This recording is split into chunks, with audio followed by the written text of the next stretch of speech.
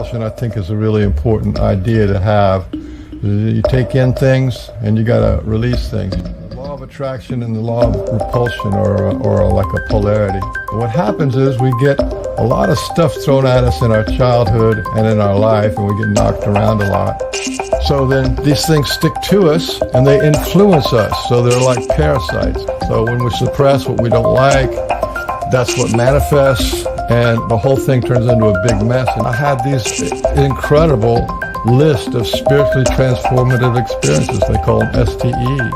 The first one I had was meeting an enlightened man in the 1970s, and because of him, I could hear what people were thinking for about 2 or 3 weeks. It used to be 6 hours a day of meditation. And then I had a direct experience of meditation of love, and this I asked for all the love in the universe. And after years of meditation, one day I had gotten this set up in this holy festival, and I got hit with a water cannon from the guru, and that just put me into 3 days of bliss of just where I couldn't do anything but cry and laugh. And doing that much meditation, I saw God multiple times, and God is really just a life force, okay? Your life force is light, L-I-G-H-T. Life is light. The last meditation I did, formal meditation of Kriya, this is after 13 years, I got this invitation to become a God. And that kind of blew my mind, but this invitation to become God and have of my own universe, like, what the hell's going on with me? I'm the holy man. I'm a saint. This stuff's not supposed to happen to me. And I got hooked up with this guy named Alec Rubin. And Alec Rubin was a teacher, was an acting coach for the Actors Studio in New York. And he was also a primal scream teacher. And so I was lucky enough to spend 3 years with him, and was in my house. And one of those primal scream sessions, we changed the course of Hurricane Andrew, and that Hurricane Andrew came right over my house. Then I got into this whole God thing. It was like, why could you I would scream at God, why would you make people suffer and war and heartbreak and pain? Then I got my second initiation from the mother of everything, which nobody really knows about or even talks about the mother of everything.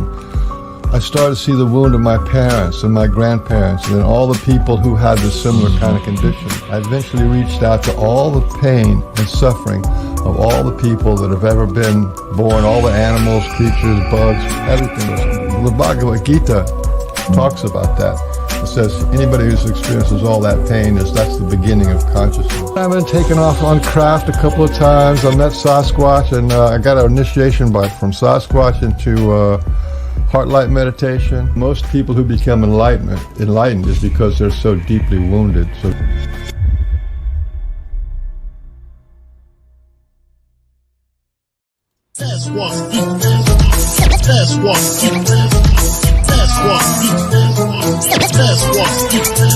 Put together a little lecture and I'll make the class watch. Pacific Northwest, where we're blessed with Sasquatch. Like in the Himalayas, the abominable snowman, known to have strength more phenomenal than Conan. Discovered evidence of this endangered species. Footprints, hair samples, even stranger feces. Put a bad taste in your mouth like a glass of scotch. Some say it smells worse than an ass or crotch. In British Columbia, they're more than legendary, even though the skeptics claim he's imaginary. Eyewitness accounts that attract attention, while others can't decide if it's a fact or fiction. Is there an ounce of truth? I don't pretend to know. I'm searching for the proof, whether friend or foe. Got his own erotic novel, getting naked with ladies. What's the missing 411? Ask David Pallades. There's things that are not known. There's things that can't be known. There's things that won't be known. It's okay, you're not alone. There's things that are not known. There's things that won't be known. There's things that can't be known. It's okay, we're not alone. La da da da da da, la da da da da. Welcome. La da da da da da, la da da da da da da da da. Ladies and gentlemen, it's the Lord of Art along with his sidekicks, Esquire Sir JT.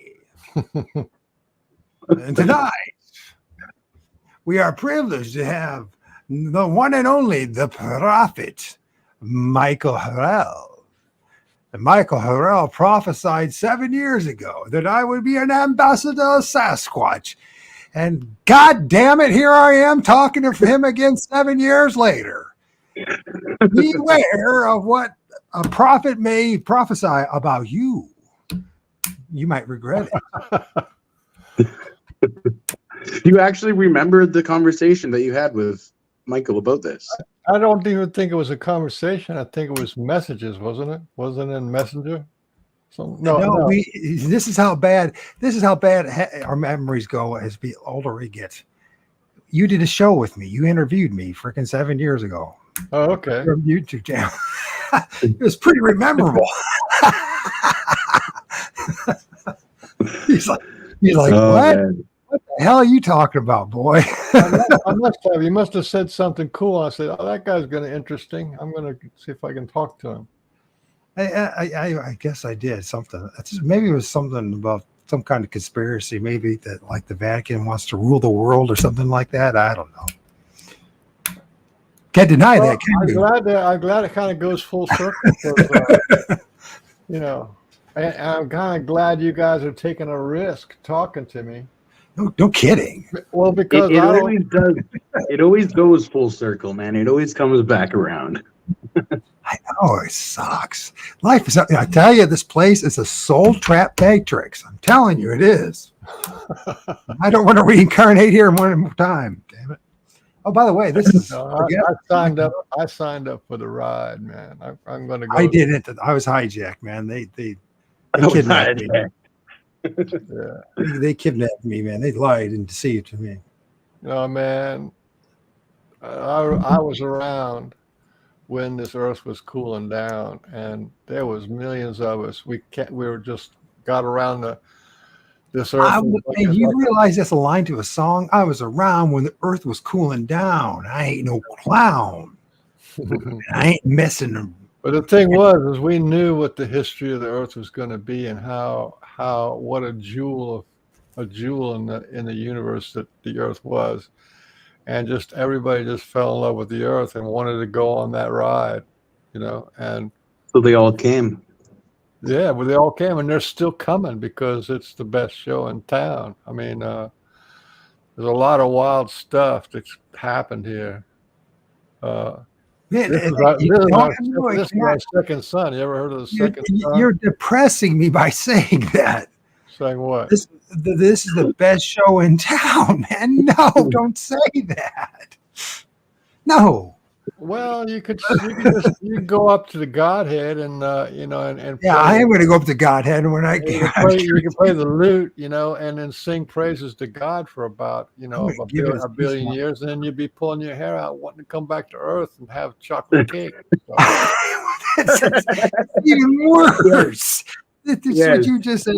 And so we go to the Godhead, and it's going to be like torture for eternity. We're like, please. You're singing praises to the God. I know. I think he's seeing it differently than the rest of us. And then I'm going to be. Hey, they got some openings to go down to the earth. I'm going to be giving that. I raise my hand. I want to go. I'm going to be giving the Godhead a piece of my mind for the next 50 eternities is what I'm going to do. But anyways, we started out the correct place. Hey, listen. That was a fun opening. We're really going to talk about, folks, tonight. Consciousness and spiritual transformation experiences. STE. And I am not talking about what?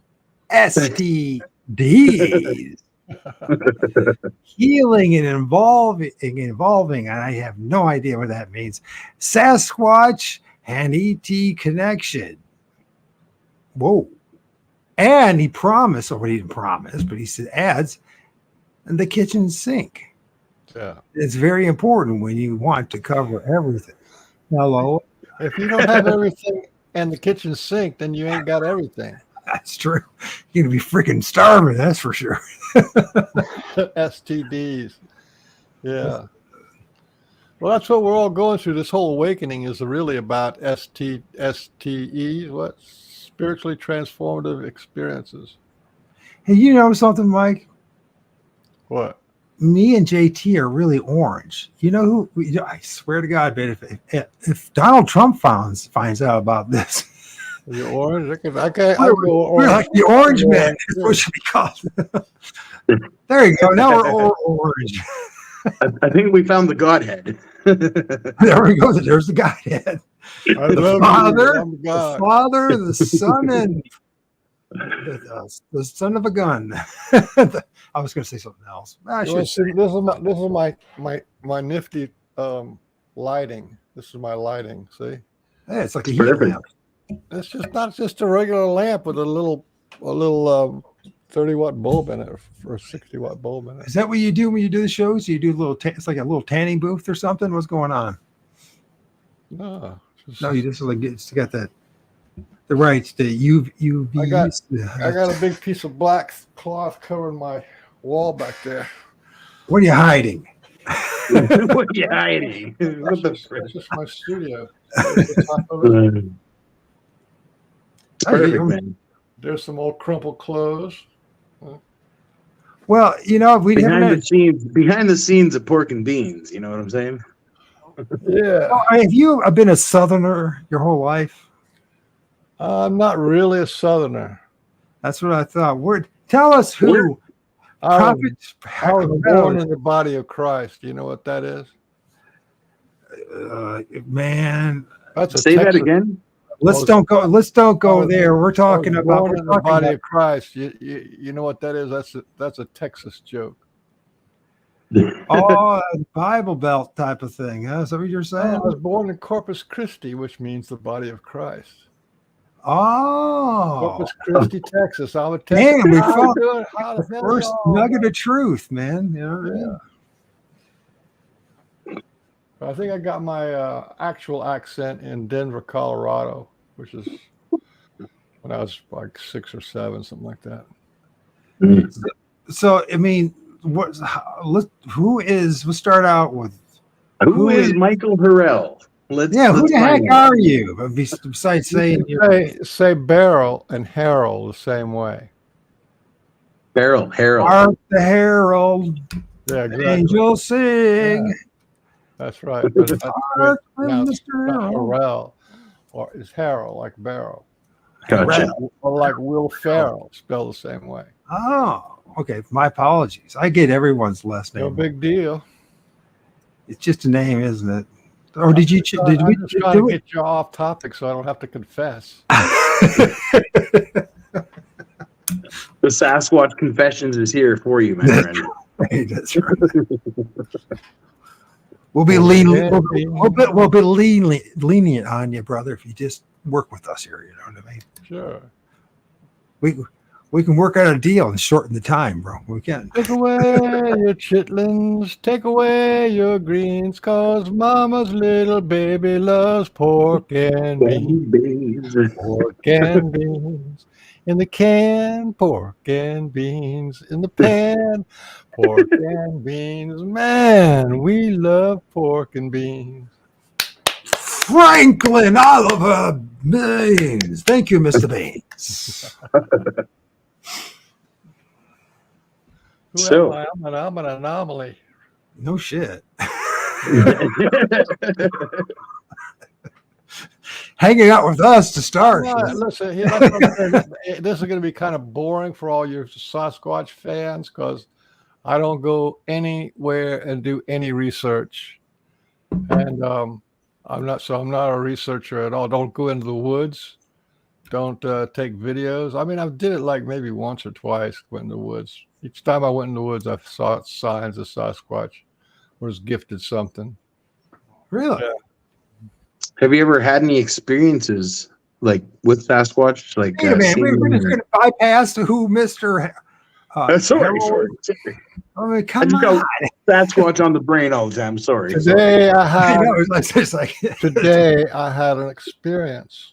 My Sasquatch friends, my brothers, they like to give me little things, little gifts and little trinkets and stuff. You sure they weren't trying to warn you not to come on the show?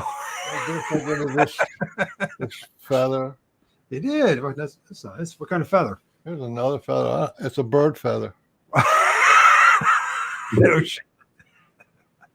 I don't know why I'm laughing. I think I know why I'm laughing, but I think I know why too. He was playing his guitar before the show. Anyway, it's just nice, not lying. I was given a gift to share with you guys today. I was given a gift for me, and here's what it was. It says, Free small Free items. small item. And what it is a little Happy Valentine's Day. Oh, This is exactly what the Sasquatch gave me today. Man, what do you guys? I mean, you guys start This is teaching. a little small item. You know, What? Happy Valentine's Day. That's what they do. That's thank what you, they do. Sasquatch. And that's for you guys We love and you. for me. And so I can give that little something to everybody out here who's listening. I'm Happy telling you, Valentine's Day, a day late, but it's still, you know. I'm telling you guys, I'm Maybe not. the Sasquatch haven't got a calendar. I don't know. We know time doesn't exist for the Sasquatch. But you it's know, like, they're- you know, yeah, that's what they a work nice, in their own what a nice ways. opening to have a gift. And it was like a gift of like, you know, just this thing was just on the road. And anything that's like blue or kind of blue green or something, I look at it. And this, right? This is the exact size of a little piece of paper. The last week in my front yard, right out here, in my front yard, I got a little piece of paper, the exact same size as this, and on one side of it, it was like obviously something like a candy or a little you know, donut or something was in there. It was because it was just big enough or something like that. And I turned it over and it said, "Good things come in small packages." And I'm thinking, wow, that's kind of cool. That feels kind of Sasquatchy to me. You never met my ex. That's all I got to say. And then the next day, I went out to that same place because I just kind of threw that piece of paper. I looked for that piece of paper again, and right under my foot was a dead mole. What? A dead mole. They gifted me a dead mole, and this mole had gray hair like that. He died of old age because I got moles in my yard. So why is it there's dead trees, dead moles? What's going on with Sasquatch anyway? This was the second dead mole that I was given. I was given another dead mole in I went to a Sasquatch convention in Clayton, Georgia, which is right up there next to Tennessee. And and I was walking up a trail, and then I walk up the trail, and the last 4 steps I was going to take a picture of this tree hang thing, you know, like a little limb was hanging on a tree.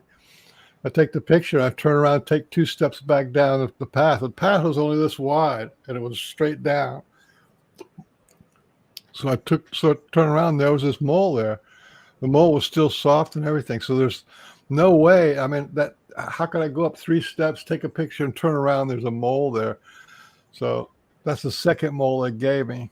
Was it like an aport? Didn't you want to have it? It was like an aport. Yeah. Well, yeah. I also heard you say that you had what's the echo going on for? Aport of a rat as well. What? Yeah, live rat. That was What is that with dead moles, rats, dead squirrels, live. Jeez. What does that mean? Well, I've been friends with them since 2012, so you know it's not like this happens every 15 minutes. It's like 3 months and 6 months, and you know it's like spread out. But yeah. By the way, I'm laughing, but I'm not laughing at you. I'm not laughing at you. I'm laughing at why Sasquatch wants to drop off dead carcasses of freaking rodents.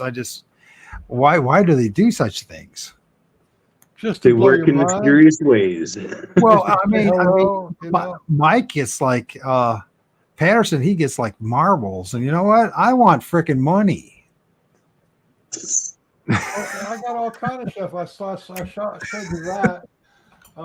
It's a rock they gave me. You know, Brian Bland had a bunch of rocks when you had him on, right? Yeah, he gifted me that rock. I got all kind of stuff out there, little plastic toys, and I can't even remember all the stuff I got, to tell you the truth. But how did we get so sidetracked? So who is Mike? Mr. Mike? Mike Harrell. Harrell. Art the Harrell. Okay. Well, I'm an ex-yogi, ex-carpenter, ex-cabinet maker. I actually have God realization, which not a lot of people even knows what that is. That means that when you meditate long enough, there's a light that comes on your head, and usually is accompanied with a euphoric feeling. So that means you've seen God, right? Mm-hmm. That's what it means. And that's an experience that is available to Is anybody. it actually like an experience or like an actual sight? Like, can you see it, or is You it can, just like an no, your experience? whole entire inside of your head fills up like, it's, Blinding white light. yeah, blinding white light. Yeah. Okay. And the feeling of holy shit, that's God. That's Mhm. God. I mean, there's no question about it. There's no like maybe on the fence. Ayahuasca, you on I wonder, was ayahuasca or that something something? that I ate last night? Or no, you know what that is when you see it. And I've been on DMT. I've been there. No. you can get there. You can get there in other ways, I guess. Normally, you can get there without You any can get kind of there being enhancement. playing football, and have somebody cross check you, and knock your brains out. That's another. Making love to a beautiful woman, man. That's the closest thing for me, man. Well, that feels like God sometimes. Well, they sure acted that way. And I sure treated them that way. Anytime you amp up your body, your life force, when your life force gets amped up enough, or in terms of meditation, what happens is it's a frequency that just comes. It's called grace. It's nothing you can't just have a switch and turn it on and off. So, but that's kind of like a middle of the road, also kind of like maybe a bottom of the line God realization. But after you have God realization, right, which took me like 10 or 12, 14 years, something like that. If you wanted to keep going, you keep meditating for maybe even another 10 or 15 years. And then you can get enlightenment. Enlightenment is when you actually have a switch where you can switch it on and switch it off, right? And it's called samadhi, right? You see these guys that go into this state. And which brings me to something interesting that I met this guy. I went to a convention center to see this guy named Sri Chinmoy. And Sri Chinmoy he was a guru, right? And he was an advanced yogi. He was a swami. I'm a yogi. He was a swami. And he just sat there and it was packed out. There was like about, this is like the kind of a theater where they do, graduations and stuff. So it's pretty big. And he just sat there on the stage and went into samadhi. And I didn't know anything about it. I had met this guy who was an enlightened guy, and then I was thinking, I want to find out anybody else who's enlightened and see what that's like. Anyway, this guy, Sri Chinmoy, he goes into samadhi. You could see him go into samadhi. He just kind of like, it's sort of like, it's like just, you have this incredible orgasm that just never stops. That's kind of what it's like. But he started looking around in this dark theater, and so I was to his left. So, and he started on his right, and he started looking at everybody, right? And I just watched him move his head around and did it really slowly. And he looked at every single person in that theater. And then when he looked at me, and I went with my buddy, right? It was my drinking buddy. And I was sitting next to him, and this guy looked at me, right? Sri Chinmoy looked at me, and his eyes were light, Light, coming out of his eyes. And I thought, holy shit, that's what it is, man. So this is before I'm giving you all this stuff happened before the 13 years of meditation and crap. But anyway, when you hear Sasquatch have an eye shine and it lights up their face, or they can see the light coming out of their eyes, that's what it is. That's who Sasquatch is. You want to know about Sasquatch? They are high as hell. They are high beings. They're spiritually advanced yogis, swamis, gurus. And so Ultra terrestrial. Ultra. The highest. I call them archangel class heart spirits or earth spirits, because that's what they can do, Anyway, I don't know if that's a recommendation of who I am or not. I failed at everything, right? I failed at God realization. I failed at imagine that every initiation. But it doesn't seem to matter, because it's not really about. It's about spiritually transformative experiences, and Lord knows I've had my share. I've had a lot of experiences of God. I have lots. It's like I know the Sasquatch have a huge part to do with spiritual transformation because they've done it with myself. But when did you realize that Sasquatch had anything to do with this whole thing that we were going through? Well, my first experience with Sasquatch, I knew this guy. What is his name? His name is Tom Hughes. Tom Hughes was a radio guy, and he was half Indian and all Texan, and he lived in Houston. And he was telling this story about how he did his first mind speak with this female Sasquatch. And I was listening to that. And then there's a long story about it. It had to do with the turtle, right? Okay. Which I've been given 4 live turtles over from 2012 to now, 4 live turtles because of this guy in Texas. What do we have? Is this an intermission or something? No, I'm playing along while you speak, man. I feel like I'm in just keep going, man. I'm listening, man. Does that bother you?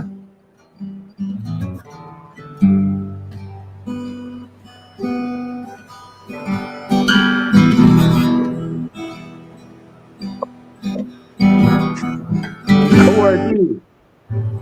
I feel like I'm not being disrespectful. I feel like I'm at a campfire, man. I feel like just listen to the dude, man. Just play, man. Just talk, man. Okay, let me see. Wow. You kind of put me off what I was saying.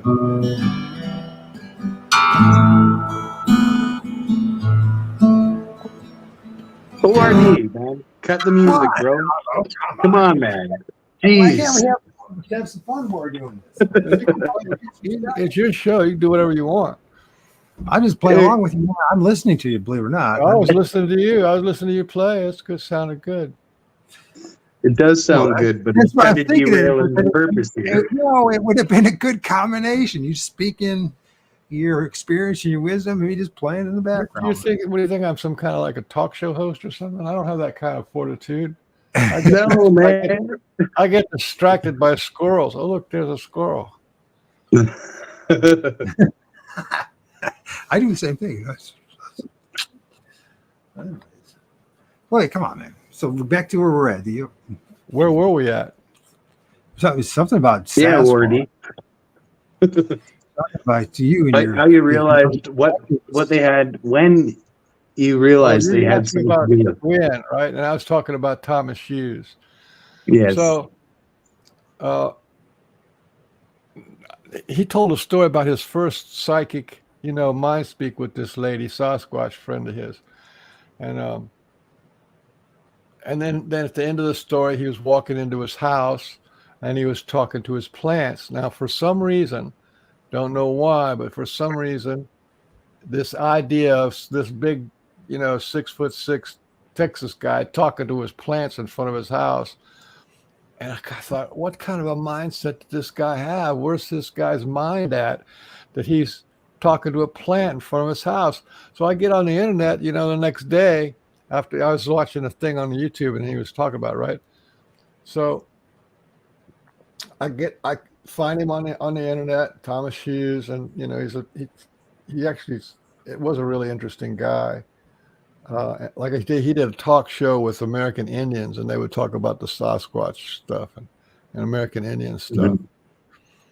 So anyway, I called him up and I was saying, I saw you I heard you on this program, and heard you on this program, and then you said you were talk to your plant. And I said, what kind of, because he's from Texas, I'm from Texas. I'm thinking, what does he know from Texas that I don't know? And I said, well, you're talking to your house plant. I said, what kind of a headspace was that? He said to me, well, I'm half Indian. That's what we do. And I'm going down the phone, and it was like, okay, now what else could I say? What else could I possibly say? Yeah. You said half Indian, man. So I said, what's the deal with this Sasquatch thing? So how'd you become friends? How do you become friends with a Sasquatch? And he said to me, you just go out your front door and say, in a normal voice, say, "Hey, Sasquatch, I want to be friends." And he said, do that every day for a week. Go out your front door, just say it to the air. "Hey, Sasquatch, I want to be friends." And so I thought, well, that doesn't sound too hard. Why don't I do that? Why don't I try that? So that's exactly what I did. I went out my front door, which is in middle of Miami, South Miami, Florida. And I'd go out there and say, "Hey, Sasquatch," and I did that for exactly 2 weeks. So, not every day, because I'd forget sometimes, because it's like a minor thing, right? It's not a big deal. So at the end of 2 weeks, nothing happened. I was just about ready to give up on it. And then I go down, lay down, and go to sleep that one night. And it was like December 20 something in 2012. And the Sasquatch, so I'm sitting there going to sleep, and out of my sleep, these two Mexican guys, and they're dressed like Texas Mexicans, which is they have the cowboy hat on, cowboy shirt, cowboy boots, but they're only about 5'5" or 5'6". They're smaller people. And I figured out these guys were shaman, and they took me out of my sleep, took me out west somewhere like Sedona or someplace like that, someplace where they got the big red rocks. And these guys had one on each arm, and I'm flying out of my body. I don't know where I was, and I land there, and I'm sitting there. There's like a giant, 10-foot tall rock, and then another big rock next to it. They said, "Sit on that rock and talk to that rock." And I'm thinking, no, this is not a normal dream. So I sat on the rock, and the rock said, "I'm a rock god. I'm a god rock." And I said, "Okay." And then the god rock proceeded to tell me the whole entire history of evolution on Earth, from the very first microorganism that was ever made was made by water and rock. And he told me the whole story about how life is connected to water and rock, and he's a god because water and rock make life. Then he talked about how the first thing that life does is makes more water and rock. And this went on for 3 hours. Him telling me about every species, every organism, and all how it works. And he finally got to human beings, and he said, inside the human beings, water and rock make life. And then the first thing that life does is make more water and rock. He said, in human beings, your bones are the rocks. And he said, "Do you know where the blood comes from? Your blood comes from inside your bones. So water and rock make life." And that whole thing was pretty sobering, because this was firsthand an actual elemental god that was telling me about life on planet Earth. And all life is made with water and rock, and trees and everything.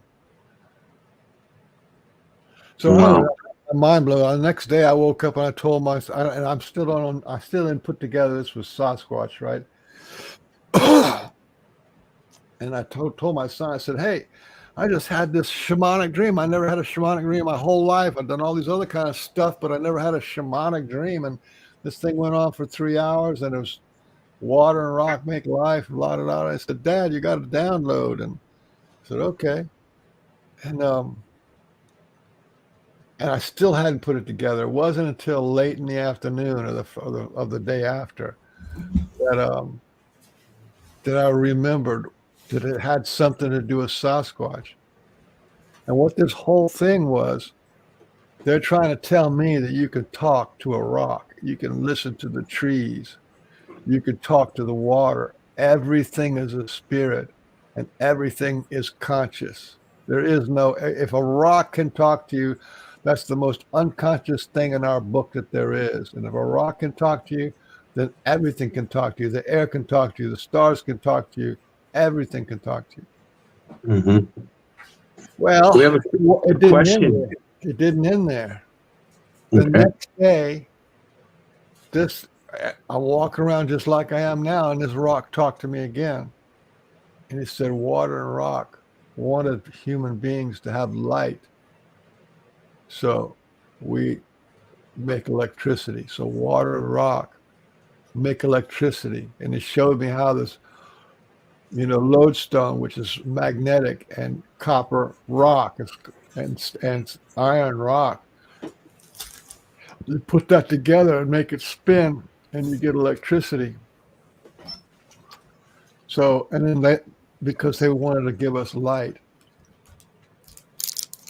Okay, I thought that's cool. So it's 3 hours plus that next day, another message. And then the next day was another message from this God rock. And really, this is really important because this is exactly what the Sasquatch wanted to teach. And this is to go to extreme measure to do it. The next day he said, we also wanted to give you a telephone and TV and radio, right? And so that's 2 days, right? 3 days. And then the next day, they said, we'll give you internet. You wanted everybody to be together. The time now, we want you to be internet. So see, to them, to the God rock, anything that has to do with rock, like your car is made out of rock and rubber, right? It's made out of Or metal. do you mute your mic, bro? If you're eating chips or something, man, I can hear it like crazy. Oh, I'm sorry. I'm listening. Sorry about that. Sorry, man, but I couldn't, So the rock. And then the last day, which is like 4 days out, he said, we wanted to give you quantum physics. And he showed me this whole thing about how this energy, the electricity that's coming into your house was coming from a water, a water power station. And then Yep. it came to where these scientists were trying to figure out where the light was a particle or a wave. And they used this little instrument, which would shoot these little photons through this little detector. And it was the water and rock. Right. So this whole thing, our whole understanding, this is what I'm trying to explain here is a translation, which is like transmutation, or like teleportation. It's a translation where you go from one way of thinking to another way of thinking. This is what Sasquatch are doing. They're taking us from one way of thinking to another way of thinking. Our old way of thinking is just the way that it is, and we invented airplanes and steamships and cars and internal combustion engine. We think about we did all this, but none of that stuff was done by us. It was all given to us by spirit. Yeah. You know what I mean? And then we 100%. worked it out. The inspiration was given to us by spirit, and then enough people wanted to have a car, so they started making cars and planes and things like that. And the same thing with electronics and computers and stuff like that. We think that it's us doing it, but that is a whole team of spirits going on up there, of which Mother Earth, the rock, the water, the air, and the sun, all are major players. This is a translation from the way we usually think to the way it actually is. Mm-hmm. And like I said, now, how many spirits are around like that? They're everywhere. They're everywhere. All around us all the time. Think of astrology. They influence us, our thoughts every day. How does astrology work? Yeah. I can't answer you that one because I'm not really into astrology too much. But this is I'm just doing it from a translation. Okay. Right? Okay. You and me, like, what's your astrological sign? Cancer? Is that what it would be? Yeah. You're Cancer, and I'm an Aries. And what's Michael's sign? What's your sign?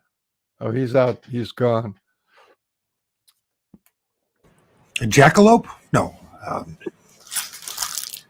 A Capricorn. Capricorn. Okay.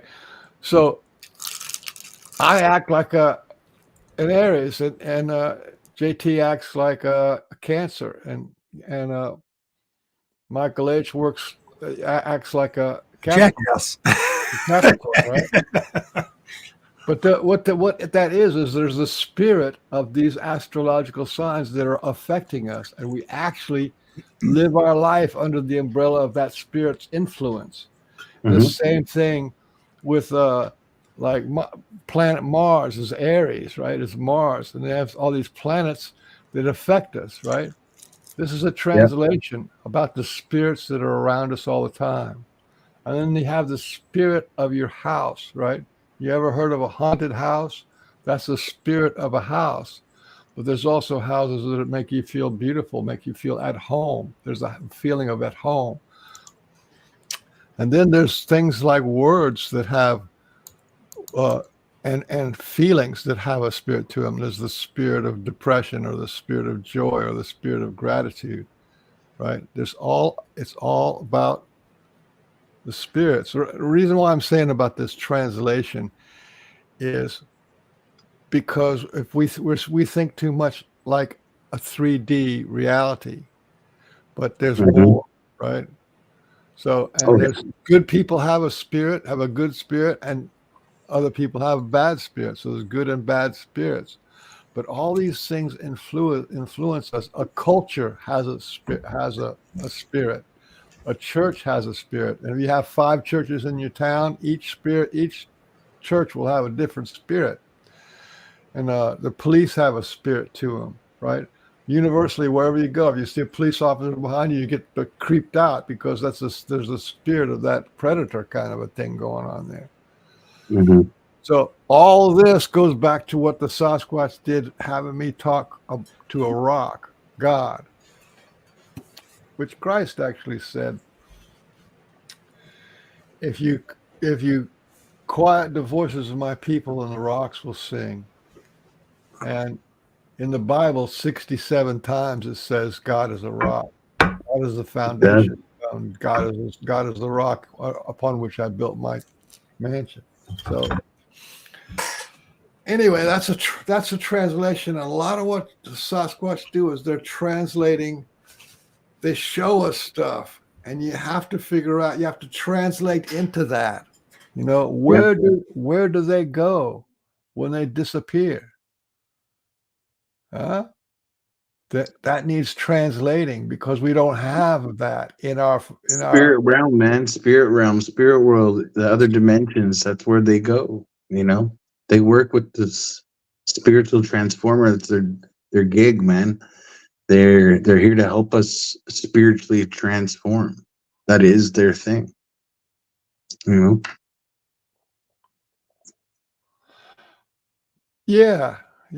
They're here showing us something. We're learning something from the Sasquatch people. They're helping us get there, right?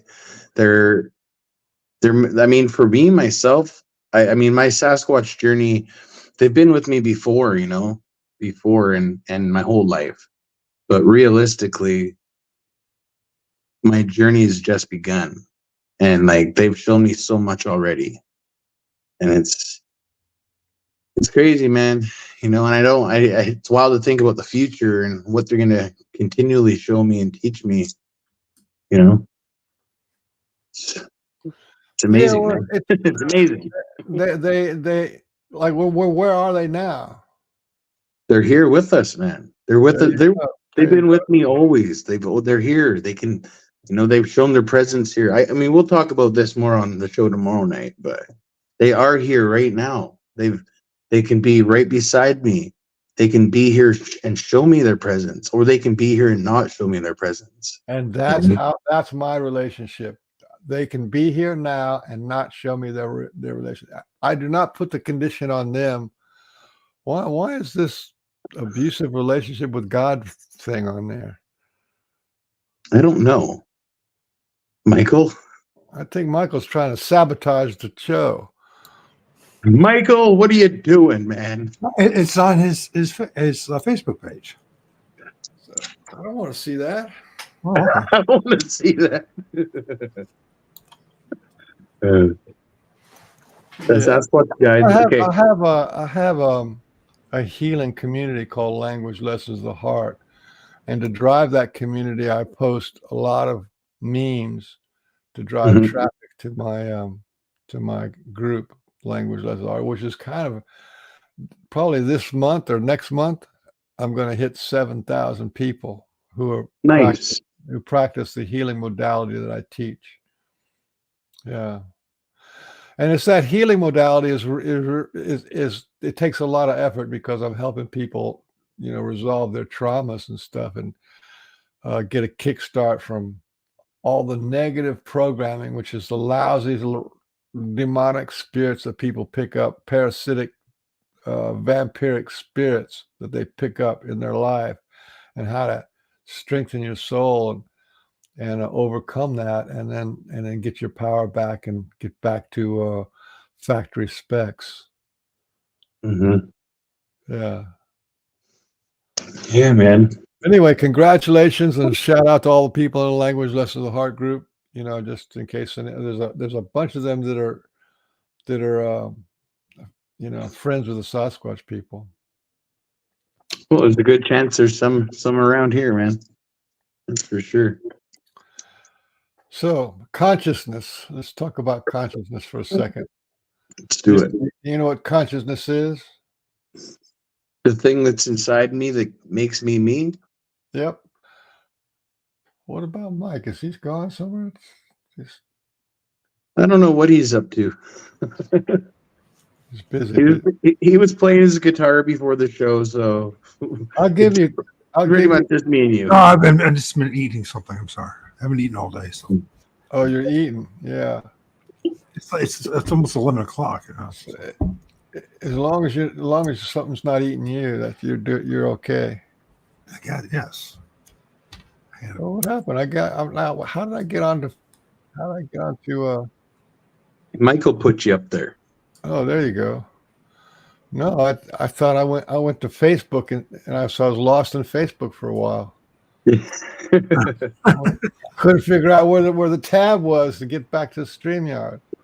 So when did you start getting into this conscious awakening, and when did you start getting into it as a young man or an older man, whenever you got into it? Well, like I said, I met this first guy.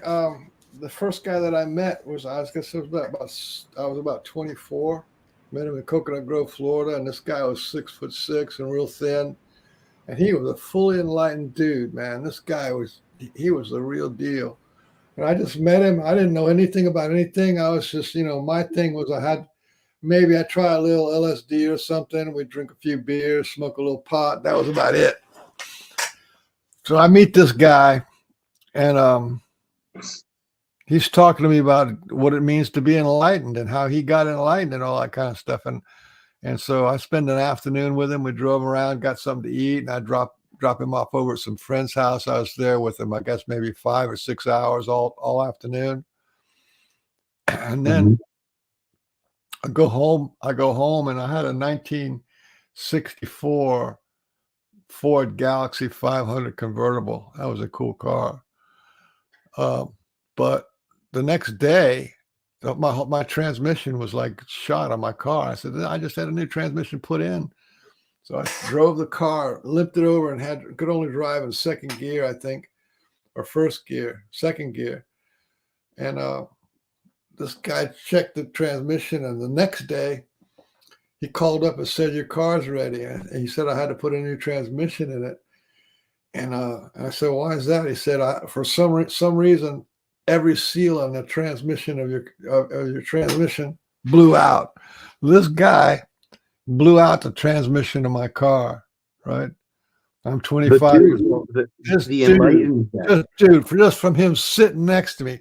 And then the next day after I picked up my car, I was going to Dade Junior College. It was, I was taking some classes out there.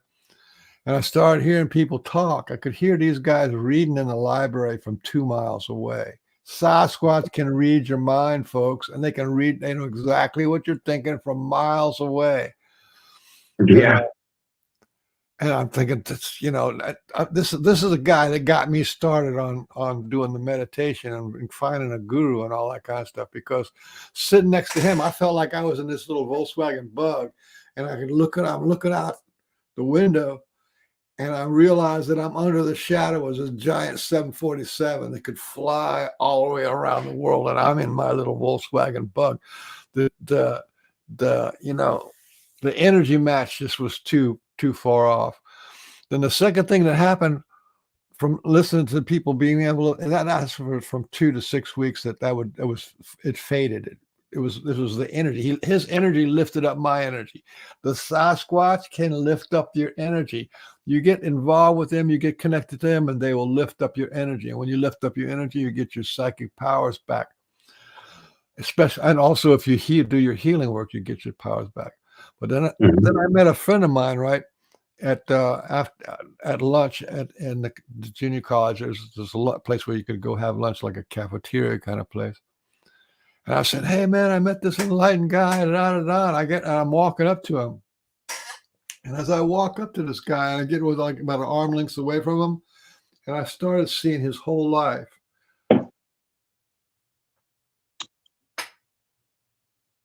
It was, from his birth to his childhood to his high school, junior high, and then where he was then to who he's going to marry and his kids, and all the way to his death. I saw his whole thing. The guy that was next to you. So just because I spent 6 hours, this guy who was fully enlightened blew out the transmission in my car, blew out my mind by me being able to hear people from 2 miles away. And then I could see people's whole life is like a life review. Yeah. So when you hear Sasquatch looking in somebody's windows, that's what they're doing. When you hear Sasquatch walking around somebody's tent at night, that's what they're doing. They can read your whole life. They know beginning to end, your attitudes, your successes and failures, when you're going to be ready, when you're not going to be ready, everything. Yeah. They know the mission they've set for me, and I accepted it, right? And like they know what's going to happen in the future. They already know. They knew before you ever thought about being on YouTube. They knew that you were going to be on YouTube and talking about them, right? The reason 100%. why I'm on YouTube talking about them is because I know they like that. They like when we talk about them. Who doesn't? And they've given me so much that I want to just like talk about them, talk about how much I love them, how cool people they are. Yes. Totally, brother. They're just the best, man. They are, man. The love that the Sasquatch give you is amazing, man. Like that feeling I get from them. Like I've talked about this many times. It could break me down to tears, man. Joyful, happy tears. And I'm just like, just soaking it up, man. And just, I love it. I love that stuff, man. The Sasquatch, they work in mysterious ways, but they do it the right way, man. But anyway, after I did all those years and years of meditation, and I had a lot of experiences. I was like a holy man. There was a time in my life where I had some people over my house, and we were doing some kind of exercises and stuff and talking, and I had they were all like in my living room, and there's a little place I could walk back and forth. And this guy said, Mike, every time you walk by me, my whole head fills up with light. It's because I was holding down so much energy. That's what I'm saying. In my world, nobody can see the Sasquatch yet because they can't look high enough. And the reason why they can't look high enough because they can't translate it. You know what I mean? The highest person they know is Christ. You know what I mean? Or Buddha or Muhammad or something. And you're not allowed to translate any other being into that level of consciousness. You know what I mean? But Sasquatch, I mean, we're programmed to think that way, right? Yeah. We're programmed to think that way about it, right? When we're taught all this stuff throughout our life, the Sasquatch is the simplest way to, connection with the creation The creator. You got Christ, right? He disappeared and appeared in front of people 6 times, right? At the end, there's 6 different stories about him appearing and disappearing in front of people. They would see him and they wouldn't recognize him. Then he would appear fully, and then he would disappear. Well, a Sasquatch does that too. You have to be able to translate that's okay. To make it a translation from it's not exclusively over here, and it's not exclusively over there, and it's also not beyond what you could do. It isn't. It definitely isn't. You know, we all have the abilities. We just have to tap into that stuff more, you know, or exercise it, right? It's like a muscle that hasn't been exercised in a long, long time for most people, you know. Yeah. So, but that's what I'm saying about translation. We need to have more conversations on a really high level about what Sasquatch is and what Sasquatch does and what humans do. To be able to translate who they are and who we are. Consciousness is the feeling of energy. And all energy has a feeling. That's why I was trying to say, you know, emotions are spirits, and the clouds are spirits, and the weather is spirits, and the you know, everything's a spirit, because you can feel, if you can feel the energy, you can say it like, this is a good day, has a good spirit to it, or a bad spirit to it. Yeah, that's consciousness. I get you. That's consciousness. I understand that. What'd they say? It said, "Yep, we do need to have 2 conversations, because the parallel are off the charts and everything." Yeah, Sovereign cosmic wild man. Yeah, He's on the money there. Sovereign cosmic wild man. Yeah, he's a cool. I mean, I think I'm not sure. He's a cool dude for sure. I've only met him a few times in here. But that's a translation. That's a translation, right? That's a translation away from monster and a town monster or woods monster. The Sasquatch aren't monsters; they're humans. And you know, they're just like us in so many ways. And some of them, they're holy men, or truly holy men, and their shamans are true shamans, and that their shamans taught the American Indian shamans. You can't have them on this planet for 30,000 years in North America and them not teach the American Indians how to live, and because they're teaching us how to live right now. Spiritually transformative experience. And how many people have given up hunting? And how many people, some of them have even given up, you know, going into the woods. Their life is being changed by these people. Their life is. But why would they want to give that up? No, some do if they.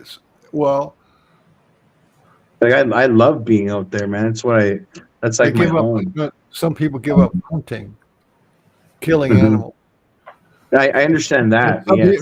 Some people give up going to the woods because they're afraid. Yeah, I'll give you my little 2 cents on a fear, right? One of the best things that the Sasquatch can do for a human being is to make them scared shitless. If a Sasquatch looks at you, they know what you need, they will give you fear to your bones. And if they do that, they do the biggest favor that they could ever do you, because once you get over that fear, it's smooth sailing, right? If you can, if you digest it and evolve it and munch it and mull over it, and you get past that fear, you know, if you're not afraid of Sasquatch, then you're not gonna be afraid of shit. You're not gonna be afraid of what your uncle told you or some bully in school told you. You know what I'm saying? It's and most of the trauma that people have They're afraid. They're afraid of what people are going to say. They're afraid they're going to be judged. They're afraid they're going to be put down. They're afraid they're going to be insulted. They're afraid they're going to be trolled. So we live most of our life in fear. But if the Sasquatch can give you one big, powerful thing to be afraid of, then comparison, which more scary? Somebody saying some insult to you or a Sasquatch in your face? A Sasquatch in your face is 1,000 times more scary, right? And if you're not afraid of that, then you're not going to be afraid of some guy insulting you in a 7-Eleven. I've had that experience. And you're blessed for it. I had him in the face, and I had him scared me shitless for 3. I call it the soul activation moment. They can scare the fucking shit out of you, and it will change your life. Like, you won't believe, man. Like the soul activation. That's how it happens. It can happen through that as well. If you know what I'm saying. Yeah, but you guys haven't gone through it, so how do you know? Me? You need to. I've witnessed it. I've witnessed it here with my friend ORD. I see it happening. I've not been through it. Yeah, have you been through it? That's what I teach people: emotional release, primal emotional release. I'm talking about being scared shitless. I teach that, and I went through it because I was about getting scared. That, and the whole point of doing that is that's the beginning of a actual shamanic transformation. Is when you go into your deepest pain, you go into your deepest fear, and you hold on to that, and you let it evolve, and you let it be, and then you give compassion when it starts to cool down. And that whole thing is the most spiritually transformative thing that a human being can do, and that's what I teach with Language Lessons of the Heart. And that's why the Sasquatch. I don't have any fear of Sasquatch. Are you kidding me? There's nothing they can do to scare me. I never said that. Well, I'm just saying from my perspective, there's not. First of all, I'm not even going out in there, and I don't want anything. And I don't go out in the woods. They come to me, and they're here now. Just sit. I just started up with garden. And I had to go through I've had this scared. You know what it taught me? It told me that the Bible is 100% bullshit.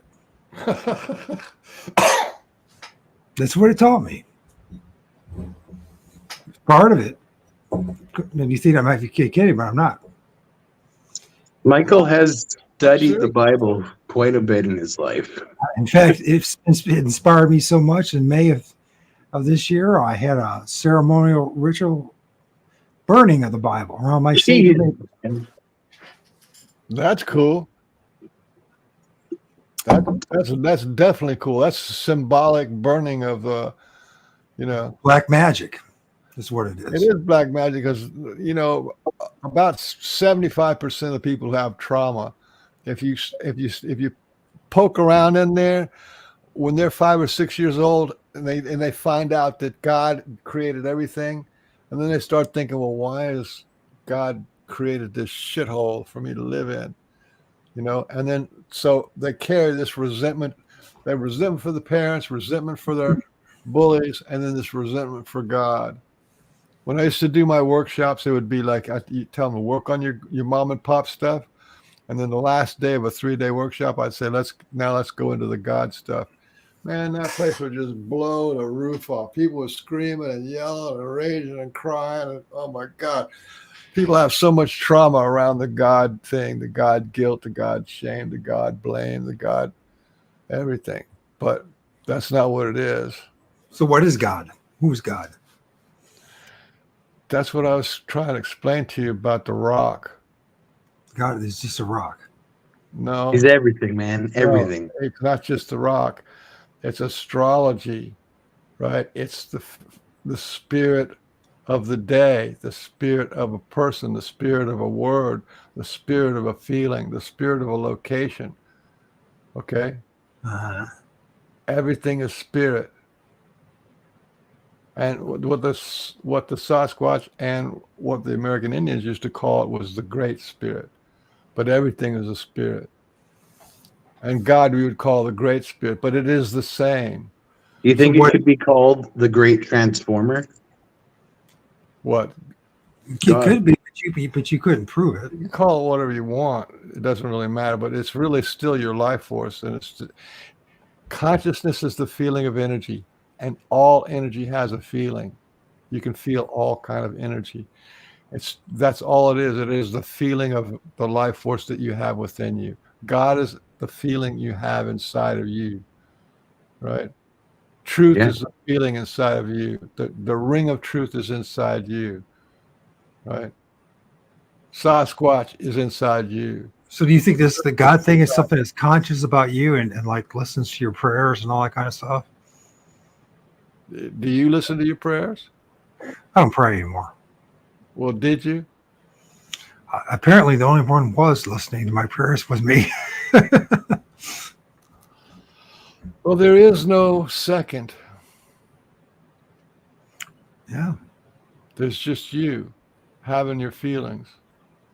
yeah. And that's what Sasquatch is all about. If you going around looking for Sasquatch is kind of crazy because they're right here, right now, right? And there is much here, right now, as they are as if you go out and you know, slept in their bed for them. You know what I mean? It's Yeah. I mean, Michael captured video footage right out of his house. The reason why Mike's having a hard time is because you need to be able to translate all that stuff to the Bible, the evil, the lies, the deception, all that stuff. You have to. No, I studied it very well. Translate that stuff. Yahweh is the name version. He's an evil entity, and Jesus is an egregore and a made up thing. And when I was praying to Jesus, my life got worse. It didn't get better. And when I let go of all that stuff, it got better. Well, there you go. Nothing in that Bible is positive. Even Jesus teaches you have to follow him. You have to hate your father and your mother. You have to love him more than No. You kill them. Kill them dead. That's not what it says. Yeah, it is. No, it doesn't. It doesn't say that. It says, It does not say that. It says, people say I come in peace, but I come not with peace. I come with a sword. And That's to right. pit the child against the father and the daughter against the mother. And he also says you can't follow him unless you hate your parents and your siblings. Yeah. He's an evil spirit.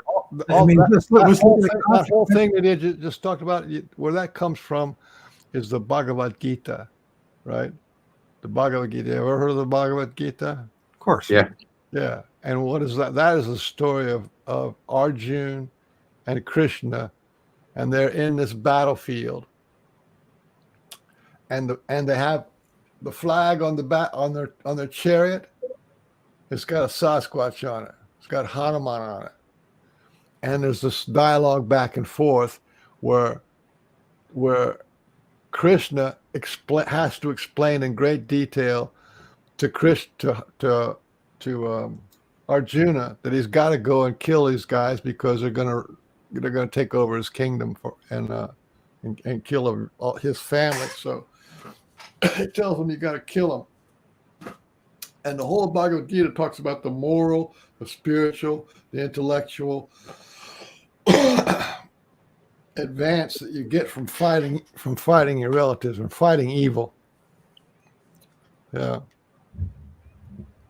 And So somewhere in that question. story, they in the Bhagavad Gita, there's a quote where they say that they part of the Krishna's army was the Sasquatch, the mountain monkey man, the Sasquatch people.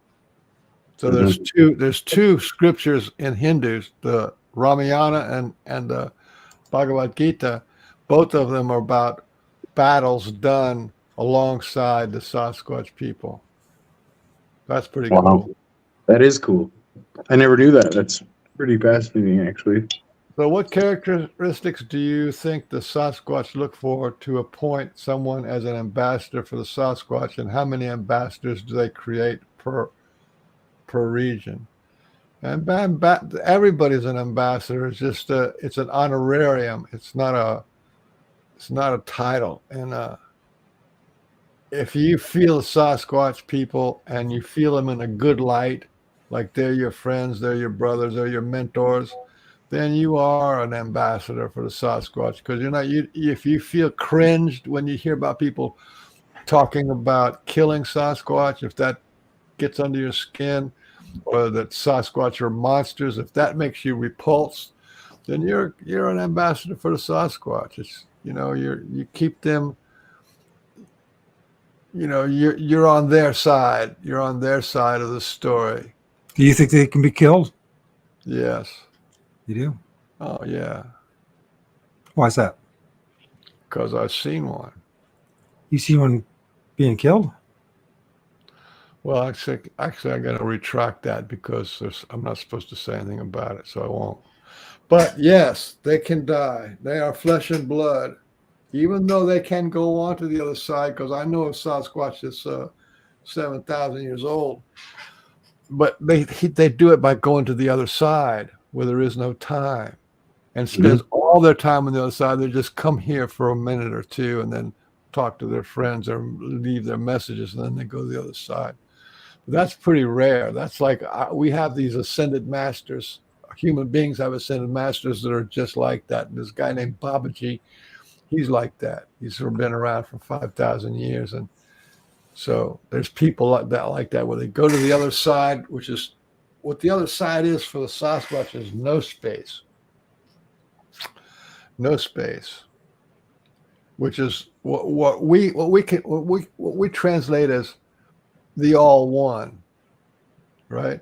All or one. That's what I'm trying to get into this vernacular of oneness, right? Everything is one. But they talk about that they live in the no space, and no space means no time, and it also means there is no other. There's only one thing there. There's one. Instead of being many pieces of God, there's only one energy, one consciousness, one mind, one being. And that one being is in no space. And that's how Sasquatch, and we're there too. When you hear mind speak, it's because that only happens in no space. When they go invisible, they go invisible with no space. When they do apports, that goes through no space. You know what I mean? When they know the future, when they pick out who they want to be friends with, they do that in no space. Because how can I read how can I don't have this ability now, but I did it one time, be able to look at you and go from the beginning of your life to the end of your life. There's these psychics that can do that. How can you do that when you haven't even lived the end of your life yet? Because the end of your life is already in no space, because there is no time, there is no beginning, there's no end. In no space, you can do that. And that's what Sasquatch are doing. Why do you think when people saw Christ walking along the beach, they dropped their fishing gear, left their boat, and followed him? Why do you think? They're possessed. They're possessed by an evil spirit. Well, why do you think people? I'm being serious. Why do you think people? It's real. They had to be possessed by an evil spirit. Why do you think people who see Sasquatch sometimes quit their job or spend all their money going camping and seeking Sasquatch? They seek that because there's something going on. They feel something. For them, they feel something. Sure. I mean, if you go to that, how many people do you think in this movement right now? How many people do you think are fans or know about? I think all of us are looking for purpose. Yeah, that's what it comes down to. If we're honest, we're looking for a purpose for our life. We can make up all sorts of things with excuses, but that's what we're looking for. We're looking for a purpose in our life, meaning in our life. Yeah, and that's a feeling. Okay. I think it's more than a feeling. It is a feeling. Purpose is a feeling. Consciousness is the feeling of energy. And the purpose of life is a feeling. I don't know about that one. I think it's part of life, but feelings can be very deceiving. Love itself can be you can be tricked by it. It can destroy your life. But it's still going to be a feeling. It's an emotion. Consciousness is the feeling of energy. And if it's betrayal energy, or if it's love that's not love energy, all that kind of crap is still feeling. That's right. It's an emotion. It's scientifically proven. Love is an emotion. All emotion. And they are in each one of those that has a spirit, is a spirit. It's important to know about spirits because your emotional damage is done to you and sustained inside you by spirits, the spirit of the event that hurt you.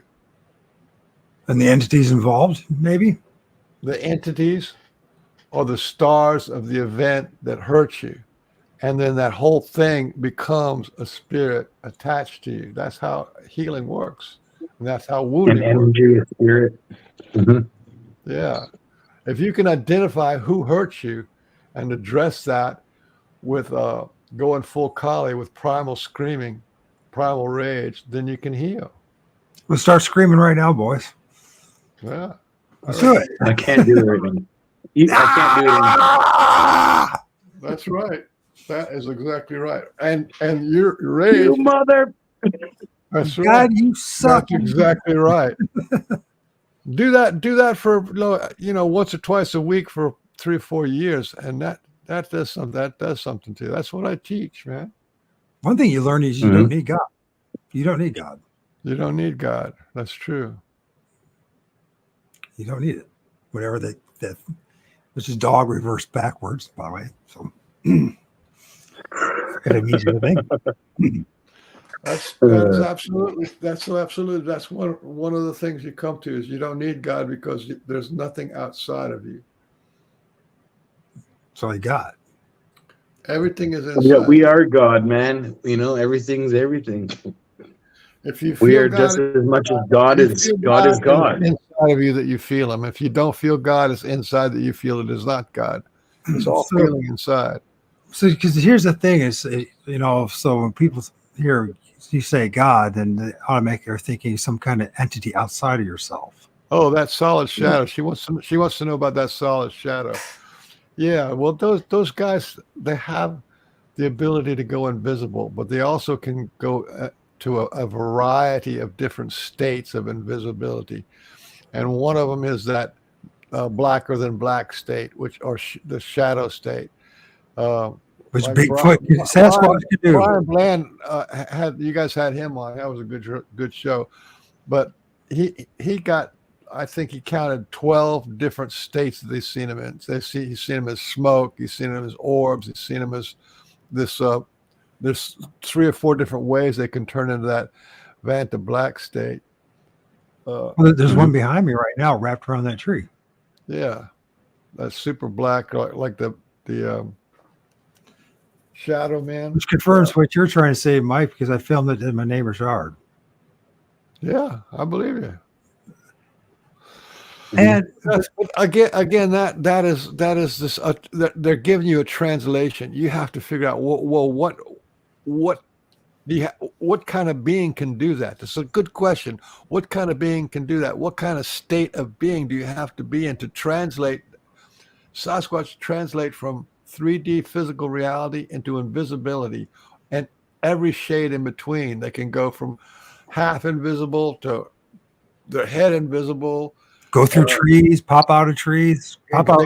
They can do all that because they're going halfway between this 3D physical world and into no space. And no space with very few people are used to thinking in terms of no space. Like right now, I'm talking to you, and it's like me here, and I'm talking across the space to this camera here, and this little microphone over here, right? And then it has to travel. So that's that space, which is 3 feet. And then it has to travel all the way to Ohio and to wherever. That's where JT lives, in wherever land. And wherever British Columbia. Me and Brian are neighbors. British Columbia. Well, that's space, right? But if there's no space, how you know why? If there's no space, that means I'm in you, you're in me, and we're in this together, right? We're all on the same level, man. It's the reason why we connect the way we do. We're in a giant soul trap matrix. Another way. Do you know how remote viewing works? I mean, I know of it and kind of how it works. But What is the average way of people think about it? What do you think? How does it work? I don't know. You sit there in meditation and focus on a point, and you, if you're good enough at it, you can see what's going on in these areas. I don't Area? like wherever you're trying to remotely view. Right. So you can go. That's any point in space, right? Mhm. And what about time? Can you remote view something in the past? They claim. I would say so. Yeah, I could say that. Actually, that's not true. The only thing I've ever heard about remote viewing is you can do the present. What about the future? Can you remote view the future? I've never heard anybody do that. Well, I mean, they try to get numbers and stock exchange, Bitcoin, all that stuff. They're trying to figure out what the up and down of the future. Well, obviously they haven't been very successful with that, then, have they? I don't know. It's about a $5 billion a If year. if you were that remote into the future, you would be one of the richest human beings on earth. I can guarantee you that. Oh, I'll tell you this: every single country in the world has remote viewers now. Sure, but I think it's only really good for the present. I've never heard of it being any good for really the past. I mean, Goes past. I mean, unless you're like, oh, what's the guy's name? The sleeping prophet again? What's his name again? Edgar Casey. Yeah, he prophesied about stuff, or he was able to go to the past somehow. But I don't know if that was necessary. He was remote viewing. Well, anyway, remote viewing. This guy named Ed Reardon, I think that was his name is. Anyway, he said in an interview about remote viewing. He said remote viewing isn't remote, and it isn't viewing. He said what it is a feeling inside. So literally every single person that they ever tested, the U.S. Army did it. They tested thousands and thousands of young boys and girls to do the remote viewing program, and every one of them had some ability to do it. Now, how does it work that if you could say there's a planet in Andromeda, a planet, and you give a specific location on that planet and a year, let's say 1 million years ago on a planet in Andromeda. And these guys, they put 4 or 5 of them together or in different parts, and they remote view this thing, and they see was it something landed there or something happened there. How does that work? Okay. The only way that works is in no space. That means we are in no space now. Our energy, our soul is always there. That means our physical body is here. Talking about liminal, is the same thing as liminal space? Are we trying to get out? No, it's like I'm saying, we, you, me, everybody, and all the people who are looking are already in every point of time and space now. Mm-hmm. We're already there, or else you couldn't remote view it. I understand what you're saying. But the problem with remote viewing is very hit and miss. All the people that I know who do that, they admit that. It's very difficult to actually do. And it's usually specific. There's a lot of limitations to it. So I don't know how. I mean, that might be something that you believe person to be able to do it. Well, the numbers are in the high 90s. If you get 6 people to remote view the same topic, then their data that comes back is going to be in the high 90s. So it's actionable. It's worthy of actionable talent. And then people have to have training and all that other kind of stuff. But even so, it can be done. I'm just using that as one example. You have clairaudience, clairvoyance, clairsentience. You got psychic abilities. How does this stuff work? That's what the Sasquatch is showing us. How does it work? That's who they are. They're teaching us the magic of creation. They are, for sure.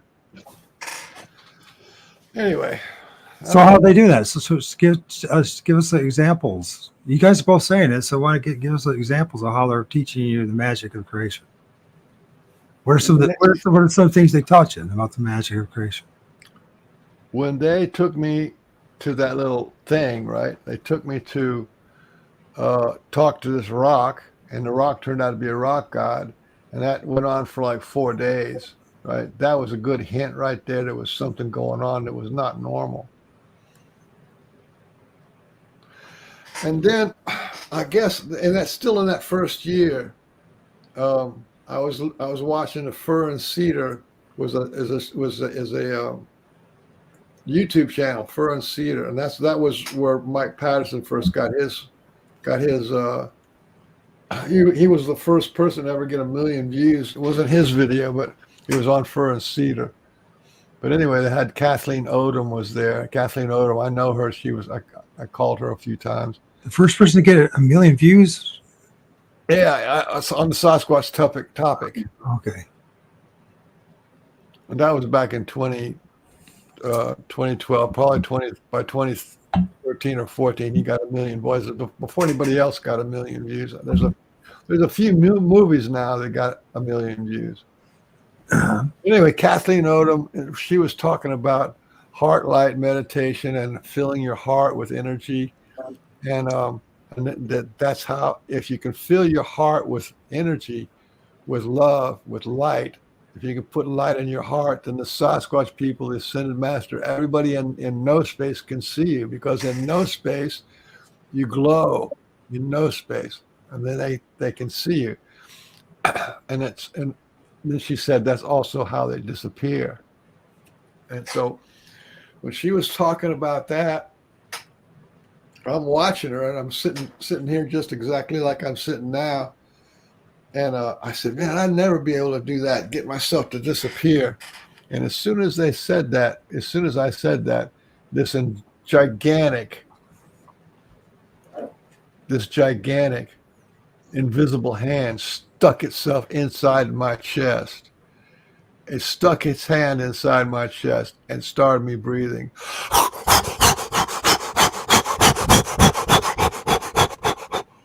And I was breathing like a big bellows, like really hard, really deep, and really fast for a long time. And at the same time, that Sasquatch was pouring energy into me. And this, I've had 3 initiations, and this was one of them. The initiation is when a guru or a higher being transfers energy into your body from no space, right? The Sasquatch was standing right next to me, but he was in me, I was in him. Yeah. So he takes over my breath until my heart starts to glow.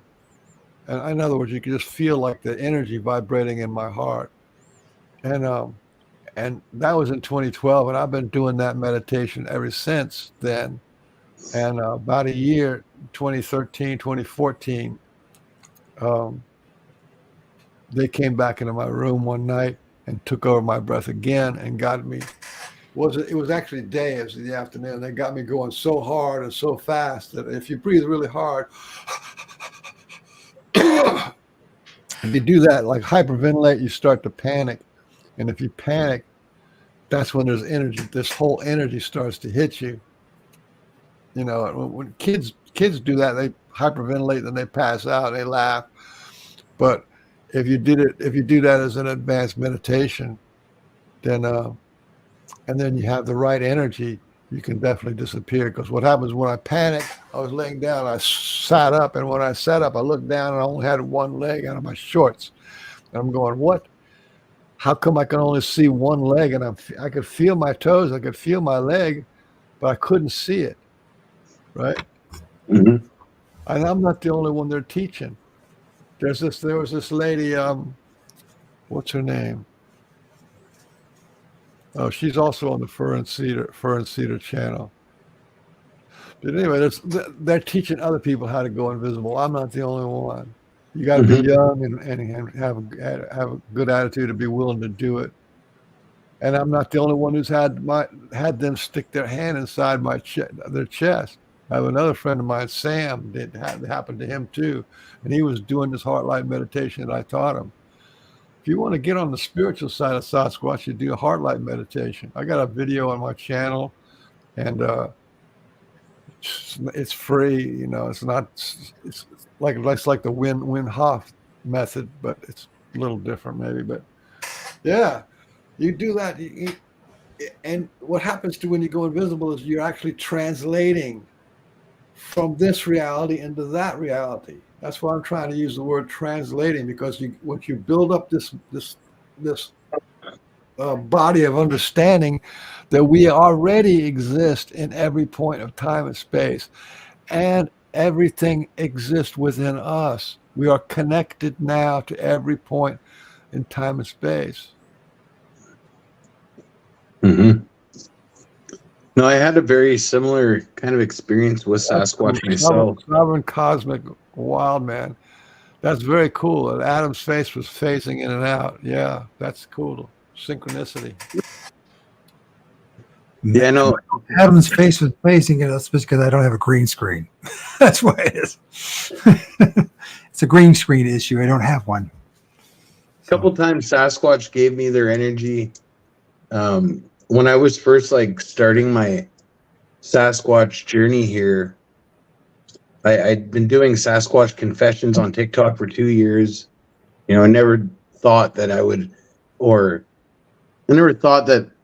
have a connection like this with Sasquatch, or that I would like rekindle a connection, you know, because they've been here the whole time. But one of the first times I felt their energy, when I knew there was something more to this, was I was actually on a TikTok live, and somebody come in right after I'd seen the Sasquatch about a month or so later, and they told me that my Sasquatch had a message for me.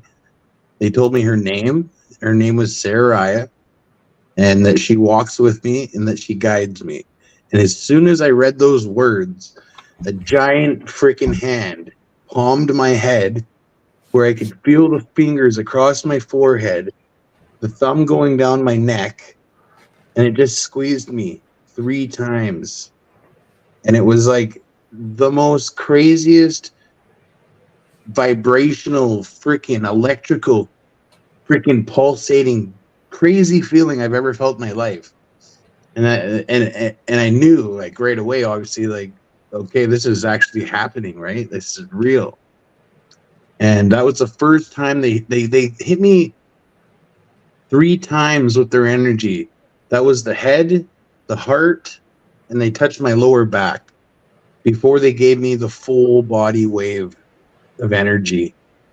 And it was strange. It was all one day, or was it? It was over about the first time when they touched me with the hand. That was it was probably over the last year, but in about a 6-month span, I guess. And like in the last year, I've had all these things happen, right? But like those were the times they touched me. The head, they reached in and touched my heart. They reached in and touched my lower back. And another time I was in my laundry room, and it was strange too, because I felt the presence come up behind me, like somebody was standing right on my neck. And at the moment, the fear set in, because I was like, it was creepy feeling, right? And I was like, I didn't understand it. And this is why they hit me, I believe, with the energy, the small times when they hit me with their energy, so that I would recognize it when they come to me like that.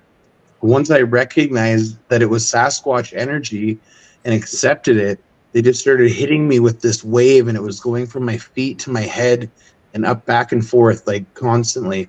The same vibrational, electrical feeling, right?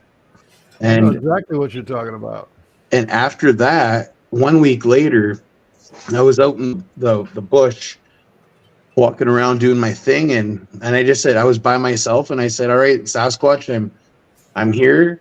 I accept anything you have for me, any healing energy. I accept it all. And the wave just started hitting me hard, man, from my same thing, the whole body just going crazy. And then a basketball size orb, like not a smoke orb, but you know, it was kind of like cloudy like that, just went right by. And that was you know, the times that I've felt their energy like that. But like I feel the love from them, but it's not the same. Like when I Well, get their love energy. let's go back to translating again, okay? Remember what I said? Consciousness is the feeling of energy, and Yeah. all energy has feeling, right? If you keep going with that, if you have more energy, you have more consciousness. So the more energy you feel, the more consciousness you have. And the more consciousness you have, the more energy you can feel. So I'm translating this into some way so you can make sense of it. They're giving you more energy, which means more consciousness, which is Mhm. what pulls you up out of the depression or the addiction or whatever it is you're into, right? But it's Mhm. also an initiation, right? Yeah. And if you had to, like I said, I was lucky to understand who enlightened people were when I was 24. So I understood when you get that kind of energy, that's an initiation, and that's what you meditate on. That exact feeling coming in and out of your body. So, you know, if you ever want to talk about that privately, about getting it, if you can still remember that feeling, and you can Oh yeah. connect that feeling of it going in and out of your body or down into your heart, right? Into your body and into your heart, or go through your whole body. That's chi, and that's like major meditation stuff right there. And it's high, it's holy, it's the light of life, right? In the beginning was the Word was with God, the Word was everything was created by that Word, and that Word was made light. And that light is the life of mankind. That's all we're talking about here, is the Mhm. light and the life. The chi is light and the life force. So they're really high beings. They're archangel class beings. And when you get a mentor, a Sasquatch is a mentor, as a friend, as a brother, they come with that energy. Oh yeah. Definitely. Like I've never experienced like mind speak or anything like that from a Sasquatch or my Sasquatch, but like I've had they give me like these knowings and stuff and show me these signs and like that all of a sudden. I mean, for example, I've talked about this a few times now, but like I was rolling up a couple J's the other day. I put them in my pocket, and right before I was about to go on the hike, I couldn't find them. They disappeared out of my pocket, out of this tube that I had.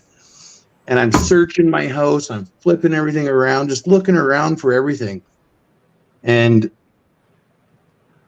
I have this thought that comes in my brain that says that you're not supposed to be smoking out there. You're supposed to be clear-headed and level for this.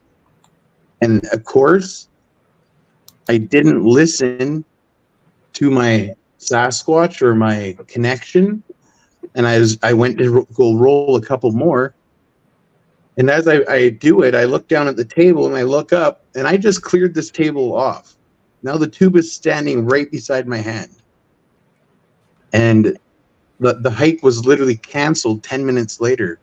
And I go, this is because they're trying to tell me this stuff, right? Like that's how I experienced it with these things that come to me, right? Like,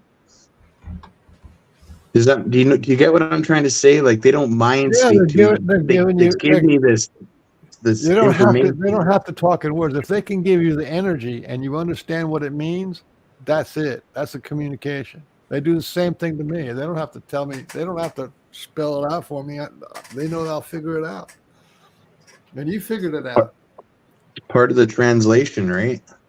Yeah, it's a translation into understanding. It went from an experience to knowing. That's the Mm-hmm. translation. I get it. Yeah, the Sasquatch people are something else, man. They really are. You know. Did So you guys ever? there's Did you guys ever hear me talk about the correlation between the Sasquatch and the ETs? no, but let's hear about it. I don't think I've heard you talk about that before. Not in depth. I haven't heard you talk in depth about it. Yeah, well, they're on the same page, doing the same things for the same reasons. The ET people are lifting up people's spirits. They're healing them. They're boosting them up with energy. They're downloading them with information. The Sasquatch are doing the same thing. So you got two non-human beings that are uplifting humanity by giving them transformational energy, transformational experiences, whether it's a sighting or whether it's being touched or whether it's been whatever it is, downloads of information being given. So they're both on the same team that some ET ladies call it the team inside out. Let me see if I can. Never heard that term before. You haven't? Team inside out. Never. Let me see if I can't pull up this file. Come on, Finder. It's supposed to wake up. There it is. Documents. It's crazy too when we talk about this transformation. Like the Sasquatch, literally, before they shown themselves to me, because I've seen Sasquatch physically, their bodies physically, where they walked out of the forest and shown themselves to me, or running down the train tracks. When I was an 8-year-old kid, they were playing with me. But like before I had my encounter in 2022, 1 week before, they gifted me the grandfather stone with the story of transformation on it. Okay? Transformation from physical to spirit and vice versa. That's literally like, that's what they're about, man. Spiritual transformation. That is Sasquatch. That's exactly right. That's exactly right. And that's the reason why the ETs are kind of like pushed to the background and lied about, and Sasquatch being pushed to the background and lied about. This is kind of like a conspiracy theory. Well, at the same time I was meeting... Go ahead. I was just going to say they want us to think like that. The people that are running the show here, or think they run the show, they want us to believe that Sasquatch are monsters, or aliens are going to come down and attack us, or whatever, when it's the complete opposite.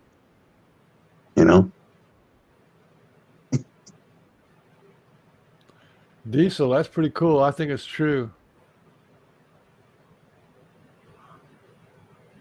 Everybody's ET. Anyway, there was a question in the background. Somebody wanted to know this. If you've ever done like sweat lodges or, participated in that kind of thing. Me? Yeah, you. Yeah. Sweat lodges. Powwows. Yeah. I got a little story about a powwow before I get into that. I went to one powwow, and there was a couple of Indian tribes in South Florida. I went to this one Indian tribe, had a powwow. They had one every year, and there was it was fancy dance. So I went there, and I just love them where they sing. They go, hey, hey, hey, hey, hey, hey, hey, hey, hey, hey, right? So one day about 2 weeks ago, maybe 3 weeks ago, I was doing that around the house. I was just like walking around the house going, hey, hey, hey, hey, hey, hey, hey, hey, hey, and which is my interpretation of a powwow. And then I go out to the yard the next day, and here's what they give me. Oh, you got me on small. Yeah, put it on big. Here's what they give me. What? That's awesome, man. It was power. It's from something like a power stroke or power forward, or like that. So, and that's current. You know what I mean? They do that so I have a little something to talk about. Because, like I said, I don't ever go out looking for them. Then they come to me and just give me a little love notes and stuff. Yeah. Okay, so let's talk about history of and some interesting things about Sasquatch. In 2013, I got it hooked up with this guy named or 2014, I think. This guy named Ray Hernandez, and Ray Hernandez had a UFO in his house, and then he had some interactions with the UFOs, and then the Star people came to him when he was driving down the turnpike, trying to get to work. And they said to him, they took him out of his car, like was taken out of bed. And I said to Ray Hernandez, I said, we want you to research the connection between all the psychic phenomena. And so they showed him this big wheel. And on there was like remote viewing, telepathy, automatic writing, channeling, just every kind of psychic phenomenon you could think. And they said, we want you to research this and find out what is common between all this paranormal events, ghosts, prophecies, all that kind of stuff.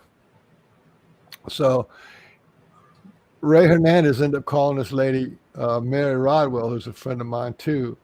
Mary Rodwell's from Australia, and he told her that he was given this task to do by the ETs.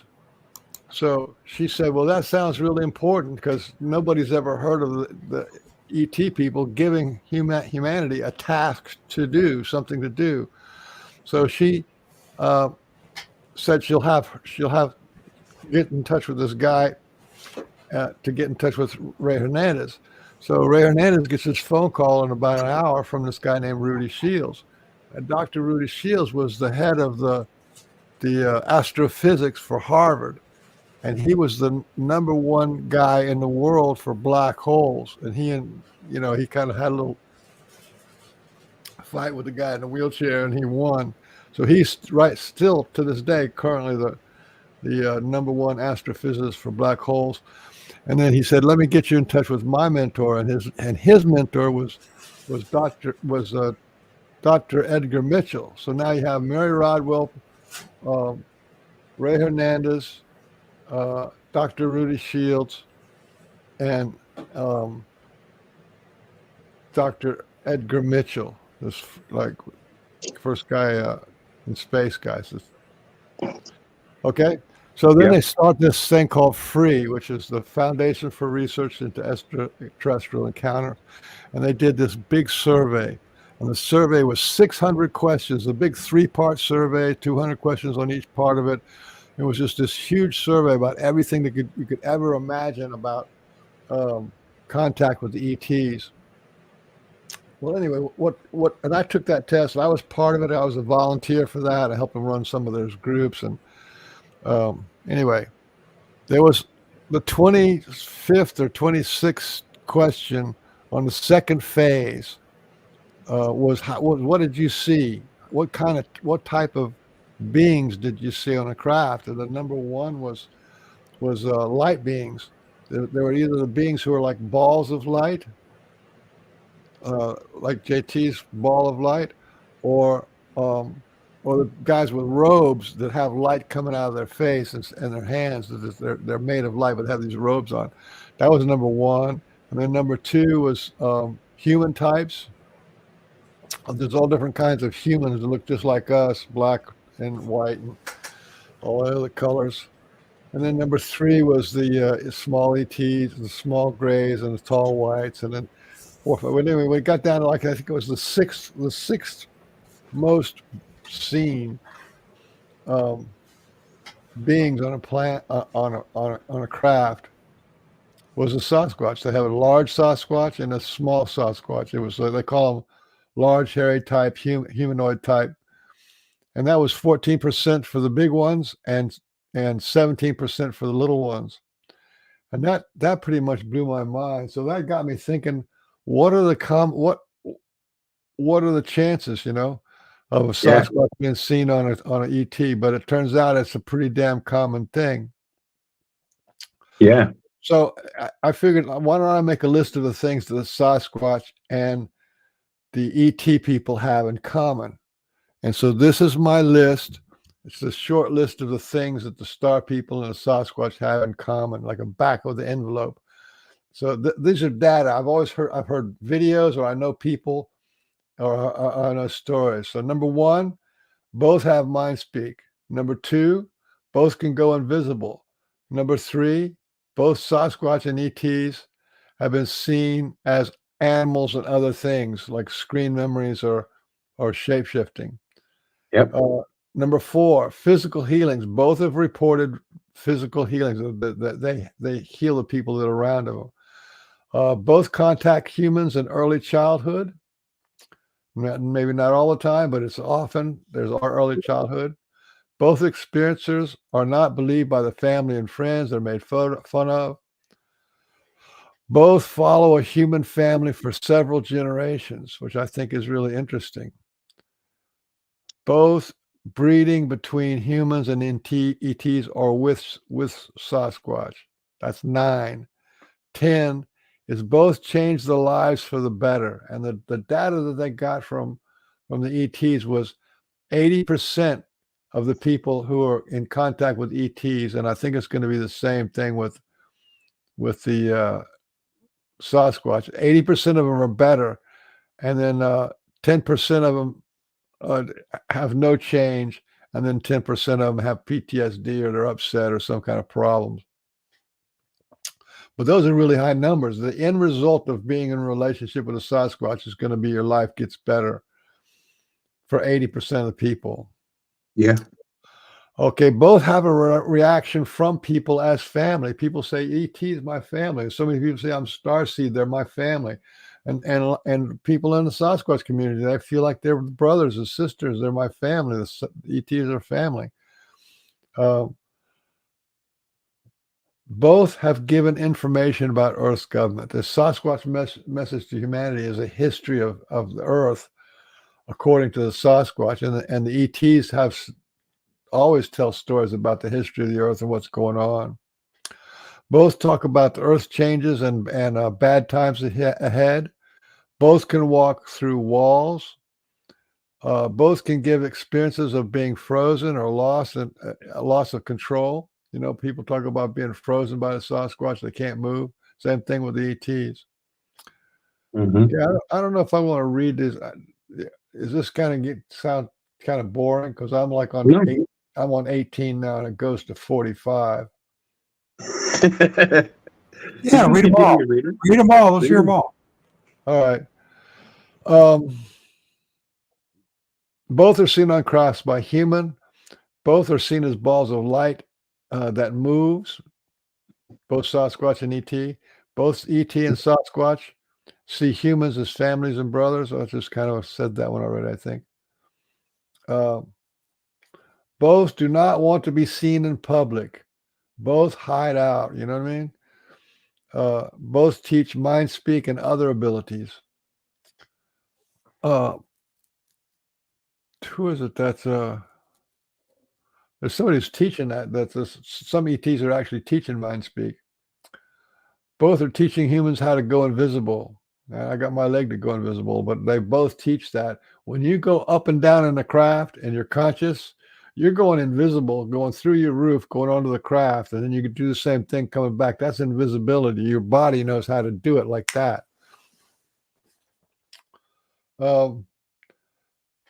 Both are choosing to be seen more and more now. We have more Sasquatch being seen and photographed now than ever before. And the same thing with the ETs. There's ETs walking around in shopping malls now. Both have a long history on Earth. They've been here forever. Both claim that we are at war with negative ETs and the lower lords. 29, both say that in our history we have risen this high with technology. Both Sasquatch and ETs say this. Both say they know of a higher power called the Great Spirit. Both have men in black telling people not to talk about their encounter. Is that true or what? There's actually stories of the men in black coming around telling people to shut up about Sasquatch. And that's very common with the certain people with an ET encounter. Mm-hmm. Okay, this is kind of dark, right? Both have special operation teams to cover up the events and remove all proof. Both have experiencers report phone tap and physical surveillance. Helicopters are common in intimidation. This is my little translation so people can begin to really make a connection between the Sasquatch and the ET, how close they actually are. Nobody thinks about it like this until you hear a boring list. Both are made a joke by the mainstream media. Both had a large percentage of people hoaxing encounters and sightings. Both are reported to drain batteries and mess with electrical equipment. Exactly the same thing that the ETs do, the Sasquatch do. Both are said to have fleets of spacecraft. Do you have any questions about that? The Sasquatch have fleets of spacecraft? They actually, I've heard of it before. I've heard there's stories of them being seen jumping out of like what you would call one of these Tic Tacs or whatever, like a long white cylinder or something like that. They've been seen jumping out of them here in British Columbia. That's true. That's true. That's upstate New York. They do it too. But there's this lady who's a researcher named Barbara Lamb. And Barbara Lamb, she's a beautiful old lady with white hair, and she goes around doing crop circles, and she does ET stuff, and she's just really sweet. You can look her up on the internet. Yeah. So where do you get this? Where do you get this notion that Sasquatch has a fleet? I'm telling you right now, Barbara Lamb went to South America, right? Mm-hmm. And in South America, she knows that there's experiencers down there that, they have researchers like we got up here. And the researchers down there say that 50% of the people who are taken on a craft in South America, like all the countries in South America, Brazil and Argentina, all that, 50% of the people who get taken on a craft say it was a Sasquatch crew and a Sasquatch ship. Now, if they're not, our numbers are something like since 1950, we got like 4 or 5 million people have been contacted or taken on a ship, right? That's what that's what the experts, insiders say. If those same that no one ever talked about this before. This is the first time I ever heard this. How many people have been taken on craft? By Sasquatches. Oh, I've heard of it many times, man. No, yeah, many times. Yes, I have. We Yes, hear I about, have. we hear about Sasquatch. Where on Steve Isdale's show? That's the only thing you could be. Where else could you? Where did you hear about a whole bunch of people being picked up by the Sasquatch and flying saucers? Where? I want to hear this. I want to know the sources. Besides the one person. I just told you, Barbara Lamb. She's only one source. How many sources do you need? Well, I mean, I could say that Bigfoot Apparently, he needs a lot.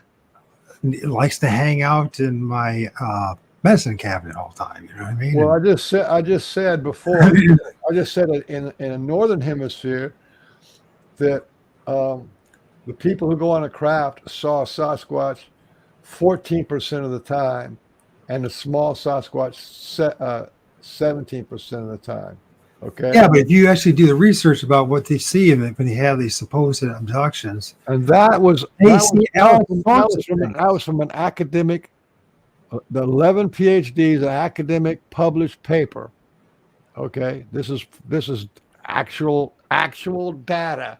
The only actual data they have on Sasquatch is this one that they're seen on a craft. I'm not trying to be difficult here, Mike. That's 14%. And when this lady says, but there's multiple stories of things that look like human beings, and others that look like little human beings, and other ones that look like little furry things, and all different shapes and sizes. And that's the truth. There's all sorts of stories. You could find all sorts of stories of people allegedly having encounters with all sorts of different looking entities. Well, look, hold on. Let me read some more of these because Sasquatch and quote unquote aliens and whatever, or ETs, whatever that means, because there's all sorts of things that they look. Let me finish my list, because right now I'm at 36, and you're starting to have this like kind of a cognitive dissonance thing rattling around. Well, of course I am. He is. I give you 30. Yeah, he is. 36 well, I'm not. I'm asking a Yeah, question any other person would ask who studied just a little bit about this and asked to challenge you in what you're saying. And that's all I'm asking. Where did you get the information? If the only source you got, I would suggest, and no one just take. Well, he gave you one. He gave you one, bro.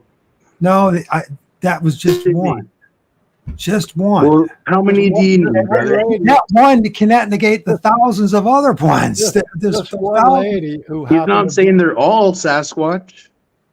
No one said that. It's Oh, 50%. So in 50%. The other said the other is aliens. in the northern hemisphere, it was, 14 and 17%, which was I'm not 30 trying to something. be a jerk here, man, but the same token, you got to think about the fact that Yeah. this whole thing about Sasquatch about being honest. If you go look up Barbara Sasquatch Lamb, is all about honesty. go look up Barbara Lamb and ask her where her resources are. I trust her because I've been around that field for a long time. So that negates a place like Jacques Vallée and his work and all the other ones. How about John A. Keel and his work, and the hundreds and hundreds of other ones talk about other different entities and different experiences. So both are made a joke about by the mainstream media and talk show hosts. Okay, is that supposed to be led to me? I just threw that in there. Yeah, for you. A guy who actually has encounters and experiences with 37. Sasquatch. Both are said to have fleets of spacecraft. These are data points. This is not true. Data points. Some of your data points are flawed, man. That's all. A data point is a data point. Honest person was adjusted. So both have reports of missing time from experiences. Both do not use money or governments, right? Both the Sasquatch and the ET don't have a government or money structure. That's one of the main reasons they're being kept hidden. Okay, this is number 40. Both have the ability to bioluminesce from their eyes. I mean, it's light coming out of their eyes. Both appear blurry and as if at times they are not fully in our reality. So they can do that, cloaking business. And both spike Geiger counters as if they were radioactive. And both have abducted people.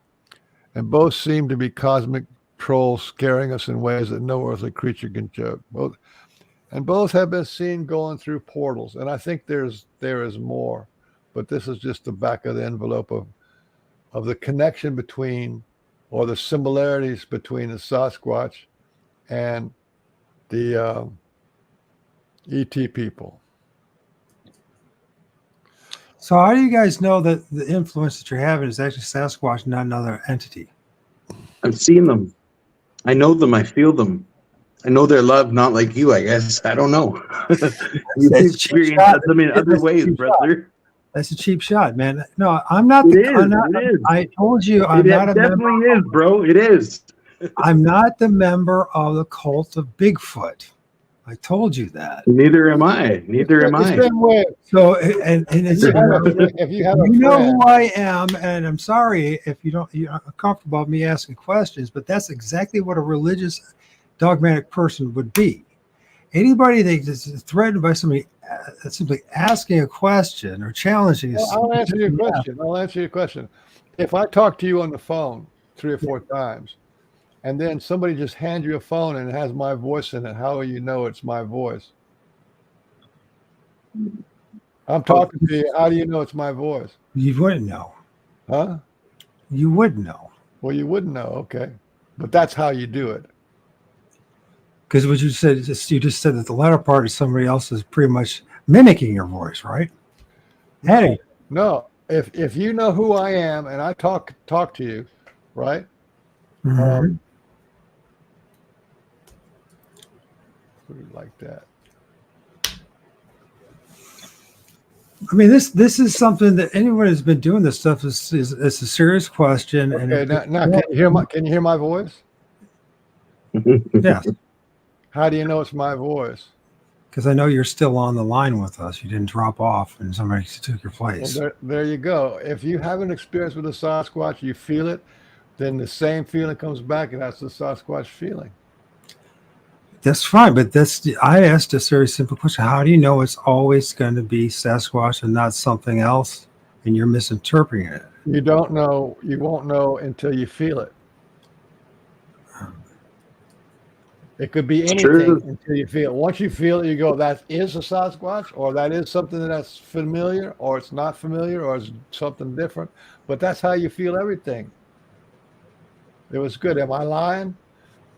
It's a feeling. It's a feeling. Okay.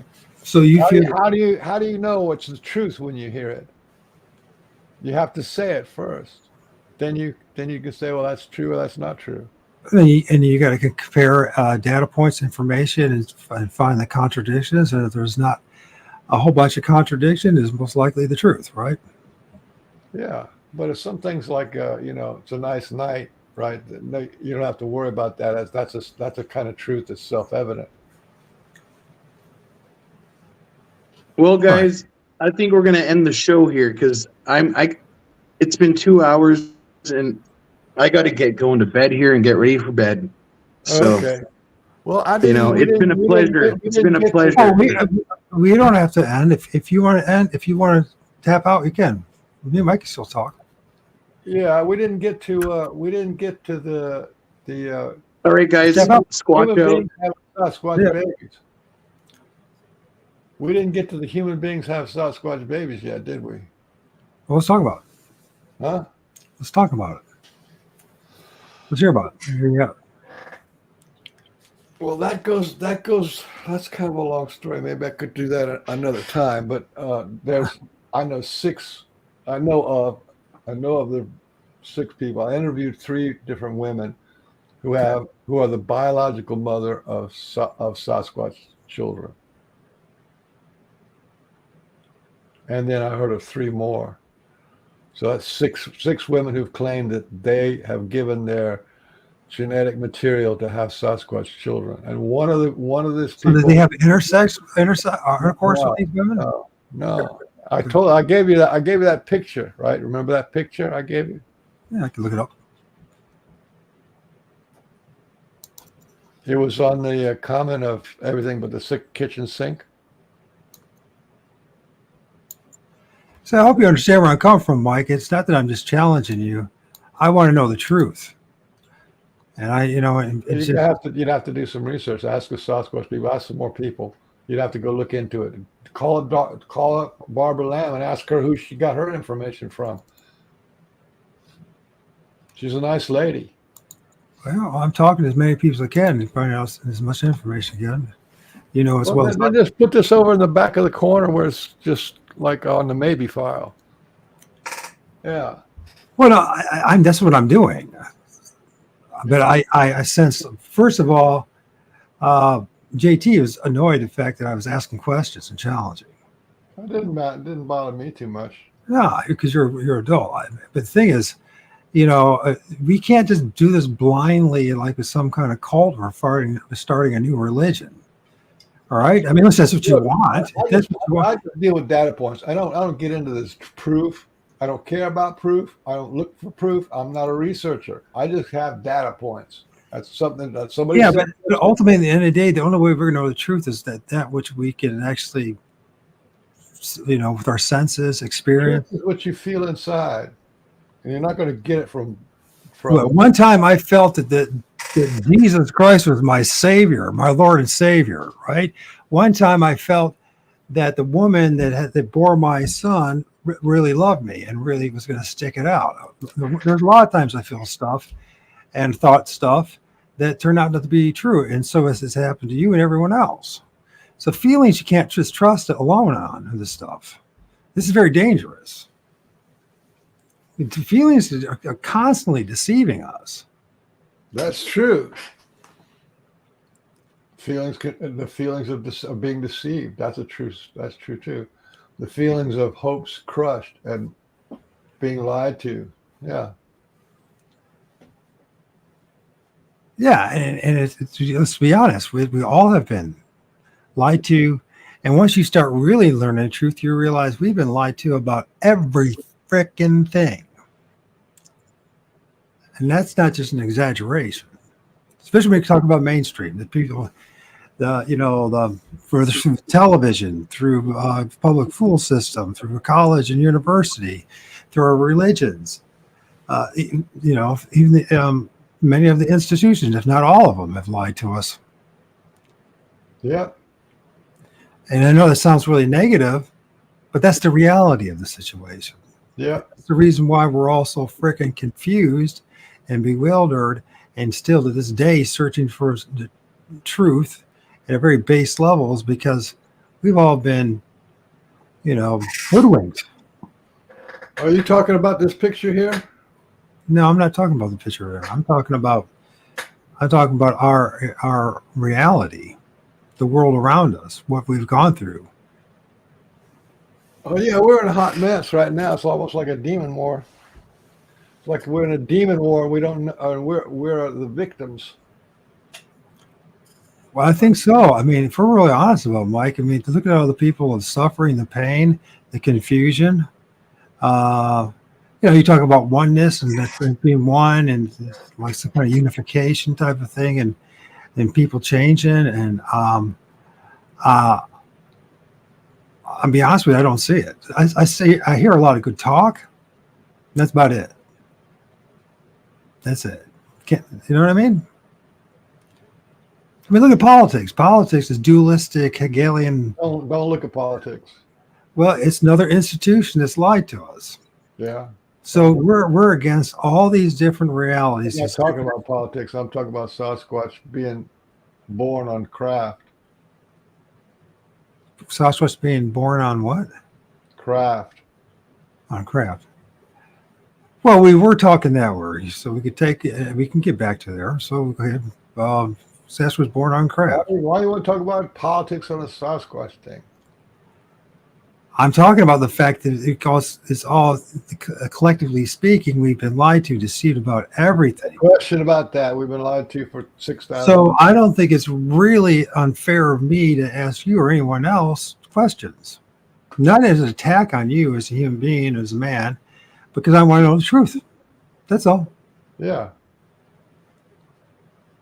Don't you? I gave you academic data. It's actually published. All right. So your claim that one person says that 50%. There was, and then on top of that, okay, there's one data point is that people in the northern hemisphere see Sasquatch on a craft 14% of the time. Of all the people, 14% of them see a Sasquatch on the craft. That's a lot of people, considering there's millions of people being taken. So do you believe that these are physical craft, like nuts and bolts type thing? Look, this is, like I said, this was the Dr. Edgar Mitchell Foundation for Research into Extraterrestrial Encounters.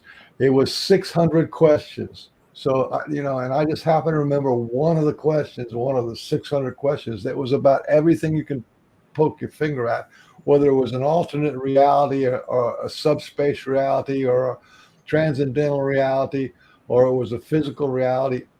That's another question altogether. Yeah, so I asked you the question. Do you have an opinion on that? I feel like it's both. It can be an alternative reality that they can manifest into the physical reality. But I think when people are going back and forth with the craft, it's in an alternative reality. What do you call it?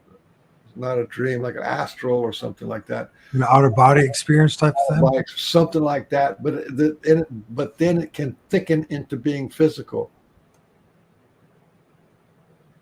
Right. In other words, you go in the astral level, but then it becomes a bilocation or teleportation into the ship or into the other reality. It's both. So, okay. So it's like the same thing about maybe what Bigfoot can do. Bigfoot can do it too, yeah. Anyway, this lady in the top right-hand corner, her name is Penny, and she was taken on a craft. And in this craft, this third figure at the bottom to the left is a Sasquatch. To the far right is the ET who was running the show. And then in the middle was Penny, who's looking at these 8 children. 1, 2, 3, 4, 5, 6, 7, 8. 8 children that she was the biological mother of. So, yeah. So Sovereign Cosmic Wildman, I've heard as well that Sasquatch have been on spacecraft. In fact, I even have an image of Sasquatch and ET that someone found and discovered that very few people know about. I mean, very few people. And I should post it. Of which, on allegedly on the International Space Station, reflection of them on the International Space Station, and it was on a guy's iPad. So, I love my beans. Big. Okay. Now, this is really interesting. This is interesting data. Why would there be 8 children here? Why would there be 6 women? Why would 6 women be the genetic mothers of biological Sasquatch children? Something going on here. what do you think it is? What's your logic? I know what's going on, but you have to look at it. Why in 1 year's time on the Pork and Bean show, we interviewed her and then 2 other women all in the same year, I think, which was it was either 2022 or 2023. We interviewed them, and the other 2 women, one of them was just told psychically that it was that way, and the other one out in California, she actually saw her infant.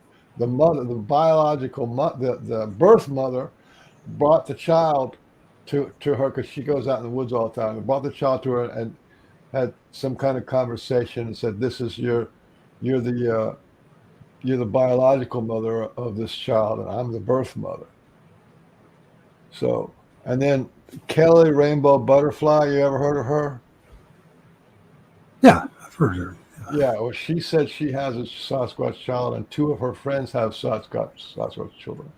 So now you have 6 people. This is data. I don't know if it's true or not. I wasn't there, but they say that they have the children. I believe them. So that's the data point for me. So why do you think that's happening? Well, first of all, I don't think it's happening. But why do you think it's happening? Why do you think it's happening? I don't have enough information to make a decision if it's happening or not. I mean, just because someone says that they claim to have Sasquatch children, and I'm not saying they're lying, but how do I know that it's true or not if I don't see the Sasquatch children or having it or some kind of evidence besides her saying that? Oh, you know what I mean? I mean, it's not that I'm judging the person. It's just that, how am I supposed to know? Listen, how do you know? How is anybody supposed to know that I had my encounters? You're not going to, I mean, I could tell you about it, but you're never going to know. Then why are you doing shows like this? I thought you were the conspiracy guy. You wanted to hear conspiracy. This is like a conspiracy here. Sure. Absolutely. I asked you, I mean, why do you believe that? Why are you convinced that it's true? Because I know I interviewed all 3 women and also, that's Kelly girl. I know her for years. Okay. I don't call my friends liars if they say that something's happening and something's happening. There's hundreds and hundreds of thousands of women. Well, you have to admit there's one thing having it's one thing to have an encounter. There's thousands of people out there who say that they are half breeds or they are ETs. It's just what's going on in the world now. People self-identify as being a hybrid or whatever.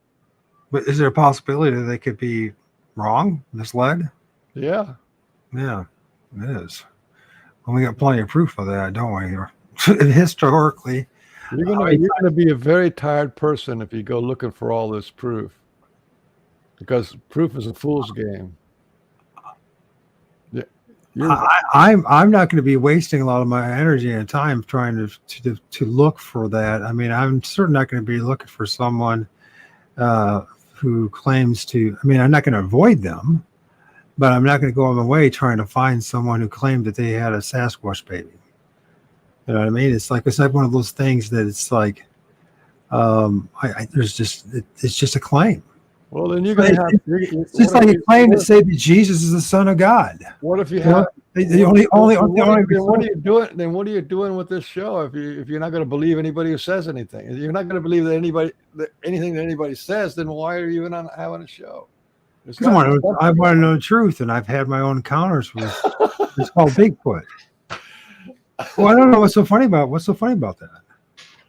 Well, how can you say you want to know the truth and then you refuse to, To what? Just blindly believe what everyone says? No, to accumulate data. You have to accumulate data and vet the data. Right. So how do you You vet? can't reject the data first. How do you vet it? How do you prove that the ladies had Sasquatch children? You talk to them. Yeah, but that's not enough. I mean, I could say that I'm from Mars. That doesn't mean I'm from Mars. Well, like I said, I'm not going to go down that road. That's a fool's game to do that. Looking for that kind of proof. You can't even prove you love your dog. Well, you can demonstrate it. You certainly can. You know, That's you just not proof. That's not proof. Well, love is an emotion, right? So fair enough. If that's what you're talking about. Yeah, that's not proof. That's not proof. But attributes of love, like attributes are like commitment, loyalty, putting their if you had to go around proving each one of those things, you just could be a tired old man after a while. Yeah, but what are you talking about, man? So you're saying that you have this like program, right, to help people do this, to be relieved of all this negativity and all this the trauma in their lives. But isn't that right? I'm not hung up on beliefs. I'm not hung up on the truth either. You only operate on one or the other mentally. That's the only options you got. Look, I have memories from the beginning of time. I spent more than 2 years looking at the beginning of creation and feeling it all out. Am I telling you that's the truth? No, it's just an experience that I had. It's a spiritual experience that I had.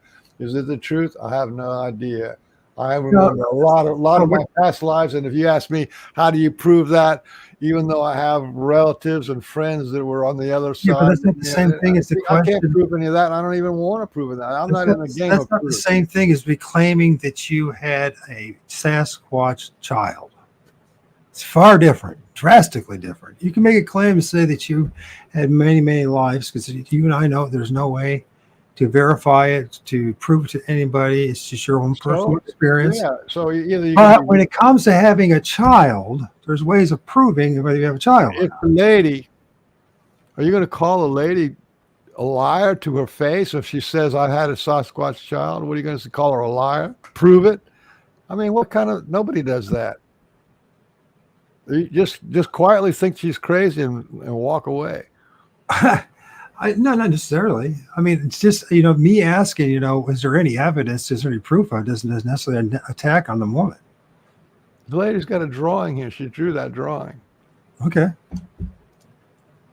And she has this compelling story. So she claims that she had a Sasquatch child. 8 of them. 8. 8 of them. 8. What was 6 out of 8? What was it? Listen. I'm your guest. Listen, 8 Sasquatch children. This is important because we're translating I'm trying to point to something, and this isn't it. This is only part of it. Like, why would all these Sasquatch need human beings to have? Sasquatch are quite capable of doing the boy-girl thing, and they can have their own babies. Why are they doing this now? Well, then there's allegedly a couple stories that they've been doing in the past.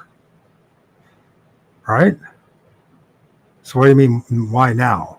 There's supposedly a couple stories out there of other people women having supposedly Sasquatch children, right? Those stories. I mean, they're stories. I mean, they can't be confirmed, but, There is stories out there that there are 6 different agencies that are killing Sasquatch en masse as we speak. I'm trying to get to that point. So that's the point of the story.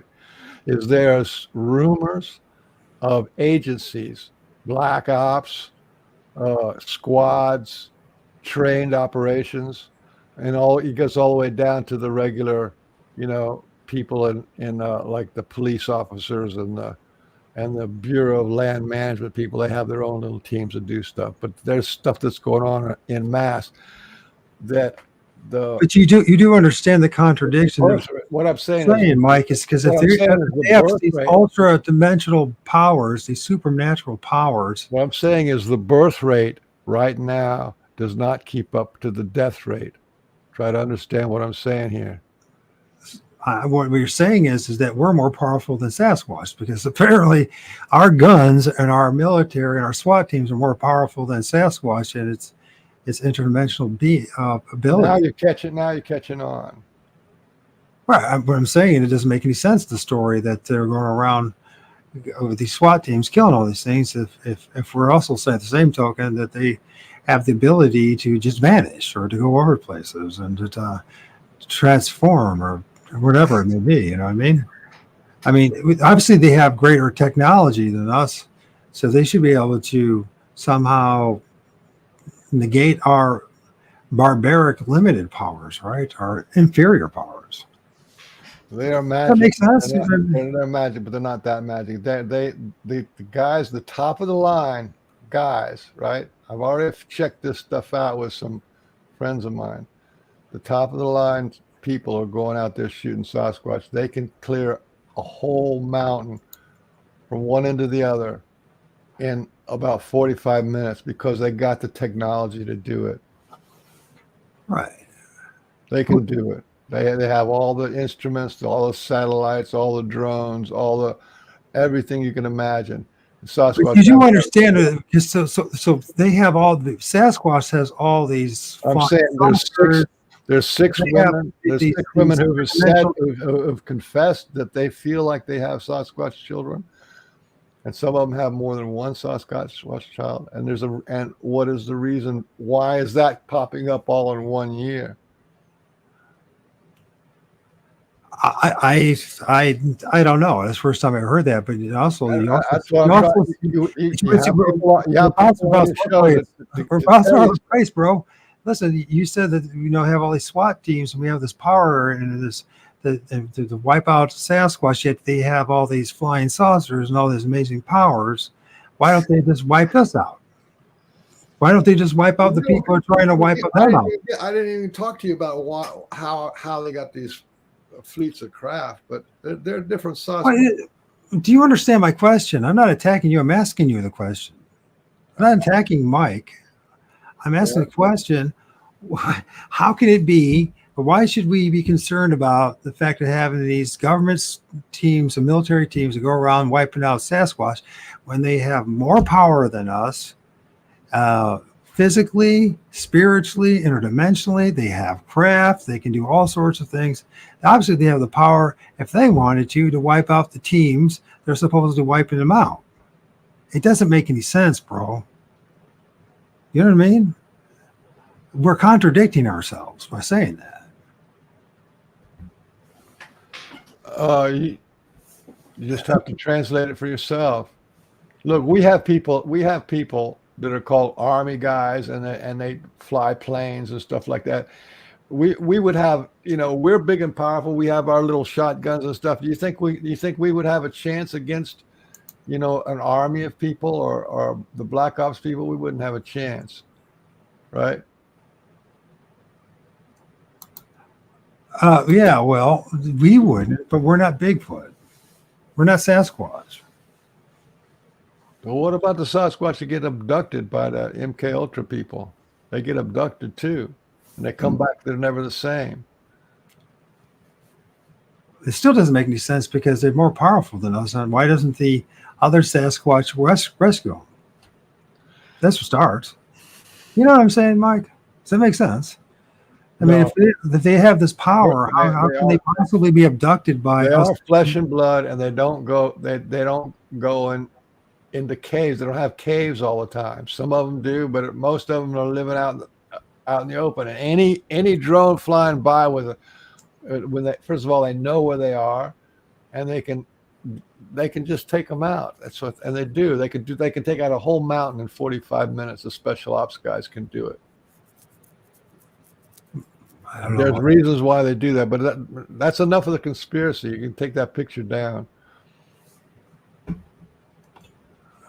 All right. Anyway, so that's enough of the conspiracy, unless there's any more conspiracies out there. I don't know why I don't know why you're doing that, man. I mean, I think you have not been used to have someone like ask you questions like this before? You can ask whatever kind of question you want. Because You're not listening to. You're only listening to your side. I'm agreeing with you, but I'm saying if you want to find out about the crafts in South America, call up that lady, Barbara Lamb. She's an old lady, and have her get you in contact with some of the people in South America, and they can fill you in on what they said.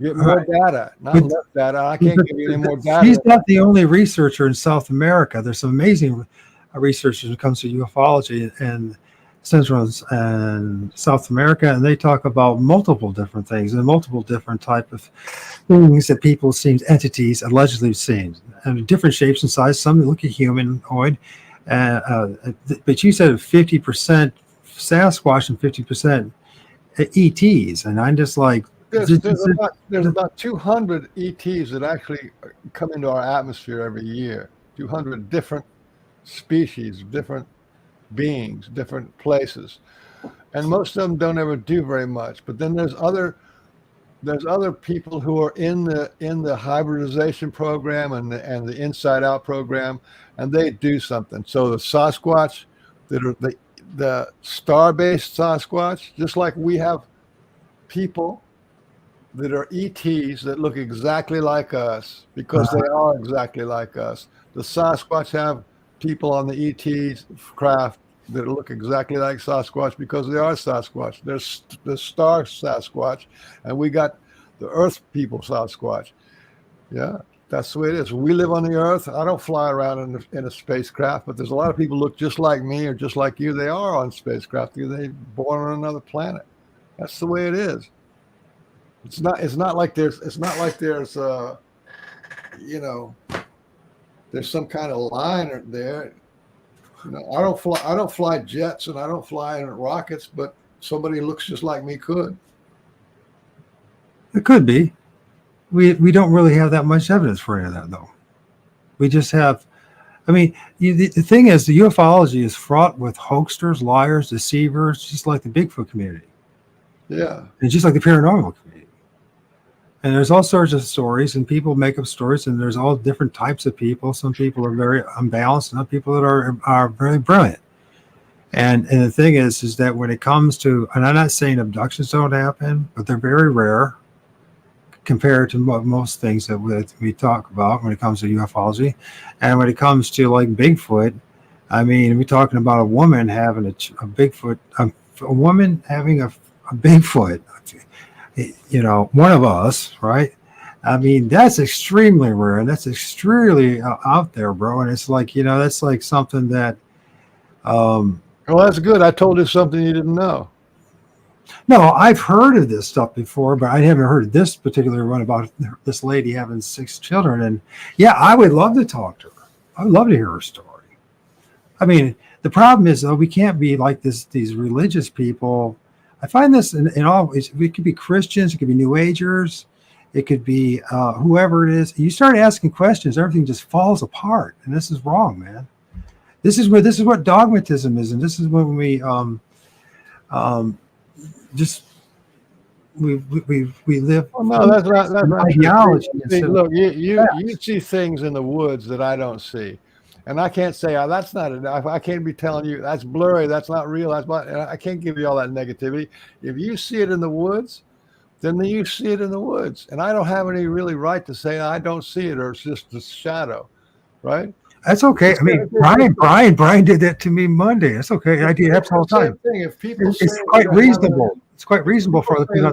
If people say that they saw Sasquatch, I believe them. How hard is that?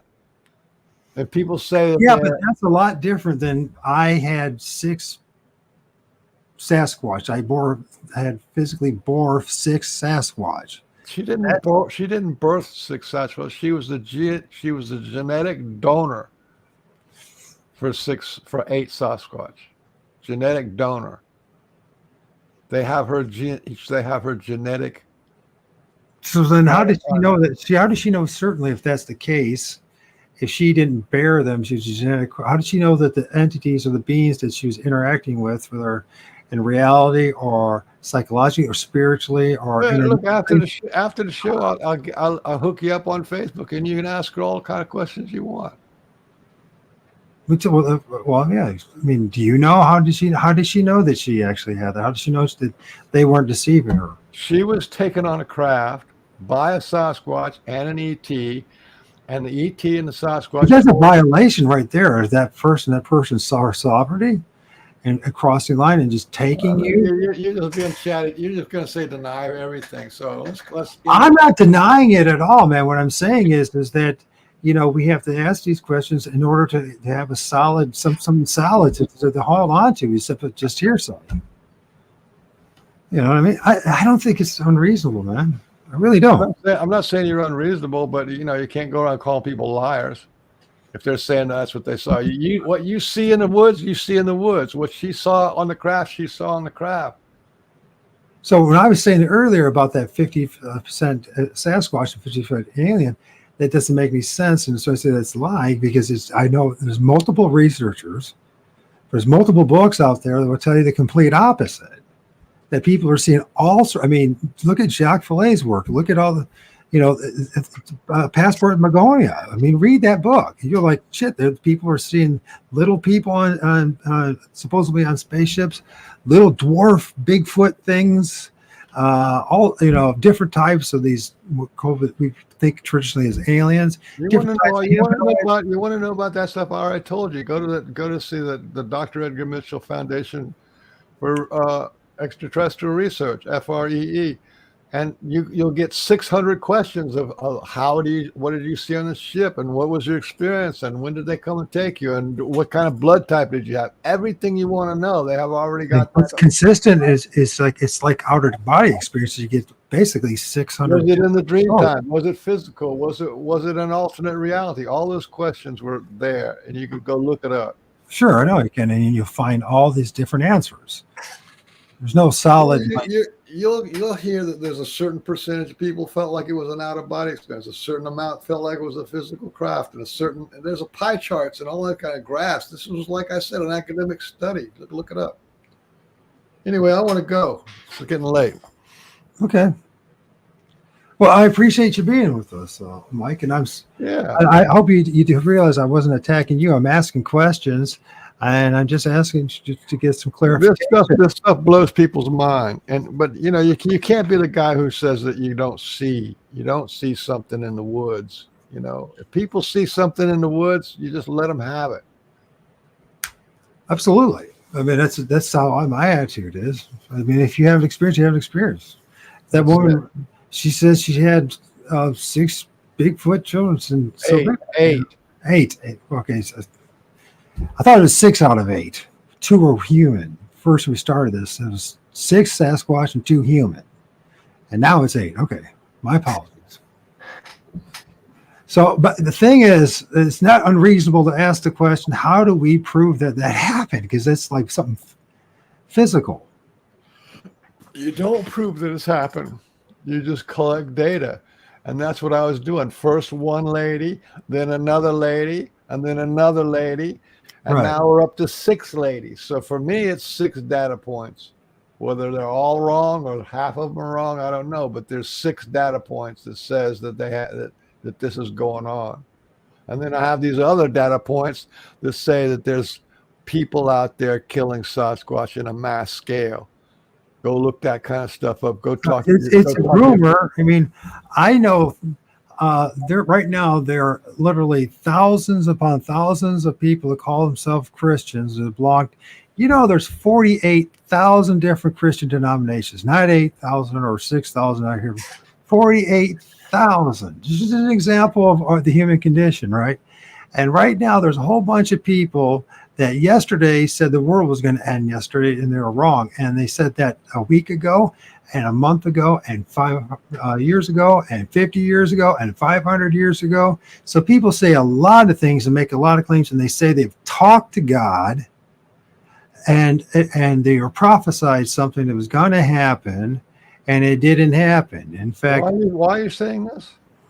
Because just because somebody says something, especially when it's like something we're talking about, I think it's not unreasonable to say, is there any evidence for this? Outside of hearsay, because hearsay gets us in trouble all the time. Like, I share my experiences with Sasquatch, but I always tell people that I do not expect you to believe me at all. In fact, I tell the people who listen to me that I question it. If you just blindly believe me, you might want to think twice of how you're thinking. I'm not saying anything about believing me. I say collect data. If I put this data out there, then maybe somebody else in your audience will say, I heard about this. One of my friends did this, or maybe that, you're saying you just put the data out there and see what happens. Right. But all that is a claim. Until it's verified, there's nothing more. It's like the whole thing. Here's a perfect example of Jesus, right? The Bible, the only thing that you have, that anybody has about Jesus, right? I don't care about. I'm here to talk about the Bible. Don't care about politics. But it is an example. I care about Sasquatch getting killed, and that their death rate outruns their birth rate. Is that true? That's a good question. Is that true? Is there more people killing Sasquatch than there is Sasquatch being born? That's a good question. Why don't you look? We don't have any evidence one way or the other, because we would know because we'd have bodies. We would have evidence. We have carcasses. We have bodies. We would have some evidence out of hearsay. We don't have any of that. Special officer doing it. Well, that might be the case, but we're still in the same situation. You got ETs, right? When the first ETs crashed on Earth was 1943, which is after the first bomb. They blew up the first bomb at the White Sands. No, what was the name of that? White Sands. Trinity. It was a Trinity lake. That's Trinity. Yeah, for instance. Yeah. So, where are all those dead aliens? You don't see them, do you? It's the same thing. You don't see this. You don't see the dead Sasquatch. Anyway, so thank you guys for talking to me, and I'll let you go. Well, you have a good night, Mike. All right. Take care, man. Do you know how to get out? It says leave the studio. Is that what you do? Yes, sir. Bye-bye. Thanks, everybody, for putting up with us. Yeah, hopefully we'll talk again soon. So anyways, I wasn't trying to be a jerk. This is something I really am not trying to be a jerk. I like Mike, and I love my bro, JT. Sorry, JT. And I don't mind Brian, all that, but listen, if you're gonna come on my show and to make claims, or if my co-host says I can't ask questions, there's something seriously wrong, right? I mean, what's wrong is that we're operating belief systems instead of really thinking through about this stuff. I strongly suggest you don't blindly believe anybody about anything. It will get you in a lot of damn trouble. And I think you guys know what I'm talking about, right? We get ourselves a lot of trouble when we just blindly believe in stuff. And especially we just keep on parroting stories, claims. Let's go back to this Jesus thing. I know people are not interested in religion. This has nothing to do with religion, what I'm about to say. It does, but it doesn't. The point is, only evidence that anybody has of Jesus, and this is an absolute fact. You can go to court on this. You can do whatever you want. And the only thing that we have is the Bible. The Josephus account is worthless. It was proven that it was added the few hundred words that it was talked about the Christ, which was not the same as Jesus. And in the time of Jesus, there was no Christ. There wasn't even a word as such. They didn't have that sort of thing. So, the only thing we have is the Bible to prove any evidence that Jesus exists. That's a claim. Now, I'm not telling you to believe in Jesus or not, but you got to understand that it's just a claim. You have nothing else. And that's what we're dealing with too in this Bigfoot community and this whole thing about, it's just parroting out stories and making claims. That's not the same thing as the truth. And I think all of us really deserve the truth. All of us deserve the absolute truth, especially these matters. We deserve to know, if this is really happening. I mean, if you're a father like I am, and you say you have daughters, or maybe your sons are going to have the same thing, and there's a potential that your daughter might be abducted and have her, used as a, some kind of surrogate mother to create some half-breed thing this we call Sasquatch. That's a terrible thing. I don't believe it. My interaction with what I believe to be Sasquatch, and I don't think they would do any of that kind of stuff. I don't think they would even need to do that kind of stuff. I mean, as far as the military chase and wiping out Sasquatch, if you're in my back camp, see, there might be this possibility when they manifest in the flesh that's when they can be taken out. But there's the possibility, but there's no proof of it, right? When you look at the collective data about Bigfoot, there's more supportive evidence that we're dealing with something interdimensional, more paranormal, paraphysical, and if they can do all these different things, that, or at least some stuff that I've seen to be able to do, and with others, then I don't see how you can be. I don't care if you sent all the damn armies in the world after it. I don't think you'd be able to wipe them out. And if the claim is that they actually have flying saucers and they have that kind of technology, then I think they have, listen, just look what they do with electricity, electrical gadgets and cameras, and what they do to my computer, right? Very poltergeist-like behavior, by the way. Poltergeist, that's not, most people, that's not the same as a ghost, by the way. And so what do you do about this? You have to take in the data. You just, and if you don't, if it bothers you, somebody asking you questions about why you believe it or where the evidence is for why you believe it, then you're on weak ground, shaky ground for your position. I'm not saying that Mike doesn't believe in what he believes in, and he has a right to believe in what he believes in, and JT does too. But we also have a right to ask questions about why you believe this stuff and where's the evidence. And if you get upset about it, it's probably because you don't have the evidence. That's what usually happens. I've noticed that in many other walks of life, right? When you don't have the evidence and you make outlandish or strong claims and you got nothing to support it, you know what happens? You get really defensive and you get upset because your real view is being challenged. And I think all of us should constantly be challenging our world views and our beliefs. Our beliefs get us in a lot of trouble. Just look at all the endless wars due to belief. Look at the billions of people on this planet, and if we're honest about it, who suffered needlessly due to belief. Not just in our own lifetime, but if all you think, it might be 8 billion people on the planet today, but if you multiply that and just go back 30, 50, 60 generations, we're talking hundreds of billions of people. And terrible lives, miserable existence, awful things have happened, right? And a lot of it was due to people's beliefs. I think beliefs are dangerous. I mean, I understand you need to have beliefs to move forward and to make things happen. You know what I mean? You got to believe in yourself. You got to believe in a new career, believe in a relationship. You got to put your hope in that kind of stuff. But in the end, if there's nothing to substantiate the belief, there's nothing to validate it or to make it, be substantial and be of reality, then you're going to get yourself in trouble. That's what you're going to get. You're going to get manipulated and used. And there's a lot of people out there in the Bigfoot community who have got big names who have absolutely they'll charge you money. You're having a problem with what's going on. They'll literally charge you money, ask for hundreds of dollars in order for them to help you. when really the answer has always been within you.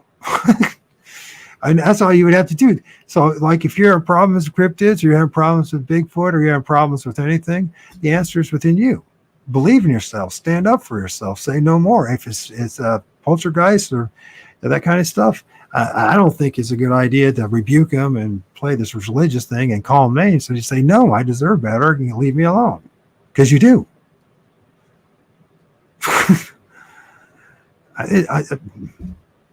And there's, it's a little simplistic of an answer. There's more to it, but it's, there's this whole thing about, I mean, I'm not hating on anybody, not hating on JT, not hating on Mike, not hating on Brian. I'm just asking questions. And if you can't answer them, if you get upset for me asking questions or challenging what you're saying, especially if there's contradictions in what I've learned, inconsistencies that was out there, and then, someone has to adapt. And hopefully we adapt as many of us as possible, closer to something that's in reality, that's true. Because every and every one of us really want the truth. And each and every one of us has been blinded by a whole bunch of stuff. And a lot of times, the people who end up deceiving us believe in the deception themselves, whether it's religion, your elementary teacher, high school teacher, one of your college professors, your boss, family, your parents.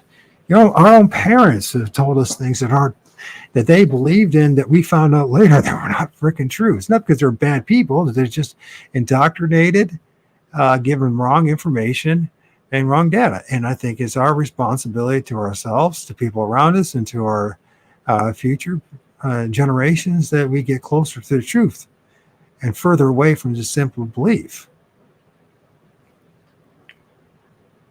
And I just doesn't make any sense to me that that Sasquatch can have all these amazing abilities and be this amazing and life transforming and all that, and then just a bunch of yahoos, a bunch of swinging dicks with their guns could go show up in the woods and take them out. It just doesn't make any sense. And I'm not trying to be a jerk. I'm really not. I'm just using the God. Well, if there is a God or not, each and every one of us were given one thing, and that was a brain to critically think and to ask questions and to challenge things.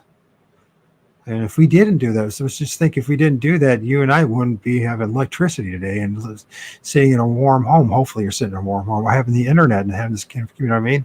It's through critical thinking and analysis that allows us to have a better way of life today than a few generations ago in certain ways. In other ways, it's certainly, we're far worse off when it comes to we become very disconnected from the creation, but there's a reason why we went that way. Is because it's very brutal out there. It's extremely brutal. And all you have to do, if you don't believe me, just, maybe you're one of those people who's already done it, but a lot of people, they've never even, camped alone in the woods for a day, let alone a week. And if you do that for a month, you're going to learn real fast who you are as a person. And you're also going to have a new appreciation for a warm home, right? And a warm shower and that kind of stuff. So my point being all this is that it's through critical thinking has allowed us to have some improvements in our lives. It's our lack of use of, or refusal to use of critical thinking that's caused us to get in trouble. I mean, and on so many other ways. And we know this. And there's plenty of examples that we all have in our personal lives and as a world as a whole. And so I just, maybe the woman really did have 8 children, Sasquatch children. God forbid. I mean, to me, that's like, I think that's a violation on that woman.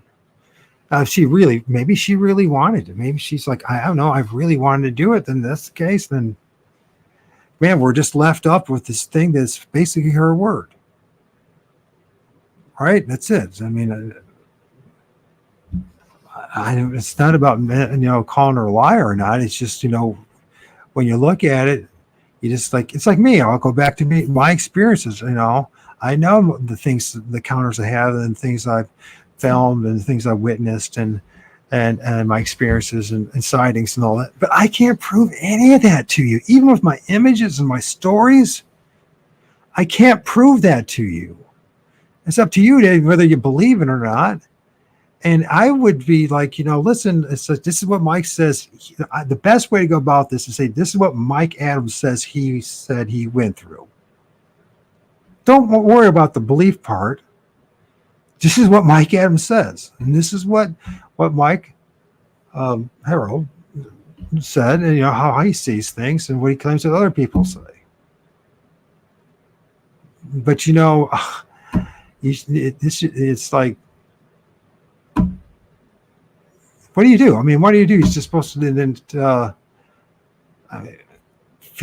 of all of them are freaking Sasquatch or abducted, or come on.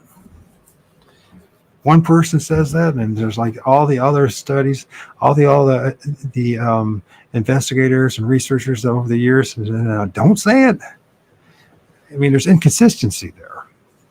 Is it really happening? I doubt it. I don't think.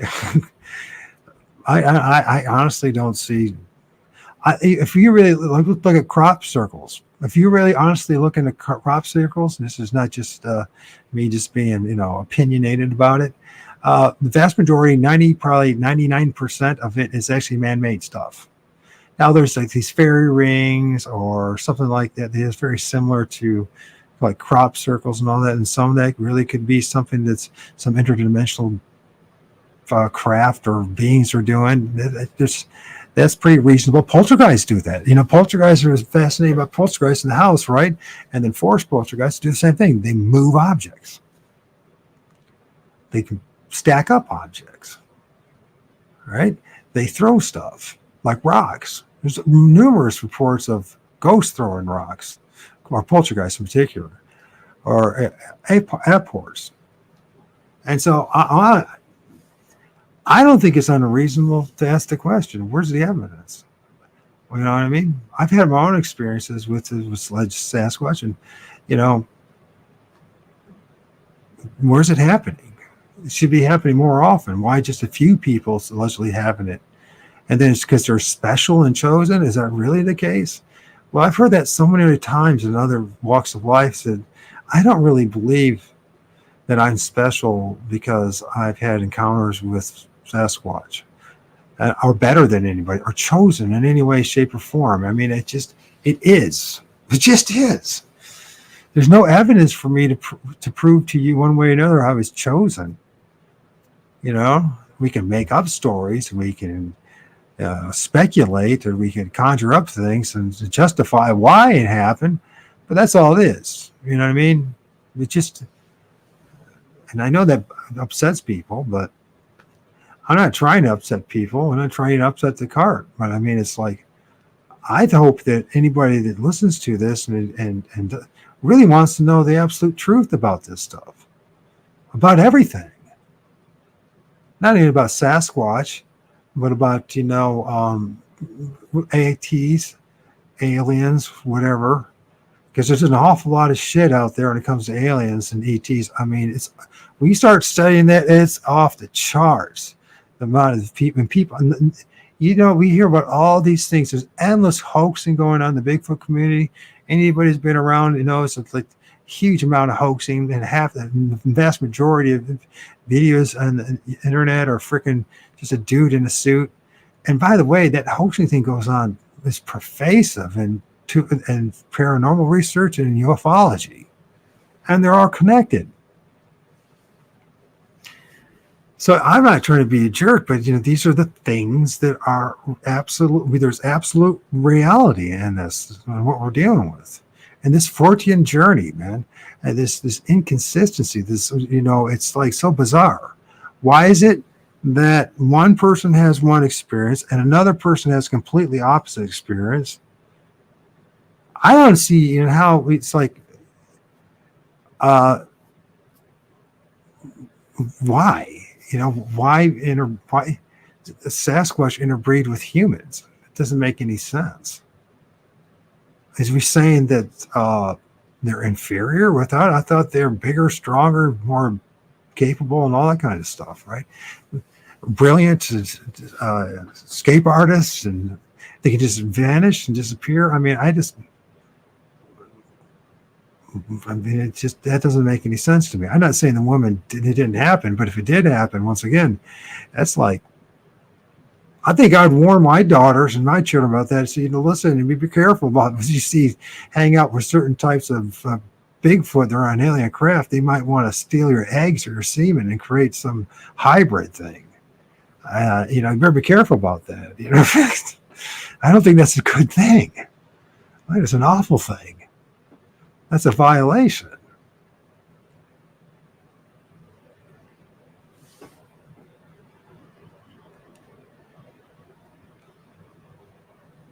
And, but if Mike thinks that's a great thing, and if he believes in it, then he has every right to do that. So, but if he has every right to believe in what he believes in and say what he wants to say, then I should have every right, if we're interacting, to ask questions. And if we're live doing it, I mean, I don't think that's unreasonable.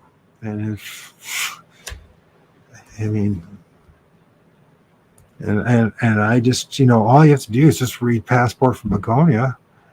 Just read some literature on ufology, and you know that there's more than just with that claim that even when maybe South America is a huge area, it's huge. You got to remember that's massive landmass, and there's great, very capable researchers and intelligent people who speak Spanish in that area, who are just as capable of doing quality research, and their research is not coming out 50% Sasquatch, 50% ET. I guarantee you, if that were the case, that would be running like wildfire in the Bigfoot community. Better Bigfoot than little one. Yeah, absolutely. Well, it all depends on thing. You know what I mean? As long as it's proportional, right? I mean, if it's you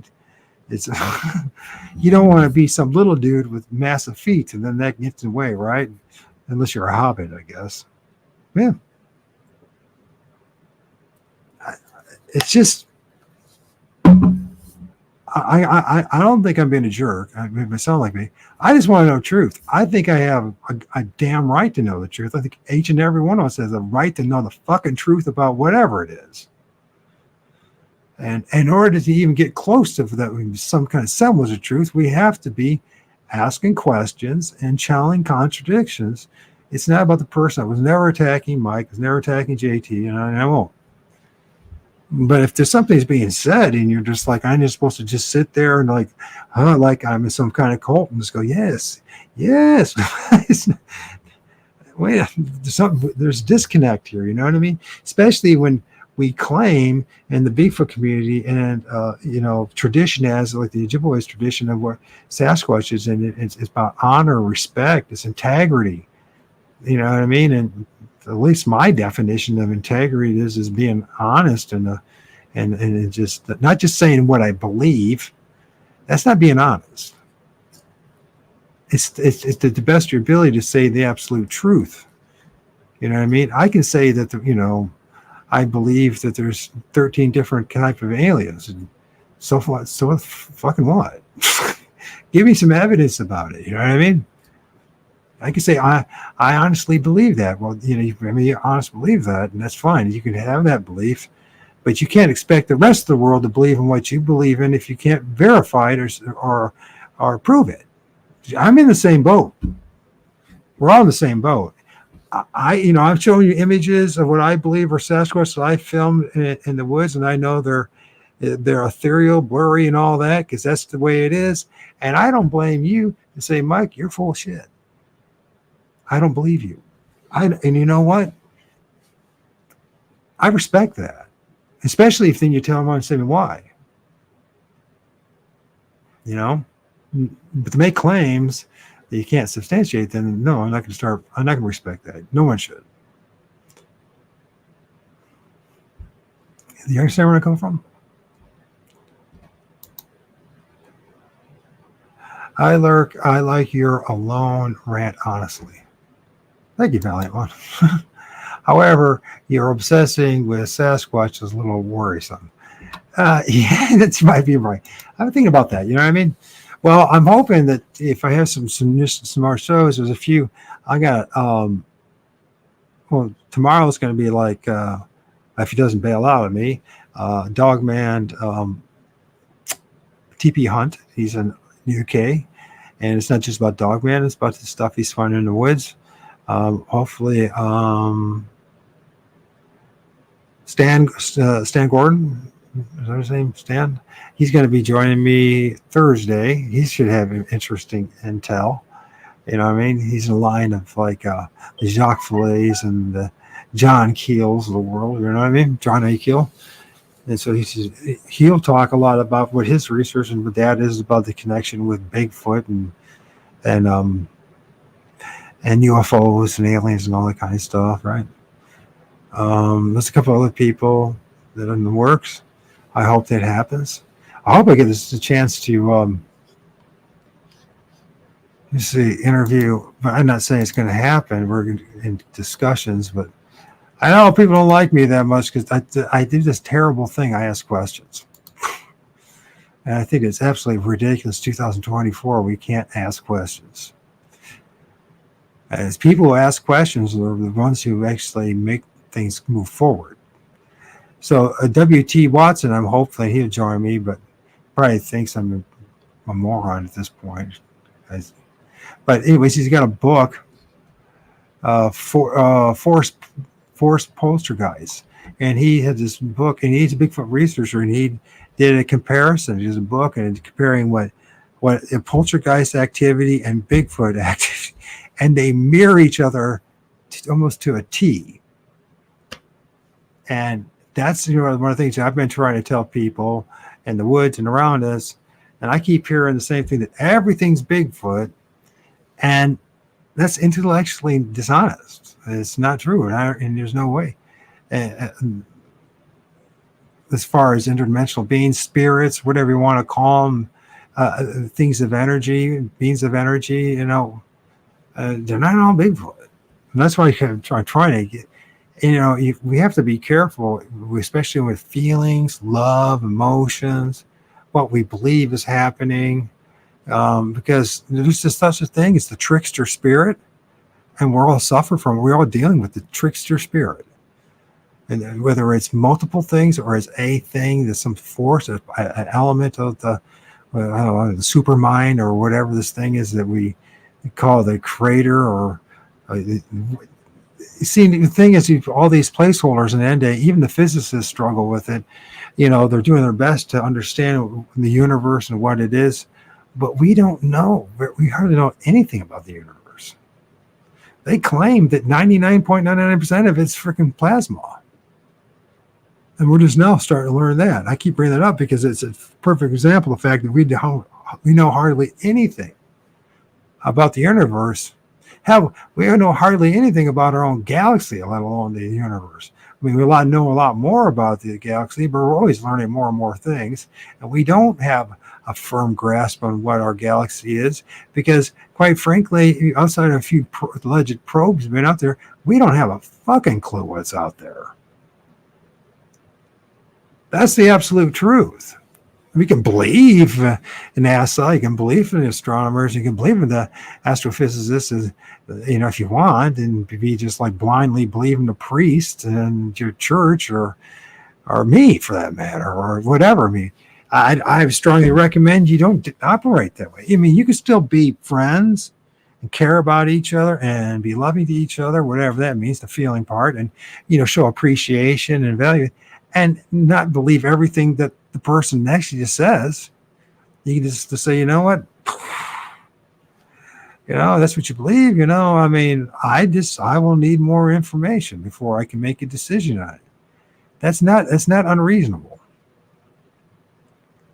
But at some point, if I'm willing to donate my time, my money, and hours for someone to say something for an hour or two, with me being respectful about it and not interrupt, then for me to ask a few questions and you can't handle that, then listen, we've had enough of this.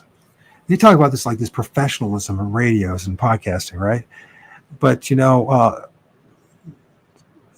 the thing is, I mean, there are other podcasters out there that will ask questions, challenging questions, and their guests will answer the questions the best they can. And in the end, many times you just agree to disagree, but at least both sides have been heard. That's part of the thing here too, isn't it? Hearing both sides, or as many sides as we possibly can, so that we all can make the best decision that we can make. I'm not an enemy of anybody, but I've made it very clear to JT and everyone else, I am a lone wolf. I'm an outsider. I am on the fringes. I will not join a group. I've done it enough times in my life, and I realize how dangerous it is. I am at peace with myself as a man and as a human being. I'm okay if no one, and in the end of the day, the rest of the world, doesn't like me. You know what I mean? If all I'm doing is just asking questions to come to get some answers. I mean, I don't even expect proof, just some evidence, some supportive evidence. And hearsay and claims is not supportive evidence. It isn't. And it's one of the big problems that we're dealing with, because I really did have experiences. I know I had experiences. And I'm not surprised that many, if I had, that many other people have had different kinds of experiences, whether it's with alleged aliens or alleged Bigfoot or whatever it may be, some poltergeist or whatever it may be, right? But, it was 2024 and we still not have any solid answers to any of this shit. Now, if you're an encounter, you or someone who really has had encounters and experiences, this is frustrating. This is painful. This is like demoralizing, because you know what it means? It means is that I have gone through all this stuff, and after all these years, I don't have a damn answer to, I could pretend, I could play make-believe, right? I could go play in somebody else's sandbox and say that's the way it is. Or I could say, you know what? And it's not a weakness on my part, because I asked the questions, and at the end of the day, the person who's making the claims, they can't verify their own claims. They can't prove it one way or the other. You know what I mean? So it's not my fault that they can't. It's not even my fault that I can't prove to you that my encounters that I had in 2017 and the things I've had since then. I can't prove to you I could tell you about it, but I can't prove it to you. And that's, I don't know how you feel about it, but it's 2024 with all the gadgets and modernia and progress and the scientific method. And well, God damn it, I want to know some answers. I want some real fucking answers to this stuff. I really don't care about another. I mean, this way I've told people, scary stories. I've heard 1,000 scary stories. I have my own scary stories. I really don't, I'm numb to all that stuff now, right? The dopamine fix doesn't work anymore, right? So then the thing is, I just want to know what I went through. I think I have a right to know what I went through. And if I can't find out what I went through, or if no one else can come to close, or is the same boat, then we start asking ourselves some serious questions about what kind of a place do we live in, where we can't get definitive answers about a lot of this shit that goes on. There's plenty of people who've had paranormal experiences, Bigfoot experiences. They've seen UFOs and all that. And we are as clueless today as if they were 50 years ago. And people go around playing this game and act like it's okay. And I don't see the rationale or the logic of why it's acting like it's okay. And then, the thing is what kind of place is this? Where it's just endless lies, deceptions,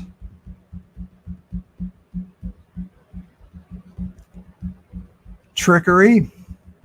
Everyone's manipulating everyone. Everyone's trying to make a living off everyone, regardless, selling the latest, fad or gadget or belief. You know what I mean? I mean, the reason why we're not moving, many of us recognize we're not moving in the right direction in many ways, is because we're still operating in belief, in fantasy land. That's what it is. Belief is fantasy land. That's what it is, right? It's just we when you're a child, it's called make believe. When you're an adult, it's called belief system. It's still the fucking same thing. That's the problem. We're still in the same damn situation.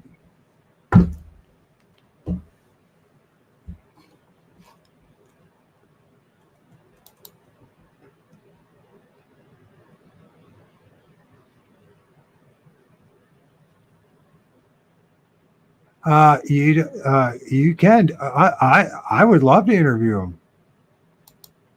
As long as she understands it, I'm going to ask questions. You know what I mean? I don't think it's unreasonable as a host to ask some fucking questions, man. Honestly. And in fact, I don't understand the logic of why not asking it. Even if you believe the person, what they're saying, you still should represent the other side. Play devil's advocate once in a while and just ask the questions. And if the people they really know what they're talking about, they're not going to have a meltdown. You know what I mean? They're going to go, yeah, that's a good question. This is what I got. Or I'll get back to you. I think I need to do some more work on it. That's what you do. He said, yeah, man, I don't have enough data, enough information to really support my claim, or let me work on it. That's what mature people do.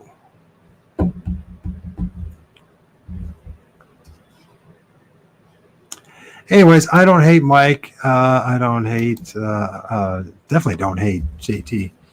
And if JT doesn't like it, you know what? Hey, we managed to, managed to have 7 shows together, which is quite a miracle in its own right? And, but I have not been fake. I have not been dishonest. I have not changed my position. No, I mean, I still believe that what we call Sasquatch is a placeholder because there's nothing else to use. Because I don't, when I say an interdimensional being or ultradimensional being, and you know what?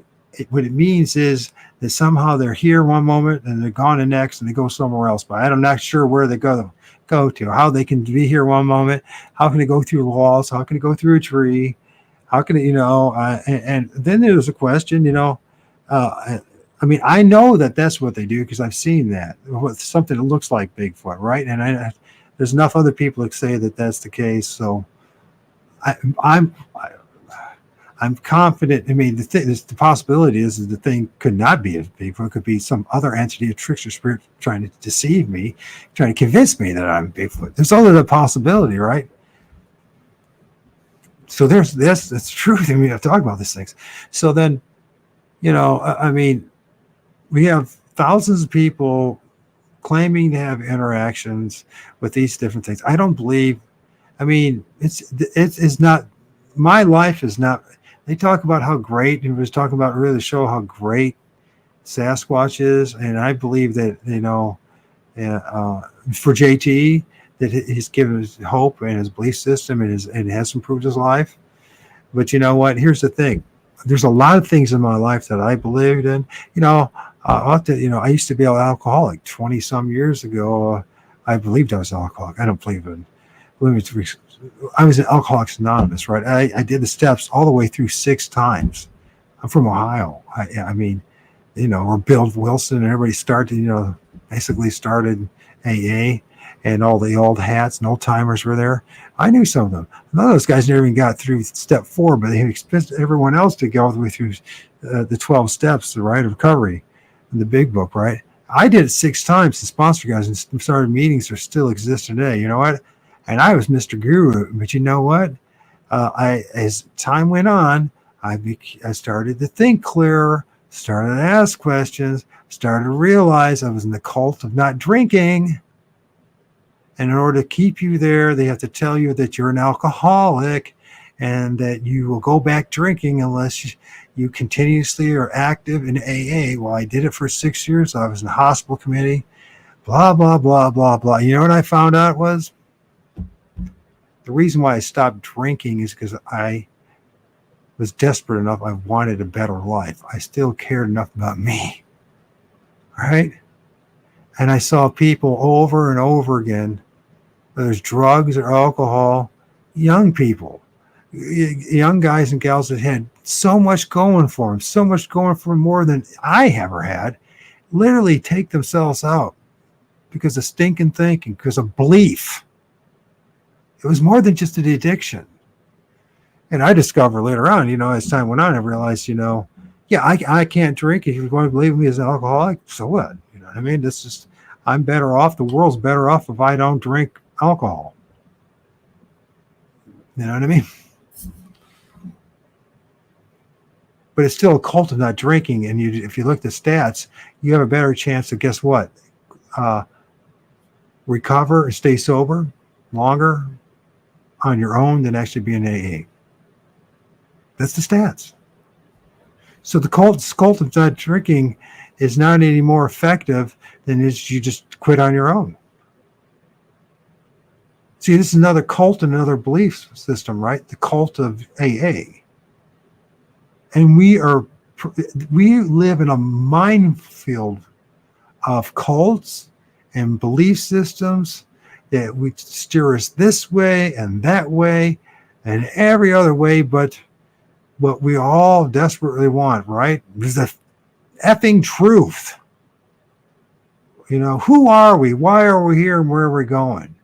We want to know the truth about Bigfoot. And people say, well, that was, we lose our mysteries.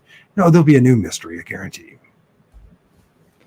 There's always a new mystery. But we stay stuck in our belief systems, and it keeps us from moving forward. I see, because of these belief systems that are out there, I see clearly, because of the Bigfoot community, there is not any damn progress at all. I mean, there was progress, the Patterson film, and then there's some alleged, footprints and castings that say it's, some kind of humanoid footprint, and that's it. That's what we got. And they said, well, what about the DNA stuff? Well, if you look in the DNA, you realize it's not a smoking gun. It's not even close to being one. It's not even a useful data point. See, the problem is, if you don't know what half the other so it's one half supposed to be of a human female, which is quite convenient, isn't it? If you're women, you ought to think about that. And secondly, no, seriously, think about that, and like a possible jab on women. And then the other thing is, the other half, no one knows. So since you only have half of supposedly female hominid Homo sapien DNA, you have nothing. You have absolutely jack squatch. Yet we parrot that like it's like freaking gold. But you try to present that in any this like peer reviews. Have it peer reviewed. You know what I mean? Have it duplicated. Have it replicated. It absolutely means nothing, people. It might mean something to us. It might give us encouragement in our belief system, but that doesn't mean we're right. It's like the tree structures. The teepee structures. And I can't wait to talk to you, Dogman teepee hunting. And maybe he believes there really are dogmen that do it, and they are Bigfoot. But I'm going to ask the question, and I'm going to bring up dude, nobody's ever seen a Bigfoot, a dogman, or anything build those tree structures. Amazing. Well, amazing. We don't even have, unless somebody knows if there's any videos out there of people, like young people, cults, this kids just, having fun, tricksters, building the tree structures. We literally don't have any evidence of what's building a damn tree structure. Here's the thing. Those tree structures, and I know it's upsets people, but listen, this Bigfoot is allegedly, he's flesh and blood. He's like 800 freaking pounds. What do you think would happen if a cow, 800 pounds, some people say they're as heavy as a cow, like 1,200 pounds, 1,400, whatever.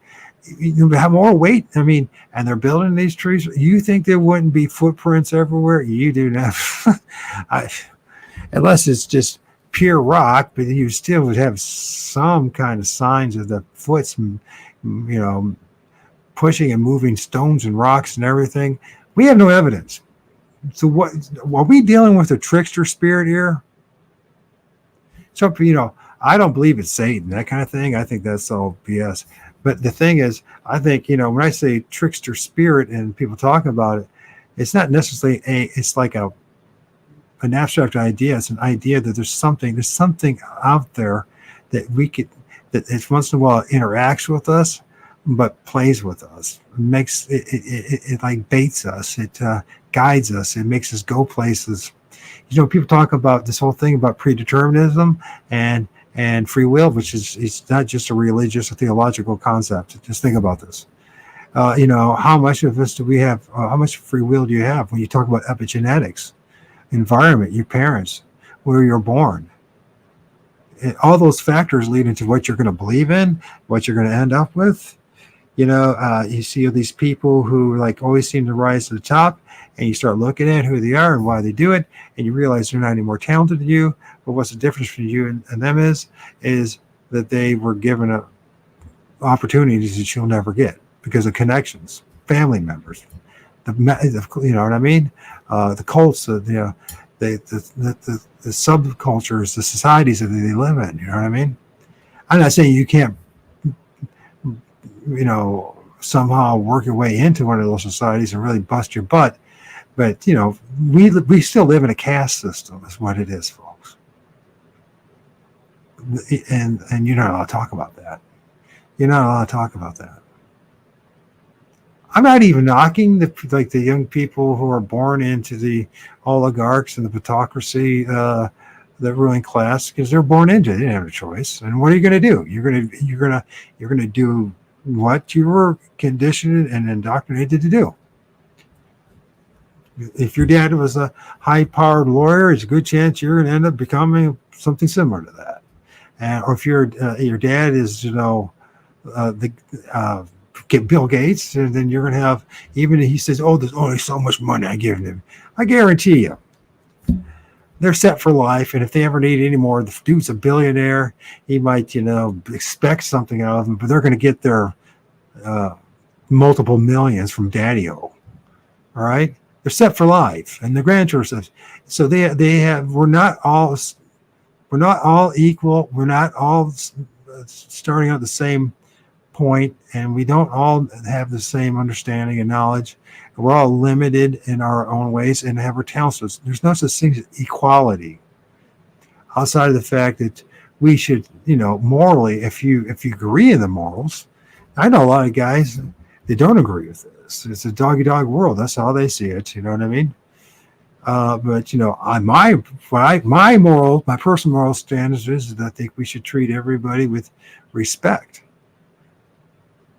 But my respect is not the same thing as not asking a question and challenging somebody saying something that's contradiction.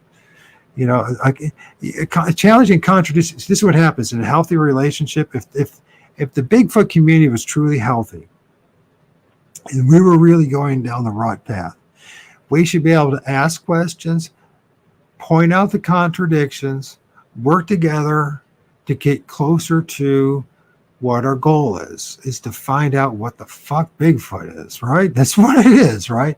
But apparently we can't do that. It's just like religion. We can't do it. You know what I mean? There's not only opinions and biases, but then when you seriously start studying stuff, and the more and more you start gathering the data points, getting closer to the corroborative evidence against or for whatever your position is, either you lean towards and go with the evidence and wherever it takes you, or you stay dogmatic and stuck in that area. And that's a terrible place to be. In the long run, that will bite you in the ass every frickin' time. Every time. And I'm not trying to be a jerk about this. This is just absolute truth. It will bite you in the butt. If you're just living and operating your biases and your beliefs, and you never challenge them to strengthen them, or this is what should happen, right? Your belief systems should be strengthened, or they should be, if they're based on flimsy evidence, nothing that corroborates or is strong, then either you adapt and go a different direction. Hopefully you get closer to the truth, or you stay stuck in the muck and your belief systems running around in circles. And that's what I see what's going on in the Bigfoot community. But it doesn't just have to. Bigfoot community is just a microcosm. It's just a reflection of just about everything else that goes on in this world. So you could just forget about Bigfoot. You could say it's about politics or social movements or the educational system or what's going on with food and agriculture and GMOs. And we can look at that one thing that we're not allowed to talk about. It starts with M coals. You figured out M stuff where they poke you with stuff and they did experiment on you. And we are assaulted at every single level. And the sooner you realize that you're being assaulted at every single level, the more you can start grabbing the bull by the balls and get yourself, or the bull by the horns as it is, and get yourself going in the right direction and become a more sovereign man or woman. And that's more important than anything else, is to your own personal, gain some of your personal independence and sovereignty and true essence. You can't get it outside of anything. You can't get it from something outside. Bigfoot can't give you that. ET can't give you that. You're not your job, and you're not, you might have great passions in this stuff, right? But that's not you. Maybe you have great passion in the paranormal. That's not you. It's something that you're passionate about. Many people, case in point, so you're really interested in the paranormal researcher, and after 10 years, you come to the same conclusion of billions of others before you. I'm not going anywhere with this. I better get back and try and do something else. Maybe I'll start focusing on my family again, or maybe I'll start playing music, doing art, or doing whatever. You know what I mean? It happens consistently across the board. Anybody that's just, and some people aren't. Some people stay stuck there. They just love the experience and the chase, and they love being in the group, and it's just the dynamics and all. But some of us truly do want to know some answers. We want some answers. And some of us recognize that we don't get them. We don't get solid answers as much of anything. We get a lot of entertainment, speculations, assumptions.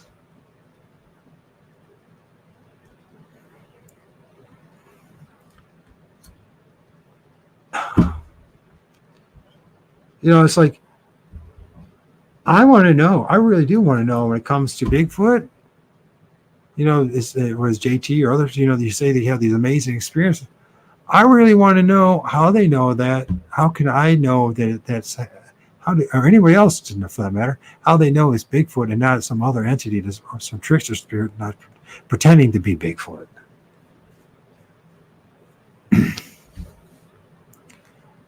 I know. There's plenty of ways to substantiate, whether it's Bigfoot's doing any of this stuff, or is it just our own power of our own belief that's doing it? Our hope. And I don't want to destroy people's hope and their beliefs. It's not the intent. Well, at least their hope. Their beliefs, if it's based on grounded fiction, it's grounded in fiction and assumptions and speculations, then, there's two ways to go about it. You can allow people to have their beliefs, absolutely, but if they're going to share their beliefs on a constant basis, and you're not, and then you have a right to ask why you believe that. Where's the evidence?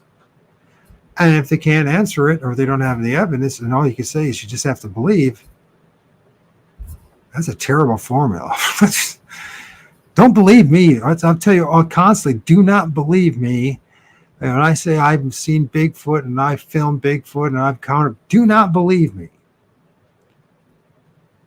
You know what I mean? I'm going to keep talking about it because it's cathartic for me, and I have to deal with it, and it really did happen for me, and I know it really did. But just don't blindly believe me. You can put it on just say Mike Adams says is what he went through.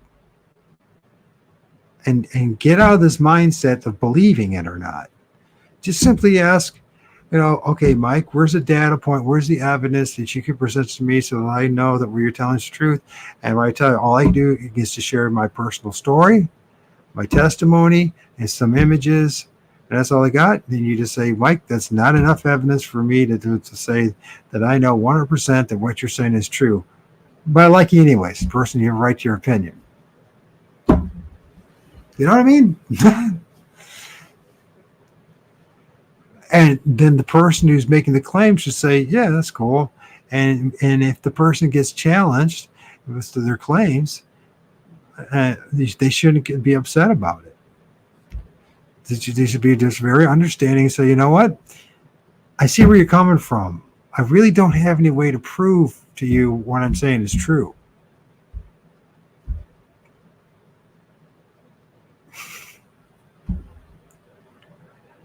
And I think I'm a pretty nice guy. I mean, I listen for hours, listen to other people, their opinions.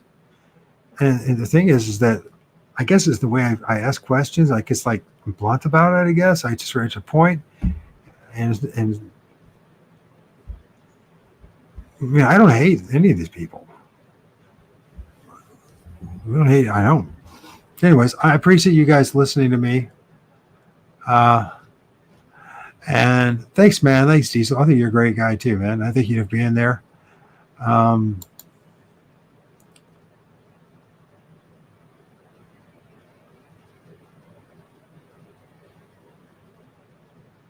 right. I found you 5 years ago back from a comment you left probably.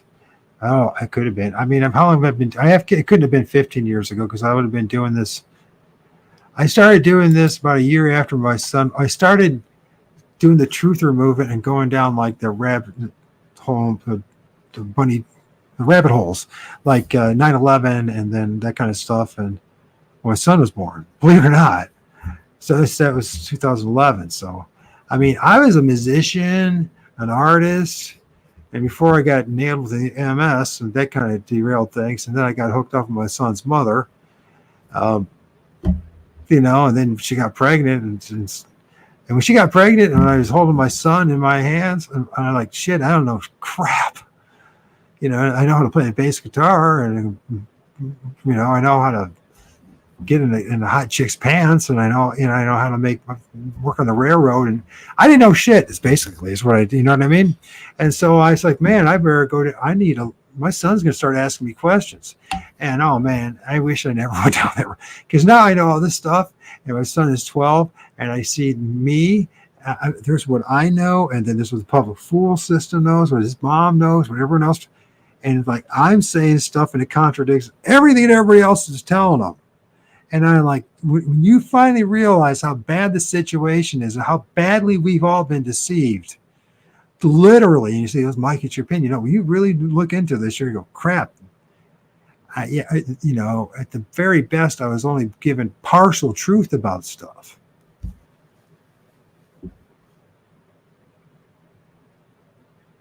And you realize this, and you're 56 years old, and you go, shit, I don't know anything. And then you start realizing brilliant men and women with brilliant minds who've done brilliant things are saying the same damn thing. There's a problem with this place. There's a serious problem with the creation that you and I live in.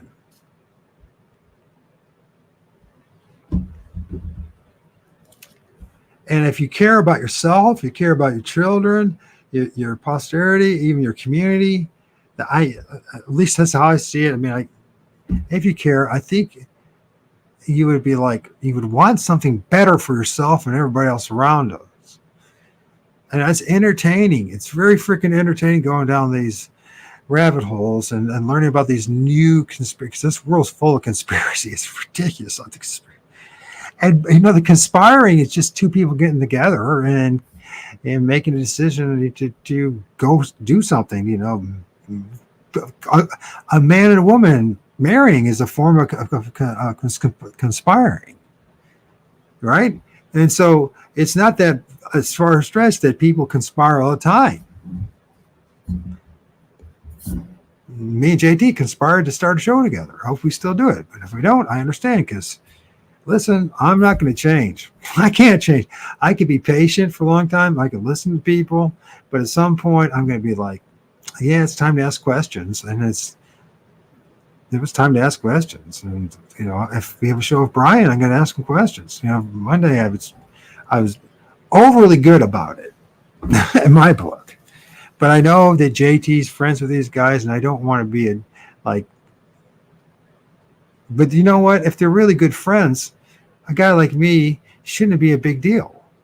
If somebody asks you questions or challenges you to things, you know what I mean? And you know, lying too, because I know that's part of the trigger word. That there's deliberately lying, and then there's ignorantly doing it. You know what I mean? I do not think for a minute that Mike was deliberately lying about stuff, but he was not telling the truth. That, you know, he could say that one woman believed that, but that doesn't mean it's the absolute truth. You can say that woman's research, she believes that 50% of all people who are abducted or end up on alien crafts, or 50% of them are aliens, 50% of Bigfoot. Okay, that's what she says and that's what she believes. That doesn't mean it's so. It just doesn't mean it's so, man. It doesn't mean it's so.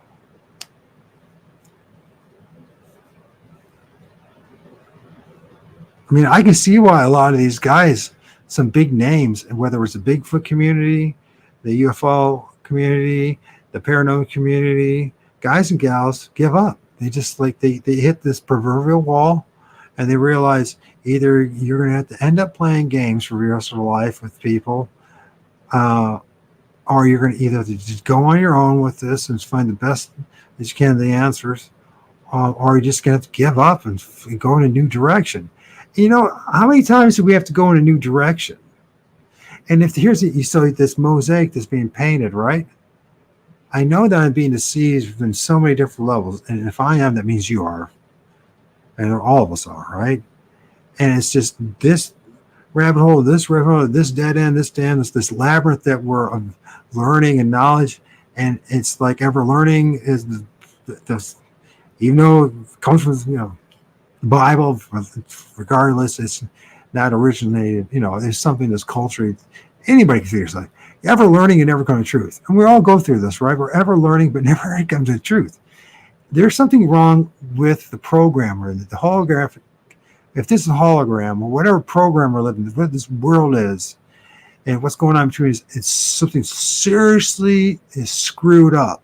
If we keep on going down this trail and that trail and never fully get, and if the only thing that we end up getting out of all those things that we don't know what the hell we're talking about, and we've been lied to and deceived to about just about everything, you know, this kind of sounds like maybe we're in hell.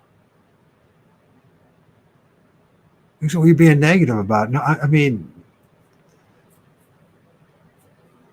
sounds negative, but this problem, the situation is that we actually live in a place that's not what people are claiming it is.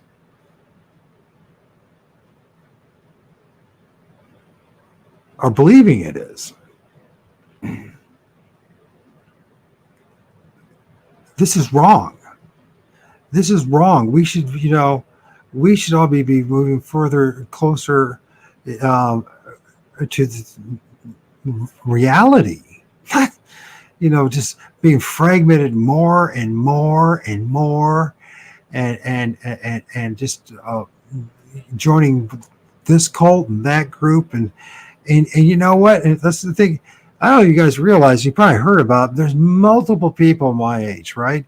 And older. And you always hear about these stories of old people dying alone at old age. You know why that is? It's not just because they're just grumpy old people. It's because they've gone through stuff, they experienced things, and they start asking questions. And people don't want to hear it. They start getting upset about it. And you end up just fucking being like my grandfather or my father and just staring at the damn television, waiting for the meal. And I'll be damned, I don't want that in my life. I hope you don't end up that way either, where you're the last years of your life, instead of living it in fullness and in a dynamic way and really contributing, you just like billions or millions. There's millions of people, my age and older, are just staring at a television. They might have some little hobby. The families, I mean, look what's going on here in this country, and it's symptomatic. We have everyone's getting the families don't last. Religion, politics, bigfootery makes your whole fucking family fall apart, and so your siblings, nobody wants to talk to each other. It happens. It might be happening to you, but it's happened to me. It's happened to a whole bunch of us. Relationships that are not based on commitment, it's all based on love. You know what I mean? But not commitment and dedication and a promise and that your word meant something. No, it's just fuck it. You know what I mean? I don't like the person anymore. You know what I mean? Or I don't want to live with them because they have a disease. You know what I mean? That's what happened to me. My son's mom didn't want to spend the rest of her life with a guy with MS, even though she's still with the guy. We're still stuck with the kids. So, actually it's a nightmare for me is what it is. She just uses living hell out of me. She gets $10,000 a year. And he uses me as full-time free babysitter and lies to my son all day long about how terrible I am. Meanwhile, she just dumps him off to my place. So, and that's another example, you know what I mean? Communication is a huge issue in this world. We are not communicating as clear as we probably should be, right? Look, I don't have a problem if you believe in the end of the day that women getting pregnant by Sasquatch, or their eggs are taken by Sasquatch in an alien ship, and they're used to make hybrids. It's just what you want to believe in, right? But don't get freaking. Somebody challenges you on your belief, and you freak out, or you can't handle it, or you just lose it or melt down. Then you know what? There's a problem with your belief. You know what I mean? It's challenges in your belief to strengthen it into something that's closer to knowledge.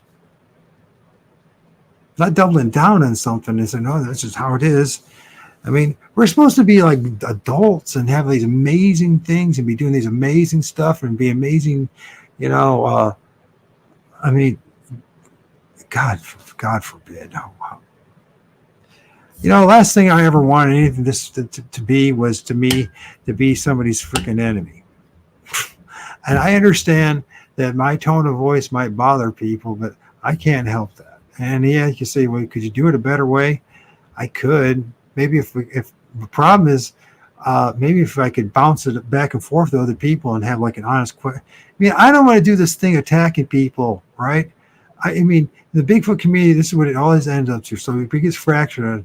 And so it's always, we're looking for the latest hoaxer and the latest person that said something wrong, and we're going to attack that person and just expose them for, some maybe are justifiable, but many of us we screw up or whatever. But it's just like this sick freaking game. He said, she said, and it's what you experience in a freaking cult. That's what happens.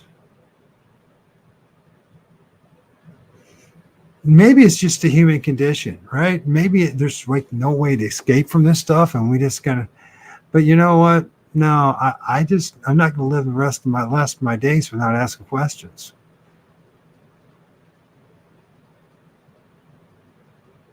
Part of my journey of trying to find the truth is this platform called YouTube and the internet, right?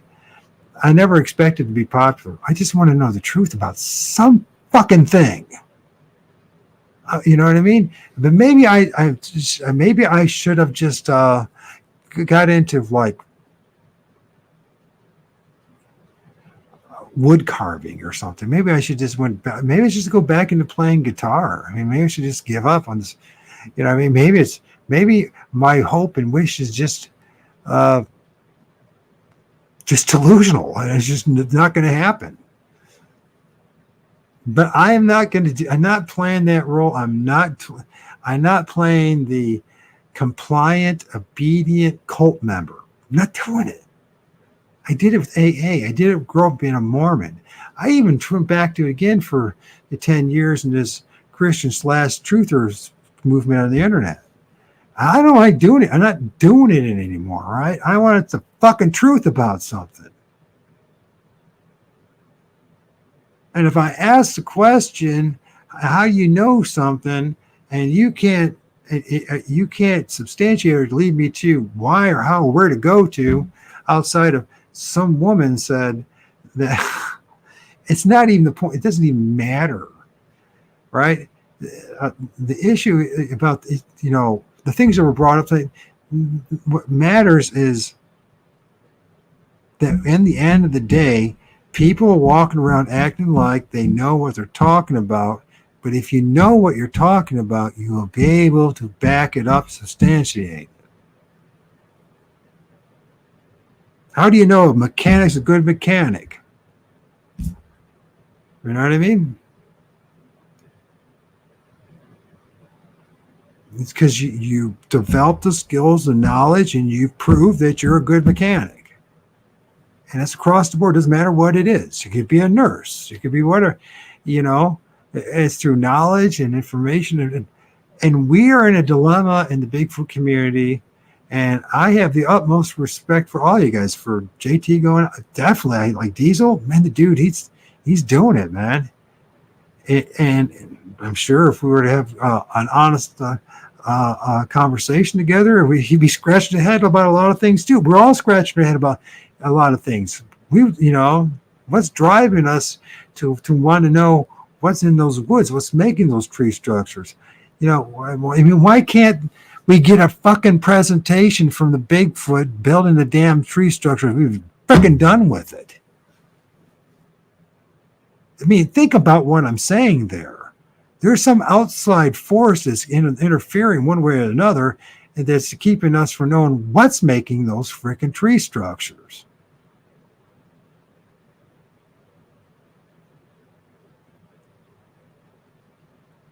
Whether it's Bigfoot or something else, we still don't know why. I mean,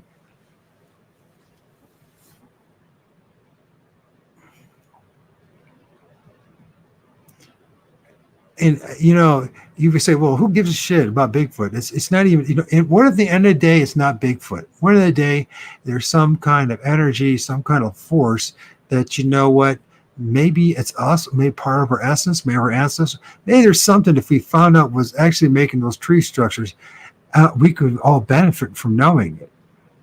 Maybe our lives would improve here, maybe our children's life would improve here, right? It's just a speculation. It's just a question. It's just bringing up something, right? A hope, a point. But you know what?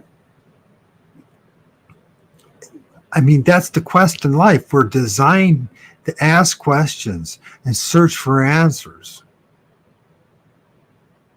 And what happens to us constantly in this place is we get stuck. A big part's our fault, but there's something else. There's something else out there, whether it's a trickster spirit or not, that's causing this. It causes us not to have definitive answers about stuff. Everybody talks about evolving and moving forward, right? And developing, becoming wiser, more intelligent, living longer, going to a higher dimension. Well, how the hell are we going to do that? We don't even know what the fuck we're doing here. How do we, you know, all these promises and these ideas that we bring, how are we going to do that if we can't even get past first base?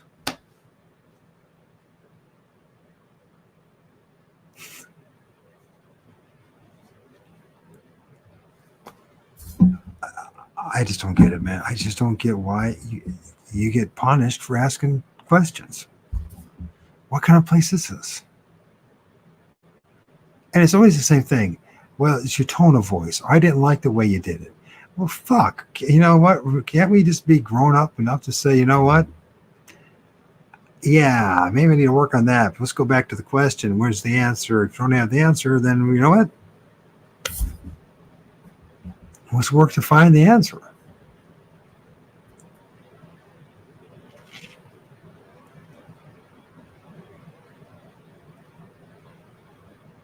Okay, questions do rock the boat, bro. Sorry about that. I get on these rants and I'm just like, I get so deep in my thoughts, and trust me, you're on. Thanks. Talking to me. Salute. For sure, I don't claim what anything is really. I just get it on film. Yeah, I mean, that's all you can do, right? Accumulate the data. You know, the one thing I can say, if all everybody's doing, there is somebody, if it's human beings, they're doing a great job of hiding from the rest of us. I can't believe there's not one video. There's got to be videos of some human being, somebody doing it, right? Just if they're just a hoax or just faking, we don't need to have that. How can that possibly be? How can it possibly be? Seriously about it. Think about what I'm saying. And you know, so we're gonna have Dogman TP hunting he's from Sussex, I think Sussex, England, southern part of England, and he's out in the woods, and there's these teepee and tree structures. I mean, it's the same shit we're finding in the States or in the continent of Europe. And what's going on?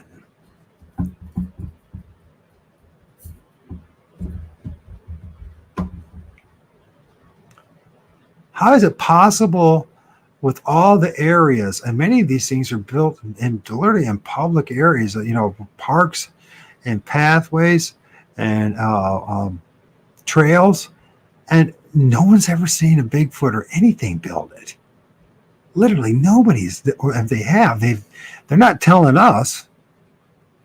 So how is that even possible after all these years? We say, well, it's young, the Bigfoot community is young, and research, we need more of them out there. Listen, there's hundreds of us out there. Most of us are small channels. They're never going to get big, if you even know it. And actually, vast majority of them don't even have a freaking channel. I don't know if you realize that. And so maybe you didn't, or maybe you don't. They don't have YouTube channels. They just do it on their own. And I have yet heard a report of anybody even claiming they saw a Bigfoot build a tree structure. So the point is in the end of the day, you get to that point. So it's like, what's building it? People say, I know, but then you ask, how do you know it's Bigfoot? And then they fall apart like religious people. I just know. I mean, no, that's not how that's not how you might want it to work, but that's not how, if you're honest and you want truth, that's not how it works. You can have a testimony about it and say, I believe that. That's one thing. But to say, you know, that Bigfoot is making those tree structures, I can't say that.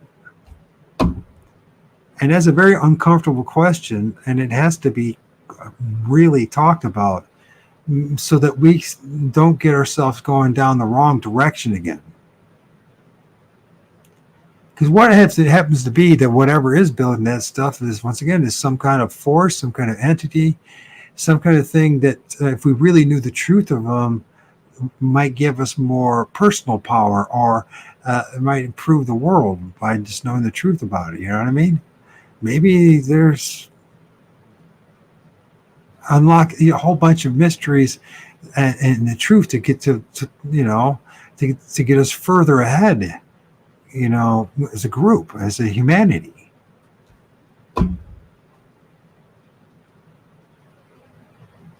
Maybe it's just the way this place is designed, and we're not going to be allowed to know much of the truth about anything. In which case, then you know what? We should have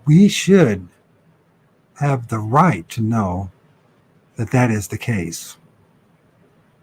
We should know. We should have the right to say, you know, to know. I believe that I have a right to know that if I'm going to go pursue, take some endeavor, or go down some path, that if you go down this path, Mike, you're going absolutely nowhere.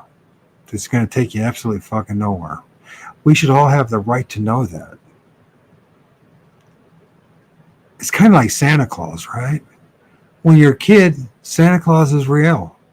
When you're adult, you know it's bullshit. You don't believe in Santa Claus. You don't really focus much about Santa Claus. Maybe you're older, you might do it. You know, you get fat and have a beard and goes white. You might play the role of Santa Claus, or maybe just for for a day you just play Santa Claus or Christmas, and you know what I mean. But most of us grow out of that completely, right? And by the time you're a teenager, you know it's make believe, right? We should know. We should have a right to know that a lot of these things that are going on around us are nothing more than make believe, or there's something bigger and greater out there. We have a right to know that, in my book. Will we be granted that? The odds are it's probably not going to happen. So then what kind of daymers, what kind of evil spirit, what is this creative force that seems to get a kick out of just living as allowing things to be confusing?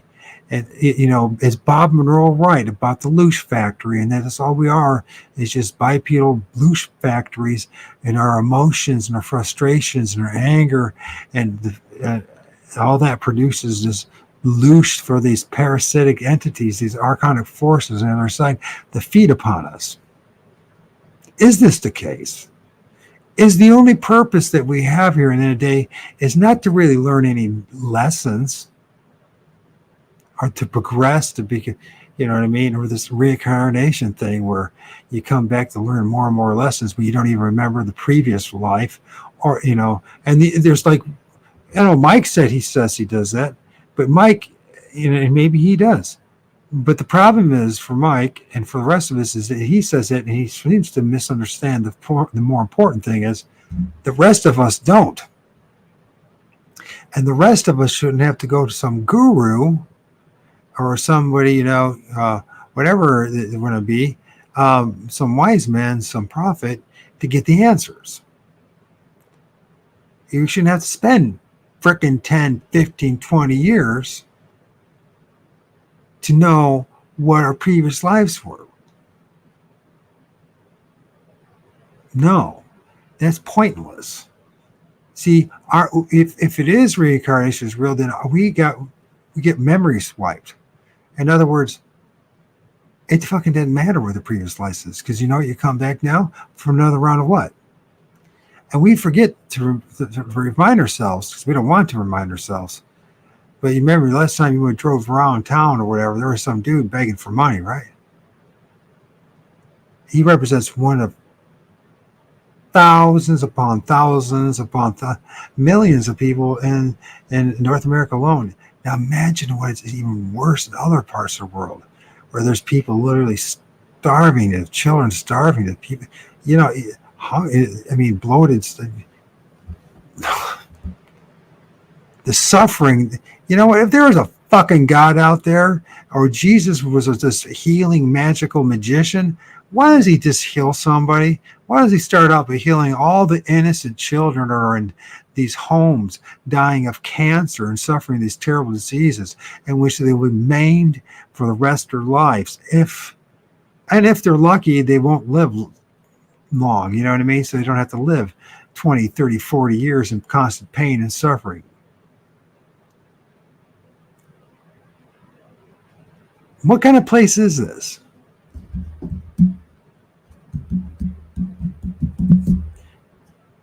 People rationalize all you want, you can, or you get honest about something. There's something serious wrong with this place. There's something seriously wrong with the world that we live in. It's not just There's the human side of it, right? Absolutely, there's a human side of it. But then there's this force, this super force, and this world itself. I mean, the super force is so super. These genetic engineers are so amazing that the one thing they made sure is to have us designed to have nearly 5,000 genetic flaws to live most of your life. We got a back and a spine that's absolutely a mess. Every single one of us. The design of the human body is a tragic disaster unless you design a group of an entity of beings to be used for slaves for something. Because we certainly were designed to just live in the environment like the frickin' rabbit that's in my front yard, or the squirrel that just ran across it, or the deer that walked down the road. You know what I mean? No. We do not fit in this place. And you can say it's evolution, but if we're not, it sounds to me like it's devolution. We're devolving. And we're desperate need for the technology in order to survive in this place. And you say, well, I don't want to hear this. Well, you know, the problem is we need to start talking about this collectively. We need to stop living in fantasy, and we need to do as best that we possibly can to get back into reality. Like, you know, just a few generations ago, people lived more in reality because they didn't have an option. Now we're in La La Land.